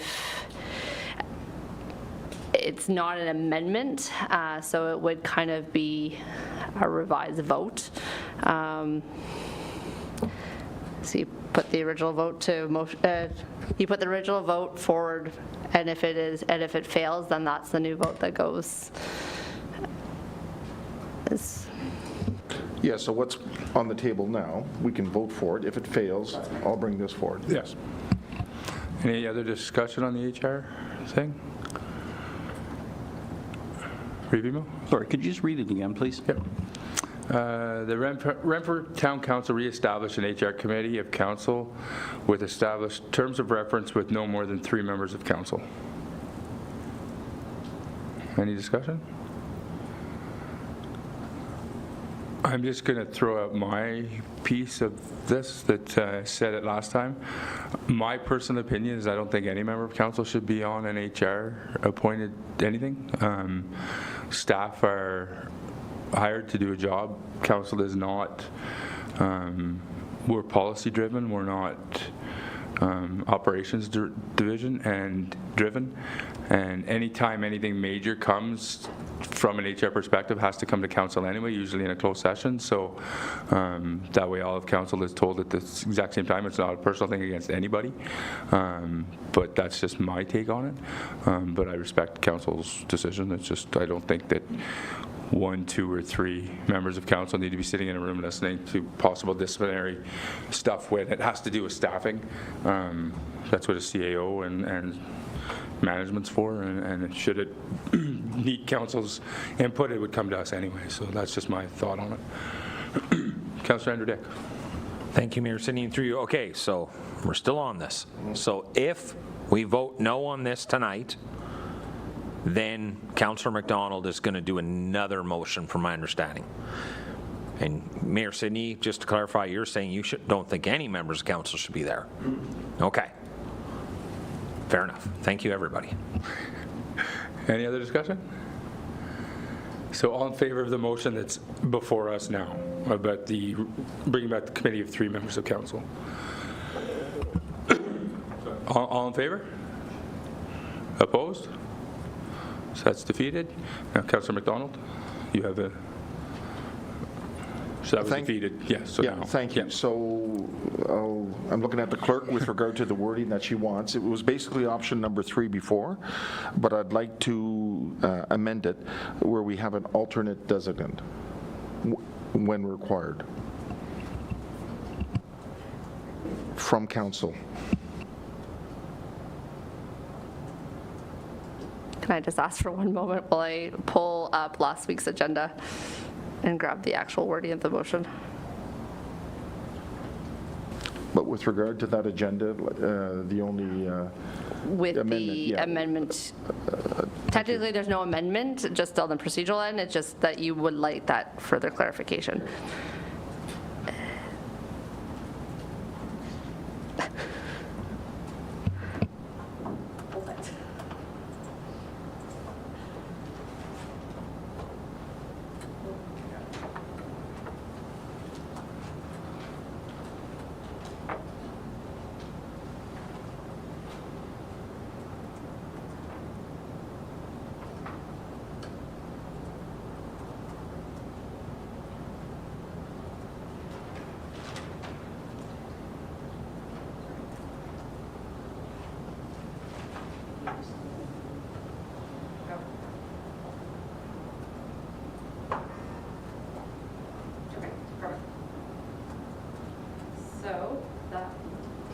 Try that again.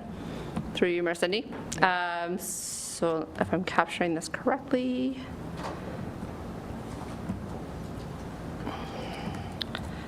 that Renfrew Town Council designate the HR liaison, CAO, and county HR as the committee designates for the purposes of grievances, subject to establishing an alternative for the HR liaison. An alternate, sorry. Thank you. I'll read that one more time. That Renfrew Town Council designate the HR liaison, CAO, and county HR as the committee designate for the purposes of grievances, subject to establishing an alternate for the HR liaison. Seconder? Councillor agree? Any discussion? All in favor? It doesn't matter. That's carried. All right.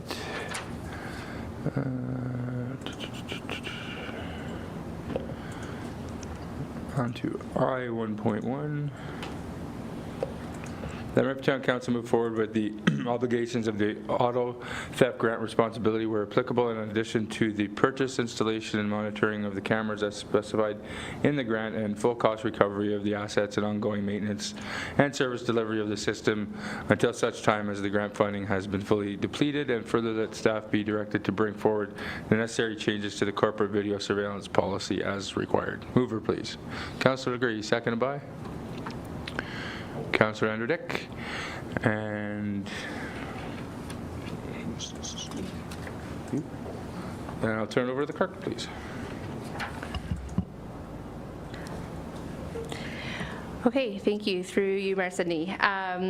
So when we first discussed this at Committee of the Whole on March 11th, I do know that there was lots of confusion about the overall grant, lots of questions raised by Council, and I do want to express appreciation for Council directing that I go and find out the information.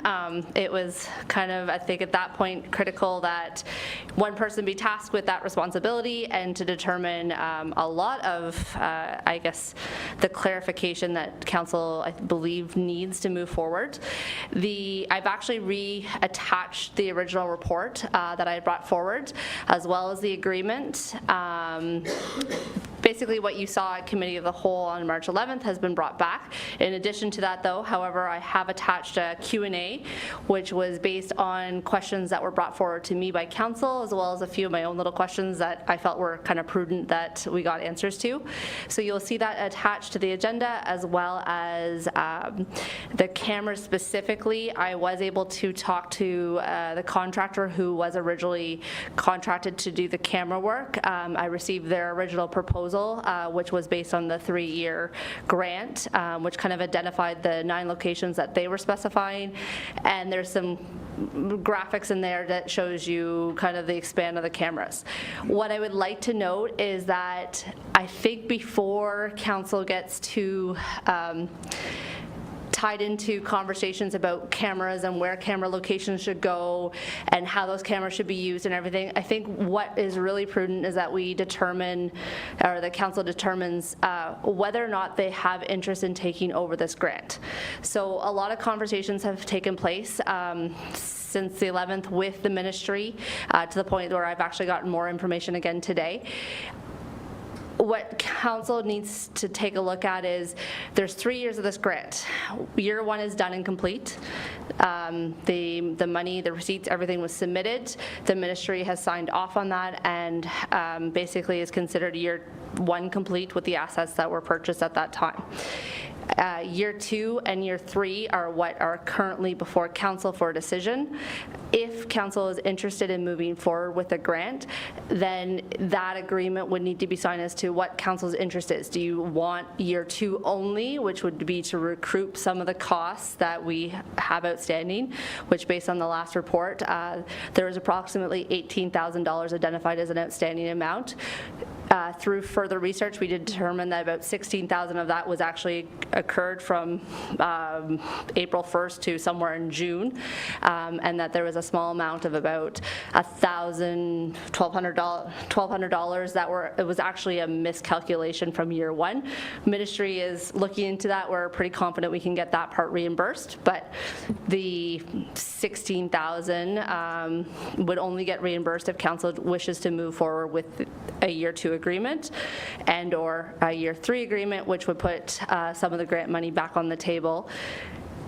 As we've discussed, this grant, year 2 of this grant is complete as of March 31st, 2025. That is not a lot of time for council to make a decision. In discussions with the ministry, they have acknowledged that it is not a lot of time. However, that is what it is. It's year 2.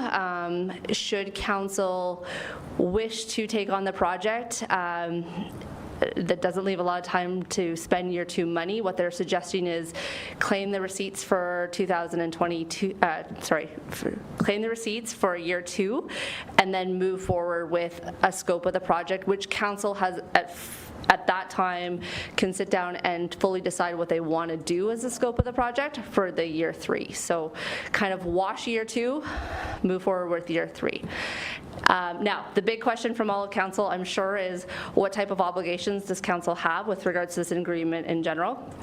Year 1, as I said, was applied for and basically granted to the Renfrew Police Service Board and Adamson Bromley. We have determined that they were a joint application. They signed the agreement as a joint application. So the assets from year 1 are jointly distributed between the 2 police service boards. How that would play out if council chooses not to move forward with anything. There is some local discussion that needs to happen between the 2 communities to determine how those assets are divided. The ministry has decided not to give, or has made it clear that they're not providing any guidance on that factor. They're not directing us. They do feel it's a local decision. So council, should they choose not to move forward with anything and leave year 1 as it stands, I have confirmed that there is no obligation to return money, to sell and dispose of assets. The assets that are purchased are the town's and Amiston Bromley's. And again, some local discussion as to how those assets are divided will need to happen. They do ask that any assets that were purchased be somehow utilized for community well-being, and how council chooses to do that. That'll be a council's choice, but that is the request because the money was granted. But again, they're not the obligation for it to be specifically mounted camera to track auto theft. They're open to, as long as the assets are somehow used towards community well-being. So again, year 1, year 2, and year 3. The transfer of responsibility has been made to the town of Renfrew. Council gets to decide whether or not they would like to accept that transfer of responsibility. However, the overall grant was still provided and still granted to both Amiston Bromley and the town of Renfrew. So although they're not in the agreement, their name is not specified in the agreement that's attached, they are stating that this was a collaborative effort, that the money that was granted was in combination of, and therefore they recommend a local conversation to ensure that both communities are benefiting from the money that they are proposing to grant. What I would say to that is I did ask them that should both communities not want to engage collaboratively, would there be opportunity to split the agreement so that each community gets their portion of the money only? And they do feel that that is a conversation that could happen. They have provided us relief for a slight extension of time should council wish to explore that option a little bit further. We're not being granted a major time frame. I think, again, what they're saying is that these decisions, especially even for their own provincial requirements with year end, is that these decisions should be made in a timely manner. And I am pushing for as much extension as possible, but I do think that council as a whole should make a decision whether or not they're open to the appetite of it, or they want to decide to kill it as it is right now. Any questions? Councillor McDonald. Thank you, and I'll just give my opinion and listen to everyone else what their position is. I had serious concerns with regard to how this all unfolded, and I met twice with the clerk over the last week or so, and thank you very much for the work you've done. I know other people have met with her too. So I think it was messy in terms of the communication from the genesis of this project, but there's one thing I would like, if we are gonna move forward, and I'll wait to hear everyone else's opinion, but I'd like to establish maybe a working group to deal with some of the issues here, and looking at a phase-in if we are going to do this, because I think there's a lot of back-end stuff that we still have to sort out. So that would be something I would want, if it does move forward, is to at least have a working group to start to steer this ship in the right direction. Councillor Dick. Thank you, Mayor Sidney, and through you. Clerk Eric, great report. Thank you for taking. I know all of us called you and lots of conversation and everything, and I think we need to do this. I'm thinking we need to do this. It's a lot of money. It's state-of-the-art cameras, and right on the Q&A sheet, I think this sums it all. Should council wish to proceed with this project, move forward with signing the agreement with the province, it is encouraged that a working group be established to develop a strategy and overall plan for the implementation of the project. 100% agree with that, 100% agree with this project moving forward. I'm in favor of it. Let's get this signed and move on. Councillor Gray. Through you, Mayor Sidney, I'm in agreement with both my fellow councillors here, and I would encourage a working group to be set up to figure out the details too, so I will be supporting this tonight. Thanks. Any other discussion? Revimo? Yeah, I can live with moving forward on this. I want to look backwards a little bit though to make sure any board that was part of our community of boards has to follow our procurement policies, even this board. And so is the procurement of these cameras clean? Like, are we going to have to suffer any problems down the road? Did they follow our procedures? Are we ever going to get an audit on this board or whatever we're going to get from it, besides headaches? Clerk? Through you, Mayor Sidney. So I can't speak directly for the entire process that was undertaken by the Police Service Board. I do know that in talking to the vendor, the contractor directly with regards to the camera, that they had indicated that they had been part of a bidding process. They were approached originally to provide a quote along with a number of other companies. They didn't see any quotes, but they had provided a proposal based on kind of the scope of the project that they were understanding, and through that they were awarded the contract. It was noted that they were approached directly by the OPP and not the Police Service Board.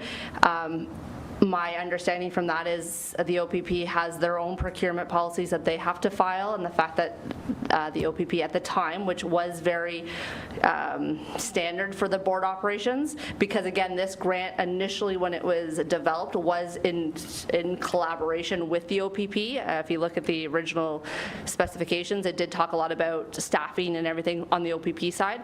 So there was strong involvement between the two. So again, having not been part of the process, I can't speak for certain, but I do think that some of those things do line up for the fact that they did follow a procurement policy for the cameras that I can see. And again, I did talk to the contractor because that was certainly a concern that I know has been brought forward previously. So there was a bidding process undertaken.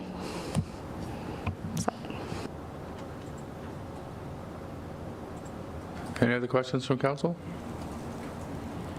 All in favor? Opposed? That's 6-1.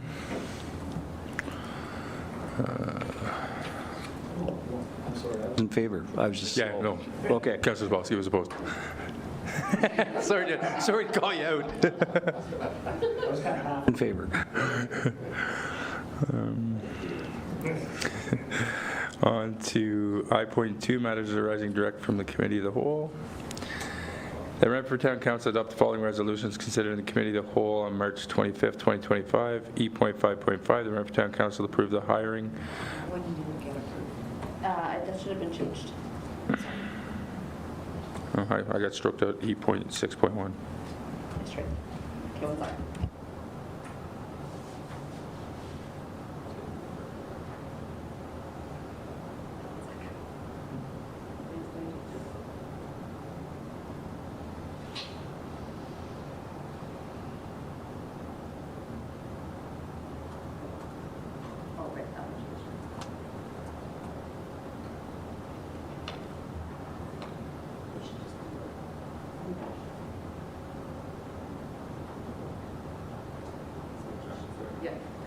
All right, there we go. The Renfrew Town Council adopt the following resolutions considered in the Committee of the Whole on March 25th, 2025. That Renfrew Town Council authorize the hiring of summer experienced employees whose positions are offset by revenue, and that a decision on the additional positions be deferred until after budget details have been determined. Mover, please. Councillor McDonald, seconded by Councillor Legree. Any discussion? Discussion? Councillor Zabolski? Thank you. Through you, Mayor. And just a little bit of time to think about this, since this is the time we're given to think about this. We did isolate some particular positions that we were going to chase, if I'm not mistaken, specifically.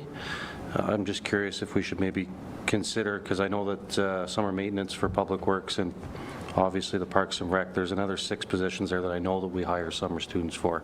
It's cutting grass, it's maintenance. Are these something that we should be talking about also, including into the package tonight, just to make sure that we don't miss out? I know I'm going against a little bit what I said, but we have a lot of parks, we have a lot of grass, we have a lot of responsibility, and students do help in that area. So I just wanted to throw that out there if it's something that we could be adding in. Councilor agree? Through you, Mayor Sidney, I agree with Councillor Cebulski. I think we need to add them back in. We just cut 3 positions from recreation and stuff, so that does grass cutting and stuff, so I think we need to add them back in. I agree. Councilor Dick. Thank you, Mayor Sidney, and through you, and I disagree. I think we should leave them out for now until we figure out some more things. Yeah, I don't agree we should add them in. I think the ones we added in are ones we need to get in, and that's where my position is. Review? I don't have a comment. There's no motion, no amendment. So we'll just vote on it as, I'll read it again. Pardon?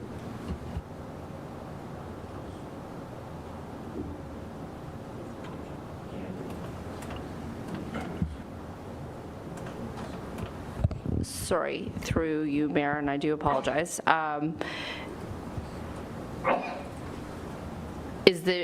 guess the intent was, is there an amendment being brought forward, or is the true intent of the motion being kept?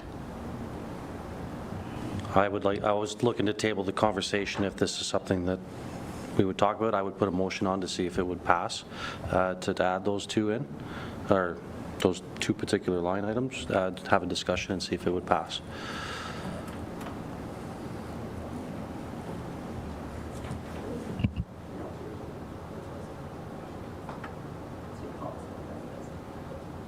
So we have to call the vote as is, because it's a resolution.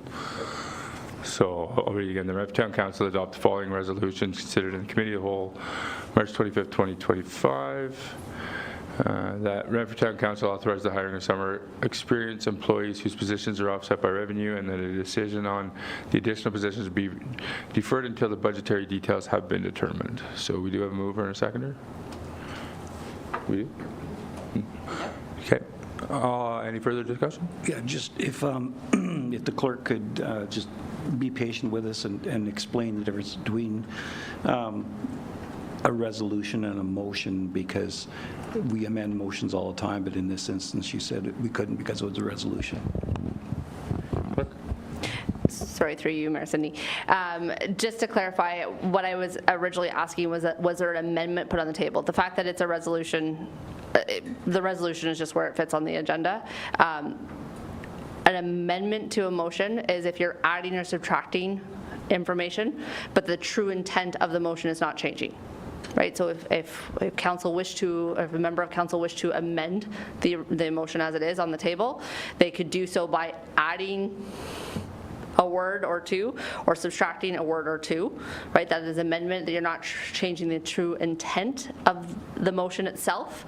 However, when asked, right, this definition was given was that they would like a new motion to go forward. So again, I go back to the question is, are you looking to put an amendment on the floor, which then can be voted on, or are you looking to do a motion at some point? I would like to amend the verbiage to add those 2 line items in, if possible.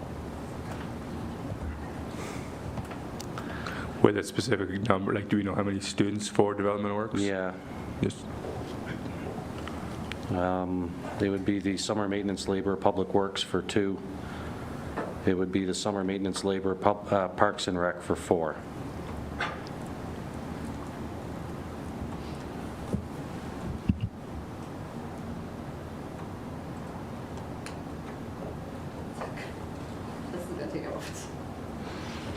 Mayor Sidney, if I may.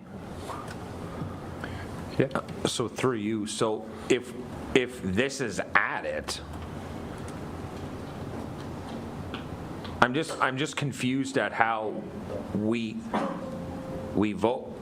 We already amended this, and we brought the verbiage forward, and now one councillor, and with all due respect to Councillor Cebulski, we're changing it because he's asked it to be changed. I don't want it to be changed. So he's asked it to be amended to put it on the floor for discussion, so he'll need a seconder, gets on the floor for discussion, and then it would be voted on. Okay, I'm just under the standing that Clerk Eric's changing it right now. Or am I wrong? You are? Someone needs to explain this to me. Through you, Mayor Cindy. So an amendment will always be put on the floor for a vote. The amendment can be passed or defeated. So if the amendment to Councillor Sobalski is to add the information, it'll be moved, it'll be seconded, it'll be put to a vote. If passed, that amendment will go to the original motion, and then that will be voted on. If it fails, then the motion as it stands will be put to vote. Thank you. Does that? My apologies Thank you. if I'm Now I causing. understand. My apologies. Now that makes total sense why he, as an individual, can put that on. Thank you very much. Okay, CAO? And through the mayor, as further clarification, when it was amended previously, that was in the committee of the whole. So now you're at council, it has the ability to be potentially amended again. That's why it's, yes. Thank you. That's why I was trying to get some clarity.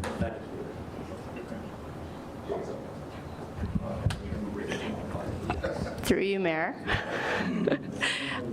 I just want to ensure that I've now lost.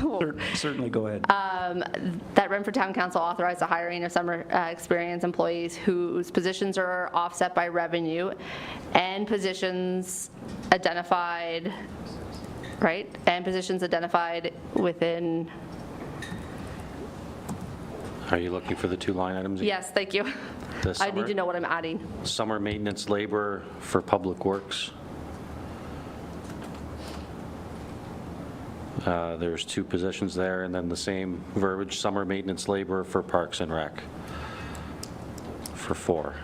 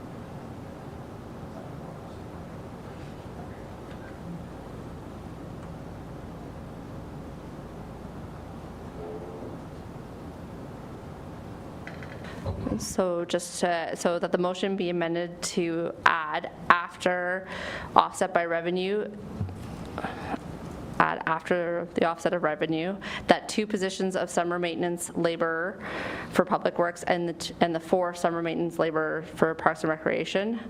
Right.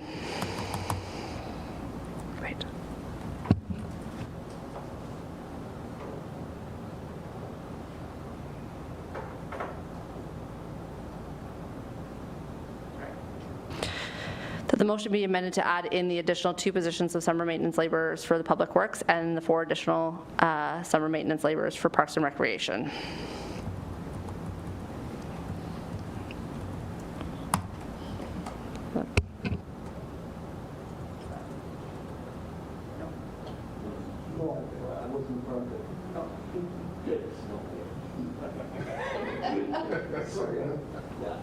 It's how I recall it, but it wasn't mentioned.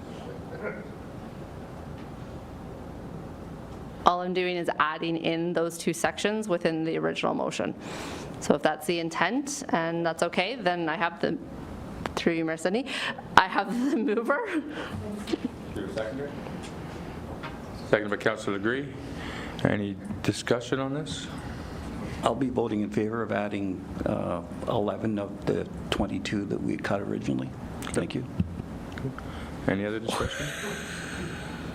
Councillor Andrew Dick?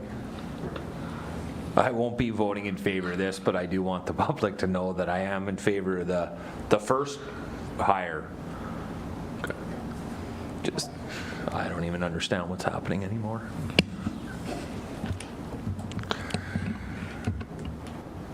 Mayor Sidney, would you like me to add? Yeah, because I can't refresh. Mine's not refreshing it. So the amendment only is on the floor. We have a mover and we have a seconder. Through Mayor Sidney, we could call the vote if that is the will of council. Once you're ready, would anybody like me to reread the amendment, or are we clear? Great.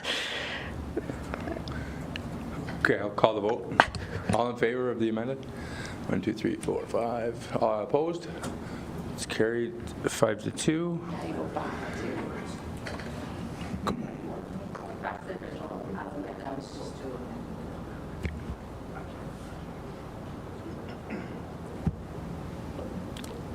On behalf of Mayor Sidney, My computer's not working so with the amendment approved, the original motion would then read that Renfrew Town Council adopt the following resolution considering committee of whole on March 25th, 2005, that Renfrew E61, that Renfrew Town Council authorize the hiring of summer experience employees whose positions are offset by revenue, and the additional 2 positions of summer maintenance labor for public works and the 4 additional positions for summer maintenance laborers for parks and recreation. And further that, the decision on the additional positions be deferred until the budgetary details have been determined. All in favor? Mover? Nope. No, what are you doing? You have to close, sorry. Through you, Mayor Sidney, you have to close the loop. So we already have a mover, we already have a seconder of the original motion, as it's now as amended. I just need to call the vote. All in favor? Opposed? It's carried 5-2.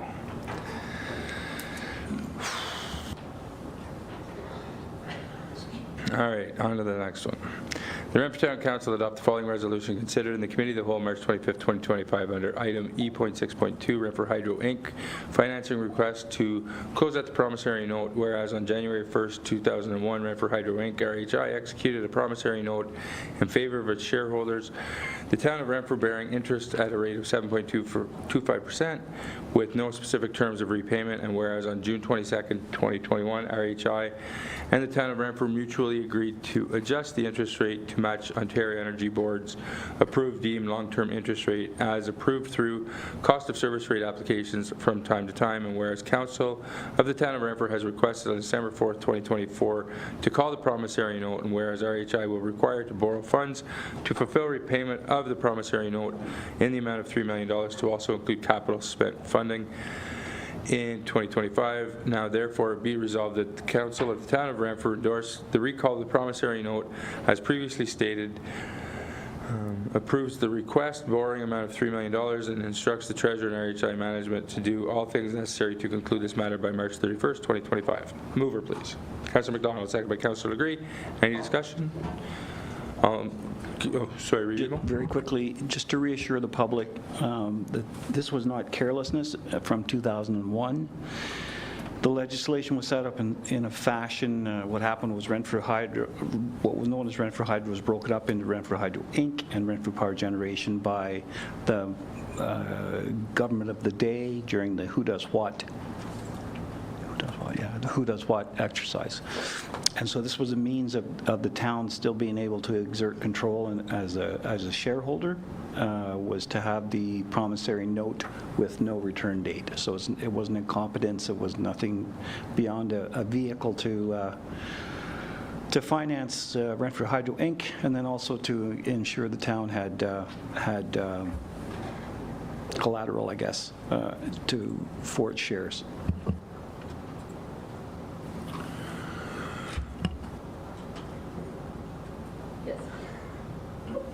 Any further discussion on that? All in favor? Opposed? That's carried. Thank you, council. On to bylaws 24-2025. I am going to remove myself.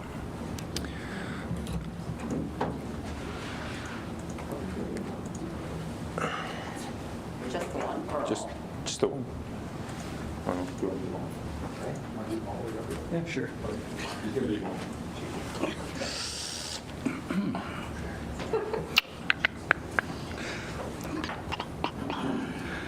So, council, the bylaws listed on the agenda of March 25, 2025 be taken as read and passed.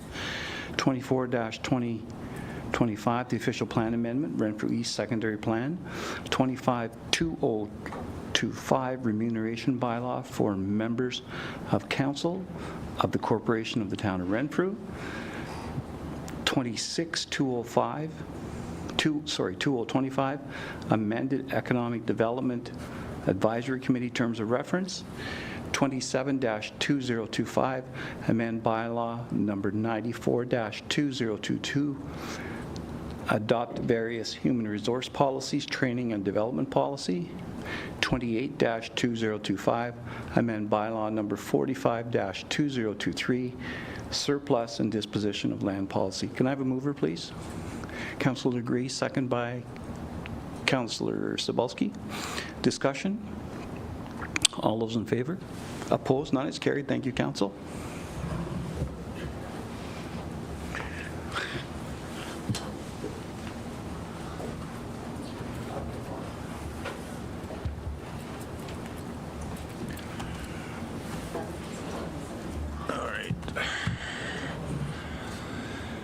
Motion of which notice has previously been given.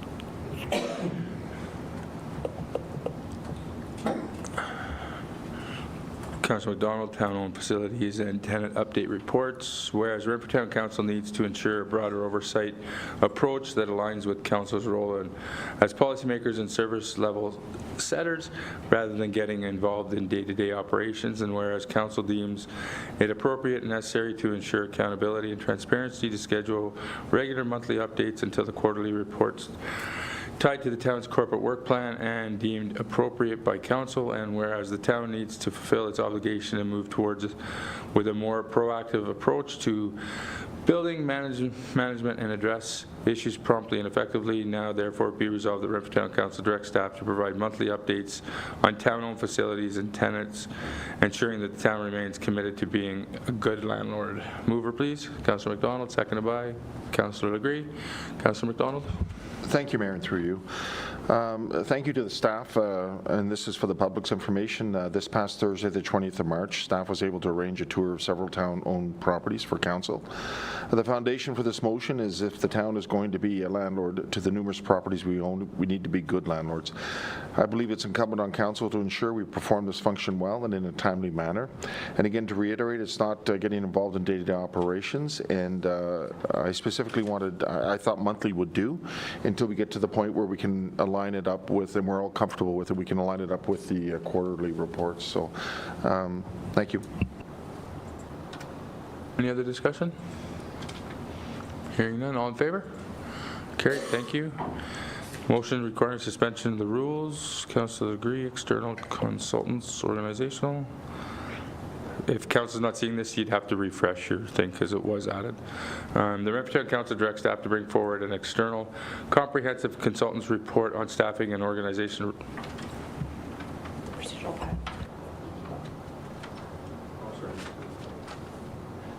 My bad, it's getting late, I jumped one. The Renfrew Town Council suspend the rules of procedure to add Councillor Agree's notice of motion stating at the March 11th regular meeting of council regarding an external consultant's report related to the town's organizational restructure. Mover, please. Councillor Agree, seconded by Councillor McWhirter. Any discussion? All in favor? Sorry, just March the 11th? Are we not talking the March 25th? Sorry, through you, Mayor Sydney.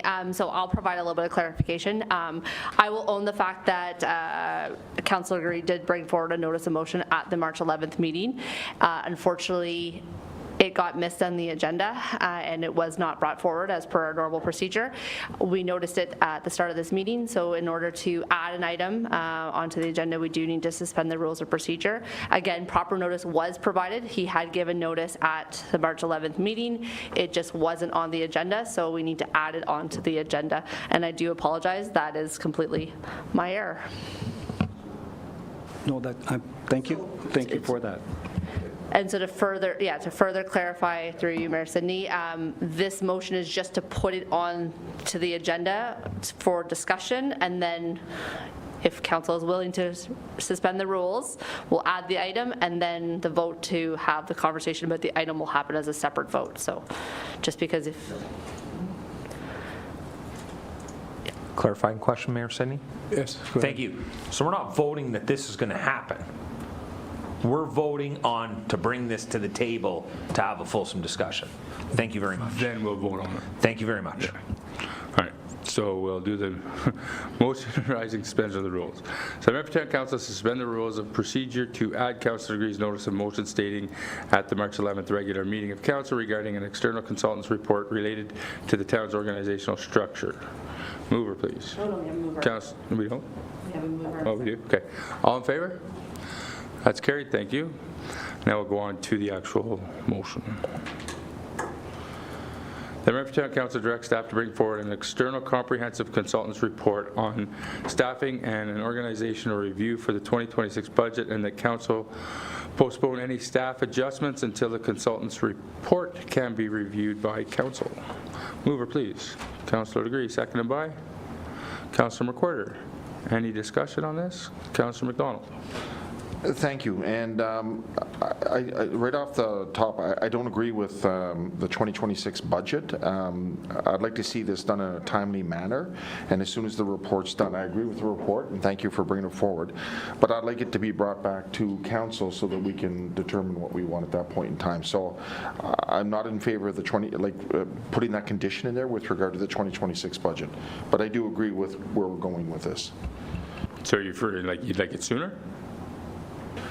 As soon as it's done, I'd like it to be brought forth to council, and then we can make decisions. So if that means an amendment, I'm going to follow Councillor Savalsky's previous motion. I'm going to go with an amendment with that. Basically to remove the 2026 budget. I don't want that limitation on it.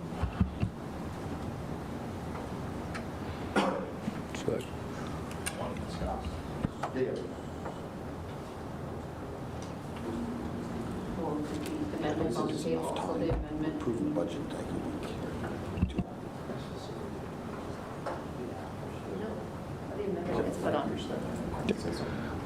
If I can, I'm open for discussion as we move forward, but that's sort of the direction I'm leading. Let me clarify that. Okay, so just give me 1 second.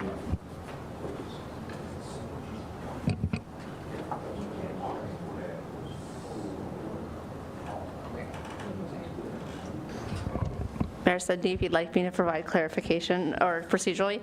So if Councillor McDonald is putting the amendment on the table right now, then it would need to be moved, seconded, and voted on. If it's a statement that was made that discussion would like to take place, then I would say discussion can continue to take place. And if and when Councillor McDonald would like to put the amendment on the table, then he would need to request it to be done. Thank you. Mayor, through you, it was a conversation piece, and we can open up the floor. All right. Any questions? Councillor Degree. Through you, Mayor Sydney. So I did put this motion forward just because there's been lots of movement with staff over the last 2 years. I think it's crucial for council to understand where staffing in each department is before making any massive changes or any changes at all. The reason the 2026 budget was reflected in this motion was because we are hopefully going to approve the 2025 budget in the next couple of weeks. And I don't think there would be enough time to get this back in time, so that's why that was put in there. Thanks. Any other discussion? Councillor Andrew Dick. Thank you, Mayor Sydney, and through you, and how much is this going to cost us? No idea. So we're voting on, yes, someone needs to explain this to me. What are we voting on? It's pretty much saying that you're directing staff to bring forward an external comprehensive consultant's report. So if you have to get a consultant's report, how much is that consultant charging us? CEO? So through you, Mayor, to all of council, consultant reports of this type, depending on the consultant and the degree of work that they're looking at, can run anywhere from $20,000 to $50,000. My original understanding of the motion, and I might have misunderstood, was that they were wanting the consultant report to be added to the 2026 budget so that it was done in 26. You could look at adding it to the 2025 budget, and then it's brought as consideration, but my estimates are very rough based off of industries over the last couple of years of these type of ones, and it all comes down to the amount of detail that we're asking them to go into. How many positions and departments are they reviewing? Are they doing the whole entire organization? It does change the amount of the cost, but they do run anywhere from $20,000 to $50,000. Councillor Degree? Through you, Mayor Sidney. So yeah, the CEO was correct. That's why it was for the 2026 budget discussion, because we don't really have a figure to that, like how much it's going to be. So we would come forward with 2026, because we're talking 2025 like next week. I just feel, it's important, we just eliminated 3 staff from recreation without knowing what the service level is. We just probably decreased, but it's massive. Like, we just bumped the staff up last year. We've added onto the building 3 times the size of the building, and now council, without asking what the impact of it was, just cut 3 staff. So I think that's what makes me nervous. We have a town to run. We want the rinks to be running, and we want baseball diamonds to be running, but it takes, I know staff, it takes money to pay them and all that, but at the end of the day, we still need to keep the town moving forward. So that's why the motion was kind of put forward, because I'm nervous of what I'm seeing. Thanks. And I agree with that, because I'll guarantee you that probably there'll be days that are going to be closed at my FM center, and probably a lot of ice time is going to be closed just from decisions made today. So that's my concern for sure. Councilor McDonald. Thank you. And Mayor, through you. So this is just a clarification. I thought we were waiting for the report for 2026, but you're talking with regard to budgetary issues for the 2026 budget. Am I correct with that?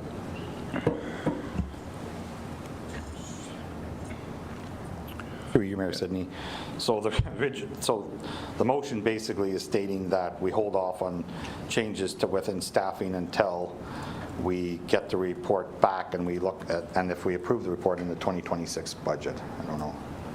Maybe I'm not explaining it very well. My understanding is it kind of stays status quo. Correct. Until 2026 budget, that we put this in the budget, and then, I'm not saying this is yours. No, you're right. So it's staffing stays status quo, so we keep the level of service, and then in the 2026 budget, we have the money to do this consultant report to see, can we cut, do we need more, do we need less, all of that stuff. But yeah, the mayor is right. I just don't want us pulling stuff out of thin air. I think we need the details behind this to make educated decisions. So, Revimo? I think I agree with the intent. I believe the intent was to get staff to find out what the cost is and include that cost in the budget for 2026. And I think where we get a little confused is where it talks about until the consultant's report can be reviewed by council. I think that was an entirely separate thought that said until we get that report in 2026, we don't tinker. And so I think that's what the intent was, go out and get an estimate, include that in 2026. If we have the money, then complete it, but don't do anything until we get that report in 2026, I think was the intent.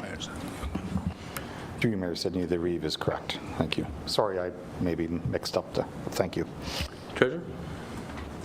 I just wanted to remind council that that we do have several consultant reports on service delivery for recreation, for finance, I believe for public works as well. That has all been done, and maybe it's just a staff member bringing that all together rather than hiring another consultant to just look at our reports that we've already paid for, to bring that information together and then acknowledge that, because I think those ones are fairly recent through the former CAO that was here for just a few years. So I think that might be helpful to actually review first before we go out to a consultant. But I just wanted to remind council that we have all of those completed, and it's just a matter of combining them all. Councillor Gray. Through you, Mayor Sidney. And I'm fine with that, as long as they're not too far out of date, because there was some massive movement, I think, in the last 2 years. So that's kind of, if they're up to date, then yes. Thanks. Councillor Anderdick. Thank you, Mayor Sidney. And there was 2 statements made in this conversation from Councillor Gray and yourself, Mayor Sidney. And I would ask for some leeway on this, because you two opened the door, and I would like to discuss what you brought forward.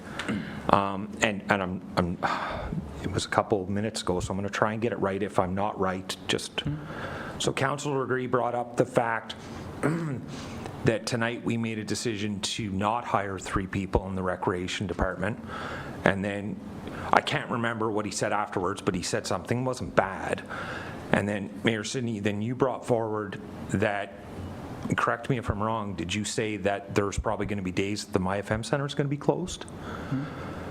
So I have 2 issues with that. 1, that's not what we're talking about. And 2, council voted in favor of that. And from my understanding, whether you vote, if you don't vote in favor of it and you don't agree with it, you're still supposed to support council when they pass a motion. And I don't know the rules. It makes us, the people who voted for it, not to hire them, you two, with your words that you stated tonight, are going against the will of council. You're disagreeing with us on camera when you're supposed to be supporting us, whether you disagree with it or not.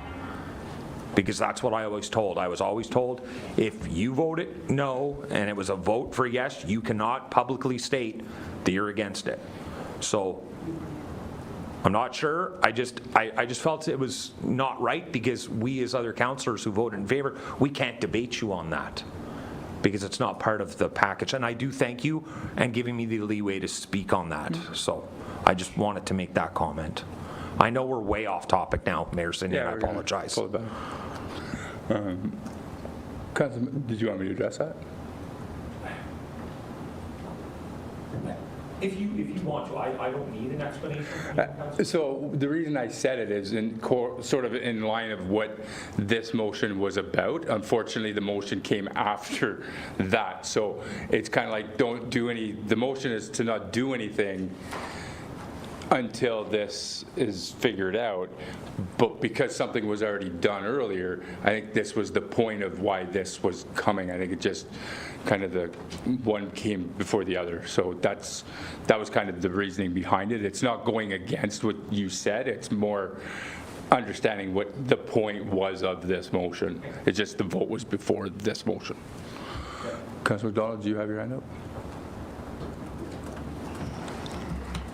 Thank you, Mayor, through you. And I'm all about efficiency, and I just have a problem waiting for 2026. Is there any issue with, and I agree with basically the motion, is there anything wrong with putting writing within there that we're looking for an RFP with regard to how much this would cost? Because that addresses some of the other concerns we have. We don't even know what we're talking about with regard to money. So can at least we not have those conditions on with the 2026, but go out and get an RFP with regard to what it would cost and what we're looking at. So I'm wondering if that's something we can address. Yeah, I'm just going to pull it back over to the treasurer's comment. Some of that information might already be in kind of like reports that we've already done over the last couple of years. It's just to extract that info before having to even pay for money or go with an RFP. But I understand what you're saying. Follow up? Yep. Thank you. To that point then, again, I don't want to make this conditional on 2026. If we have that, potentially we have that information, I'd like it to direct it towards us sooner rather than later so we can make some decisions. Thank you. Okay. Councillor agree. Through you, Mayor Sidney. So I agree, if the information is, I don't know if we can direct staff to figure out, pull this information and present it back. I don't know how we're going to do this now, but present it back to council. As long as it's not outdated, then I'm in favor of. If we have the information, I don't want to spend more money. I just want to make sure we're making decisions with information, you know what I mean? So I'll leave that with the clerk. I'm not sure.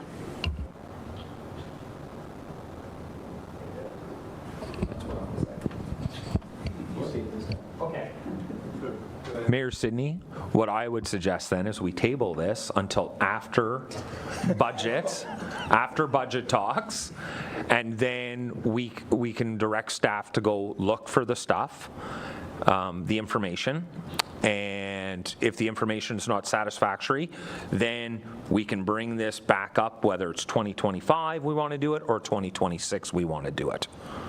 We could table it. Clerk. Just to maybe remind council, there was actually a previous notice of motion given to bring back a service review, to bring back the service reviews. It was done, I should have been looking that up actually.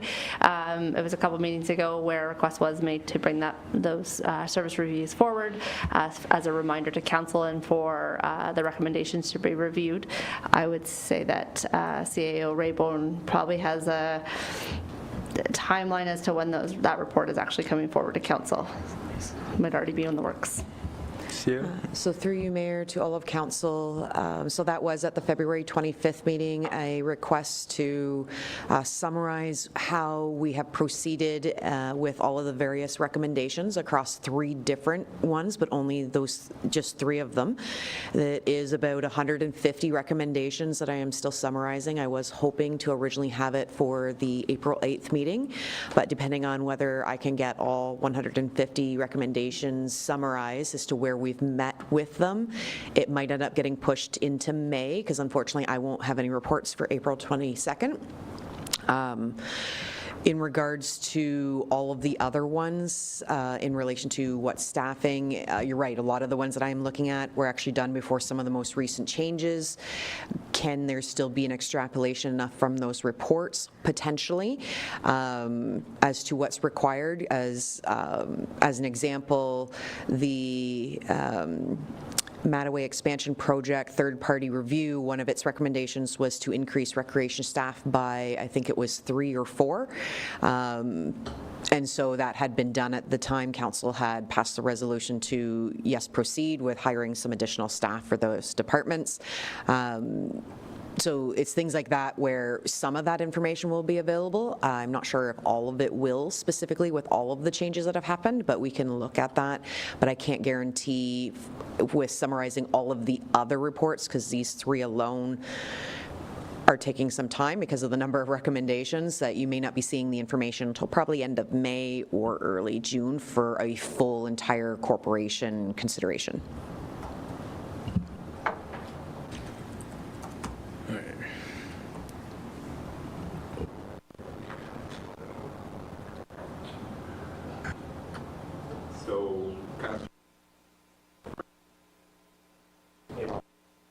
Yes, Mayor Sidney, thank you. If it's the will of council, yes.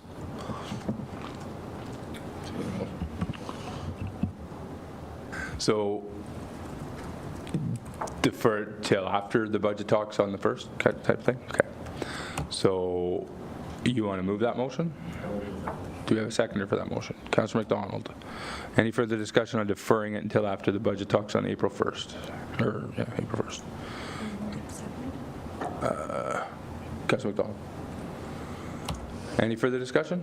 All in favor in deferring it? That's carried. Thank you, Council. All right. On to notice of motions. Hearing and seeing none? All right. Already on the end, we can't go back. The Renfrew Town Council convened in closed session with the authorized staff remaining in the room pursuant to the following sections of the Municipal Act 2021. Section 2392B, personal matters about an identifiable individual, including municipal local board employee. Section 2392C, a proposed or pending acquisition or disposition of land by a municipality or local board. Section 2392D, labor relations or employee negotiations. Section 2392E, litigation and potential litigation, including matters before administrative tribunals affecting the municipality or local board. Section 2392I, a trade secret or scientific, technical, commercial, financial, or labor relation information supplied in confidence to the municipality or local board which is discussed could reasonably be expected to be prejudiced significantly the competitive position or interfere significantly with the contractual or other negotiations of a person, group, or person or organization. Section 2392K, a position, plan, procedure, criteria, or instruction to be applied to any negotiations carried on or to be carried on by or on behalf of the municipality or local board, more specifically how it relates to potential lease agreement for public works, town garage, C&K, tenant at 1 Innovation Drive, K&E, tenant update at town facilities I, and employee contract clause extension request B and D. Mover, please. Councillor McDonald, second by Councillor Degree. All in favor? We are now closed at 11:10 p.m. and we will take a 10-minute recess.